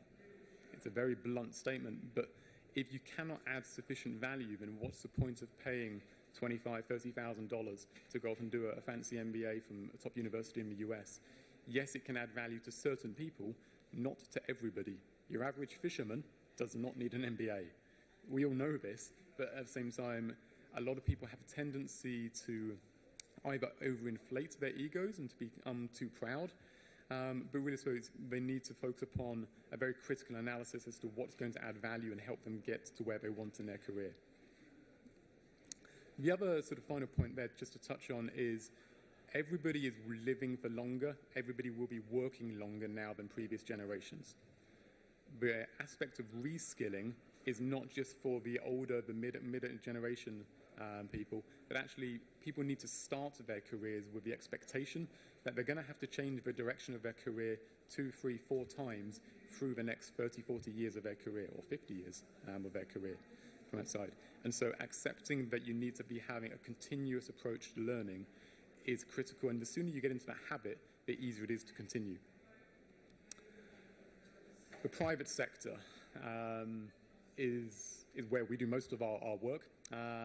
90% of jobs within emerging markets are normally within the private sector, typically within SMEs as well. It becomes at times incredibly easy for large organizations to grab all the headlines, but realistically, people know that there's a lot of value in investing in the skills in entrepreneurship. It's a case of actually governments providing the enabling environment that allows entrepreneurs to flourish and to move forward, rather than them feeling overwhelmed that there's too many issues and too many different noise that they can't tackle. There's a lot of organizations that will talk to us at times about all of the noise around big data, around AI, around numerous different technological challenges, and they feel a little bit lost. They don't know where to start. They feel like they should be doing something because everybody's doing something, but where do you start from that side? And so, a very critical mentality is needed from that perspective as well. That's where governments can normally come in and provide a very clear and cohesive communication strategy as to not just generically how AI is going to be input into the UAE in the next 10, 20 years, but actually in your industry, this is the opportunity from that side, and helping organizations to set up and to grow their local economies here rather than elsewhere in the world. There's also a few sort of moral and sort of societal questions in terms of most people will accept that the role of a private sector, or most private sector companies will focus upon what is in their best interest, typically profit. There's an evolving mindset that actually you need to be looking at more than just profit. You need to be looking at the wider sustainability footprint, the wider corporate responsibility for organizations. But fundamentally, there is a question as to if an organization finds it cheaper to reskill their workforce by firing their existing staff and hiring brand new people in, is there a moral responsibility that they're abdicating in that sense? I'm being told to hurry up. From a HR perspective, most people won't realize this, or they'll see it from a periphery from the outside. There's a lot of money that's being thrown into HR at the moment, and whether it be chatbots on websites, whether it be automated tracking systems, there's a range of different companies offering facial recognition software. These are all emerging technologies, but a lot of these technologies come with inherent risk at the same time as well. That there's a lot of subjective data that's being claimed as objective data at the same time as well. We all know that the easy part to quantify is people's experience and what people know. It's much harder to quantify people's skills and what they may be able to do or they can do for you in future from that side. There's companies which are starting to trial this now, and they're offering it within the marketplace. My one word of caution would be that there's a very interesting Harvard peer-reviewed study that came out a couple of months ago, which looked at assessing the effectiveness of different psychometric and different personality profiling software. These are all software which are looking at video recognition. If you are a company that uses one of these software, believes they're doing the right thing, and have made a couple of successful appointments from that, you're very inclined to trust that blindly. The results from this study were basically coming out and suggesting but actually most of the time, if you put the same candidate for the same job through 4 or 5 different software, 4 or 5 different findings will come out. So there is an element as to, yes, it is providing you some very clear and objective data, but is it trustworthy at the same time as well? The other element I put down there as a classic example is knowing which technology and which data to utilize at which point for which role. Everybody wants a pilot who knows how to fly a plane and isn't too worried about whether they're a cultural fit with the organization. If you're a hotel or somebody within the tourism industry, then fundamentally it's much easier to teach people the skills as long as somebody has a culture and a personality that allows them to communicate and to embrace with new people outside. We'll skip over the rest because I know we're short of time. And I suppose the other final points were just to talk about the jobs of the future, the key trends that haven't been touched upon yet. We are moving into a gig economy, whether people realize it or not. Gig economy, in case you're not aware, is very much people are not employees of organizations, very much a decentralized workforce who can be working anywhere within the world. But also we need to be talking about people who have a motivation to work as well. It's not just a case of whether somebody can do the job, but whether somebody wants to do that job and to take that step forward as well. Leave it there. Thank you very much, Simon. Well, it reminds me with I don't know if you attended the Social Network film, and that talks about the story of Facebook. And one of the statements that I always remind in my mind is that when they say that Harvard University prepares students not to search for a job, but to create their own jobs. And having said so with the presentation that you've just given to us, I just want you to think about a question related to what are the criteria that we can look at when it comes to finding the proper skills for sustainable jobs today and in the future. So what kind of skills do you expect at the level of those newcomers to the market for them to sustain a job in the future? Thank you very much for everybody. شكرا للجميع المتحدثين. أنا أعتقد أنه كان في وجبة غنية للغاية من ما قدمه المتحدثون، وقد تثير بعض التساؤلات لديكم. عندنا حوالي 13 دقيقة أو أقل بقليل. أريد أن أعطي الحضور 7 دقائق منها، ثم أعطي 7 دقائق للمتحدثين للإجابة على تساؤلاتهم. في عنا بالمقدمة هون وبعدين هون وبعدين في عنا 2 هناك، فنبدأ من هناك لو سمحت على اليمين وبعدين.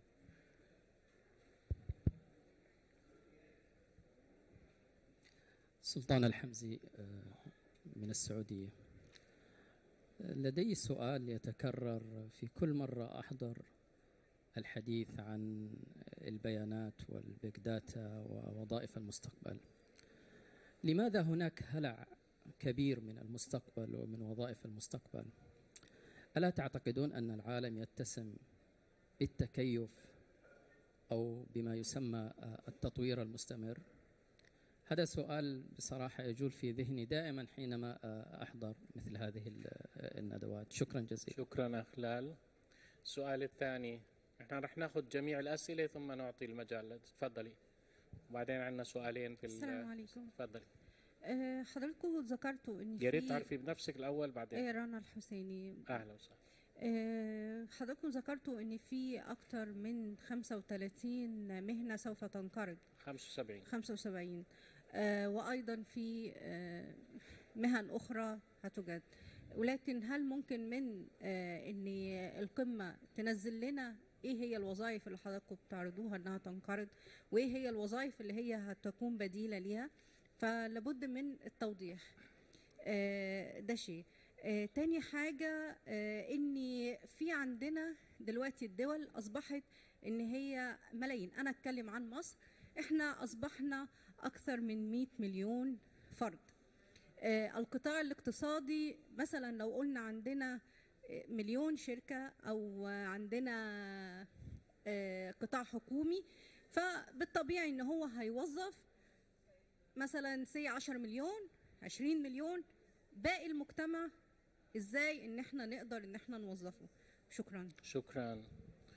في عنا سؤالين من الجهة اليسرى هنا، ارفعوا ايدكم بس عشان يجيكم بالمايك. تمام تمام، تفضلي. Since we're talking about skills, I have a specific question. تعرفي بنفسك أول شيء. Sorry. أنا آية تميمي من الأردن. Since this is about skills, this question have been on my mind for a while. How do we make sure that the skills we have learned, even if they're deadbeat skills right now, we didn't waste time and effort for them? For example, if someone learned Java isn't needed anymore, but I spent my effort and time and money for example, a skill. How do I make sure my time isn't going for waste? And thank you. Thank you. Great question. My name is Hind Sabra. I'm from Jordan. I just want to I'll give you another extra question because you are from Jordan, so the power. All right. Thank you. All right. It's pretty much related maybe to your question, your last question to the last speaker. So basically, if we were going to talk about MENA region in specific, our unemployment rate is even much higher, and when it comes to youth, it's even much higher, maybe more than 50% in most of the developing countries. For this specific targeted area, the MENA region, how would you conclude the main new or emerging needed skills, and especially that we are even not developed yet? I don't think 2022 would be maybe our target. Maybe it's the world's target, but maybe not the MENA region. So just this link. Noted. Yeah. Thank you. Last question here, because we have one extra minute. It will be the last question because I want to give them enough time to answer. Quick one. Okay. تفضلي. سلمى العالم، صحفية من صحيفة الرؤية. سؤالي كان عن التخصصات الأدبية، كيف ممكن يكون لها مستقبل؟ تقريبا التخصصات أغلبها اللي بيطلبها المستقبل تخصصات بالذكاء الاصطناعي وبالتقانة، فكيف وجود الأدب والفنون في المستقبل؟ سؤال مهم. آخر سؤال عشان نكون خلصنا الجميع. تفضلي. Quickly, please. Hello, my name is Sarah.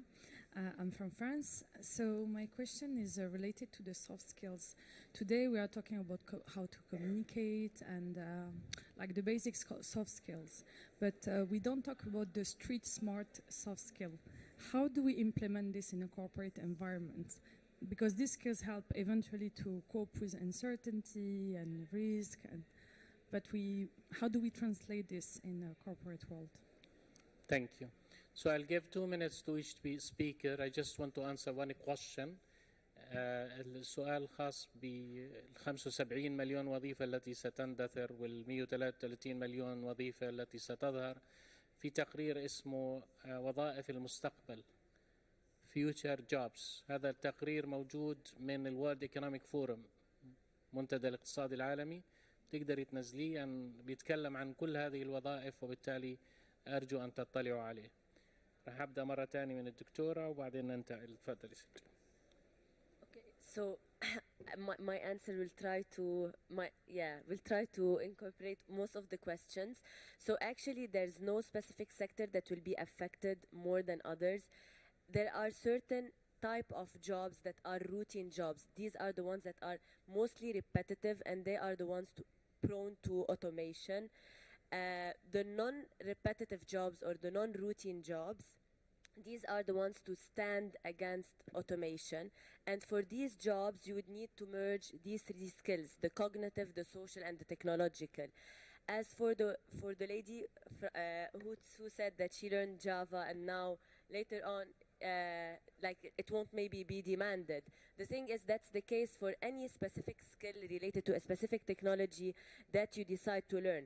The key is to learn how to learn. So we have to train ourselves to have like competency and resilience. So you have to have an open-minded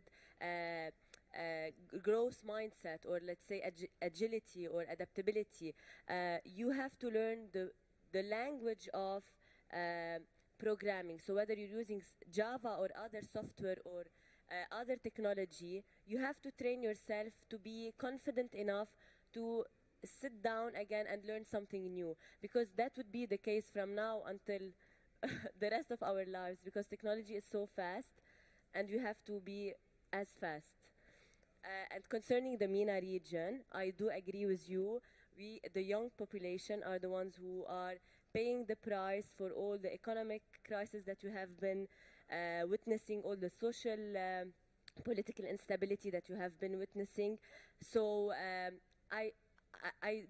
so I'm gonna tell you something. We have to learn the skills that will be needed in the fourth industrial revolution. Although we might still in the third, or maybe like artificial intelligence didn't reach like all the MENA region, but the skills that we have to learn are very crucial for being in the MENA region or being in OECD countries.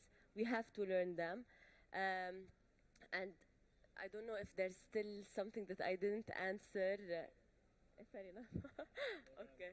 Yeah, thank you. So I confirm that the learn-to-learn skill is the most important strategic skill. Just to answer the first question about why not waiting the society, the economy to adapt, I can give you the figure for Europe. Right now in Europe, we have 16 million unemployed people. We have 5 million vacant jobs. The cost is 600 billion per year. Current cost for this year, 600 billion, 3.5% of EU GDP gone. And it will increase in the future. So we have no time to adapt. It's an urgent issue. Regarding also the question regarding the skills and the technologies, I think as Simon raised the problem, I think that clearly today we see, and it's a big opportunity, we see the emergence of a lot of new solutions, technological solutions using a lot of new AI models. Okay, we have to test and we have to adapt these models to the real local markets, to the real local needs. And we have to carry out very in-depth, I would say, due diligence. We did it on 30 tools, for instance, on our side, and we were able just to select only 2 relevant tools which provided robust, replicable, explainable results. And at the end of that, these tools were able to match the skills requirement of a job with the skills provision of a person. And we are not talking about one skill. We are talking about a set of 20, 25 skills to make a job. So this is a combination of a set of skills which will make you relevant, employable, not just only one. And I think this is the time also for career orientation services in university, in job employment, to be equipped in the right way and rapidly with that, because then they can explore really the potential of anyone and provide them with new opportunities. Simon? Okay, so without wishing to echo too much the comments made by Laurent and by Faten as well, but one element I would add is critical thinking. The main element that I remember when I think back to my days at university was not what I learned, but I got taught to question everything religiously. Don't believe a single word. And I had various lecturers that I recollect now who would purposely start each lecture at times by throwing in at least 5 false facts in every single section to see who was going to pick out and who was going to question him upon the mistakes that he was making. Everybody needs to individually take responsibility for critical thinking and for looking at the choices that they're making in their career and asking, if I take a career path in this direction, what are the chances of those jobs becoming obsolete? Are these skills going to stand the test of time or not? So that's the generic answer to that part. What jobs are being created? Somebody asked. Lots. There's a multitude of different areas. I mean, I can give you a few examples from areas that I specifically work with. Aquaculture, I think I mentioned earlier, for example, is one. There was historically very little fish farming in Saudi Arabia, and there's something like 5 million rial industry at the moment. they're looking to grow that to 60 million, if the numbers are correct in my memory, over the next 11 years now by 2030. So there will be a creation of a lot of new jobs. There's a friend of mine who runs a company basically running drones which will fly over solar parks within the Middle East and take photo imaging technology to see whether those solar cells are working effectively or not. That job did not exist, not even 5 years ago from that perspective. So with each new emerging technology, there are new opportunities. I didn't talk about it in the presentation, but Equinor is the new name of what was Statoil out of Norway. Historically, they've both rebranded to be in line with a cleaner, greener future, but also fundamentally, they are using a lot of the historic expertise they have in deep water drilling for the benefit of the offshore wind industry as well. Wind industry hadn't really come to the Middle East yet, but the expectation is that it will in the years to come, with cost efficiencies coming down. So there are different areas, whether it's in hard engineering, whether it be in tourism, whether it be in technology, where new jobs are being created. The lady asked a question about Java and smart sort of street skills. The only element that I would probably say to give you a little bit of confidence on that side is a lot of organizations are utilizing technology to aid and to filter through the HR system and process. I've yet to see any organizations take sufficient confidence in any technology to really go ahead and to make decisions purely upon that basis. So normally there'll still be reliance upon the interface, the interviews that people do in person to make those final decisions. Thank you, Simon. Well, I'll give another 1 minute to Dr. Faten. She insisted she wanted to do a conclusion remarks. Yes, for the youth unemployment in the MENA, and to what extent, let's say, for instance, in Egypt, because we have, let's say, around 100 million, the population is 100 million, and how we can tackle youth unemployment and how we can move with the fourth industrial revolution.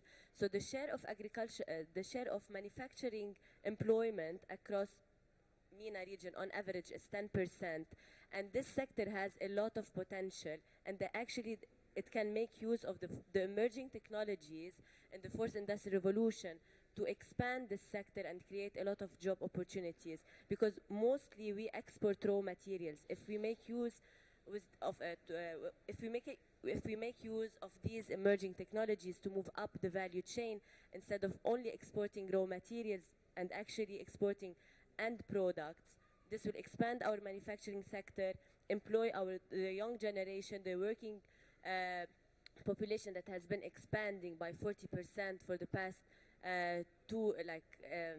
since 2000. So this can be one of the solutions to combine youth unemployment, the MENA, and the fourth industrial revolution. So, شكرا دكتورة.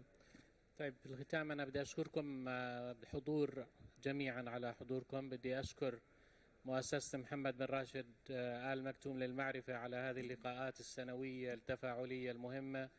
يمكن باسمكم كمان لازم أشكر سيمون لوران والدكتورة فاتن على المحاضرات الغنية اللي قدموها.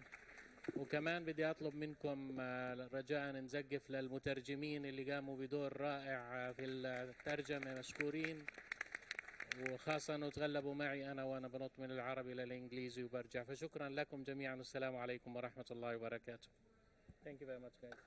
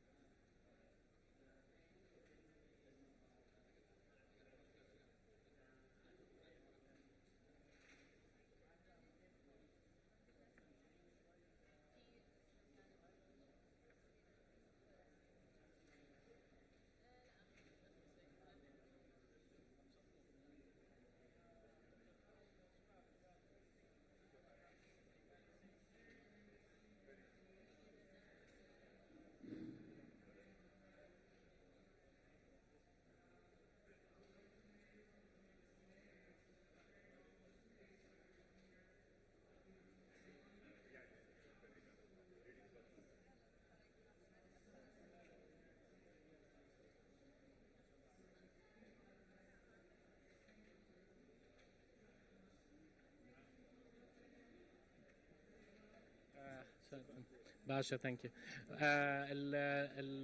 الحفل الختام بالارينا راح يكون خلال 5 دقائق. The closing ceremony will be in 5 minutes at the arena hall, so please join us there. Thank you very much.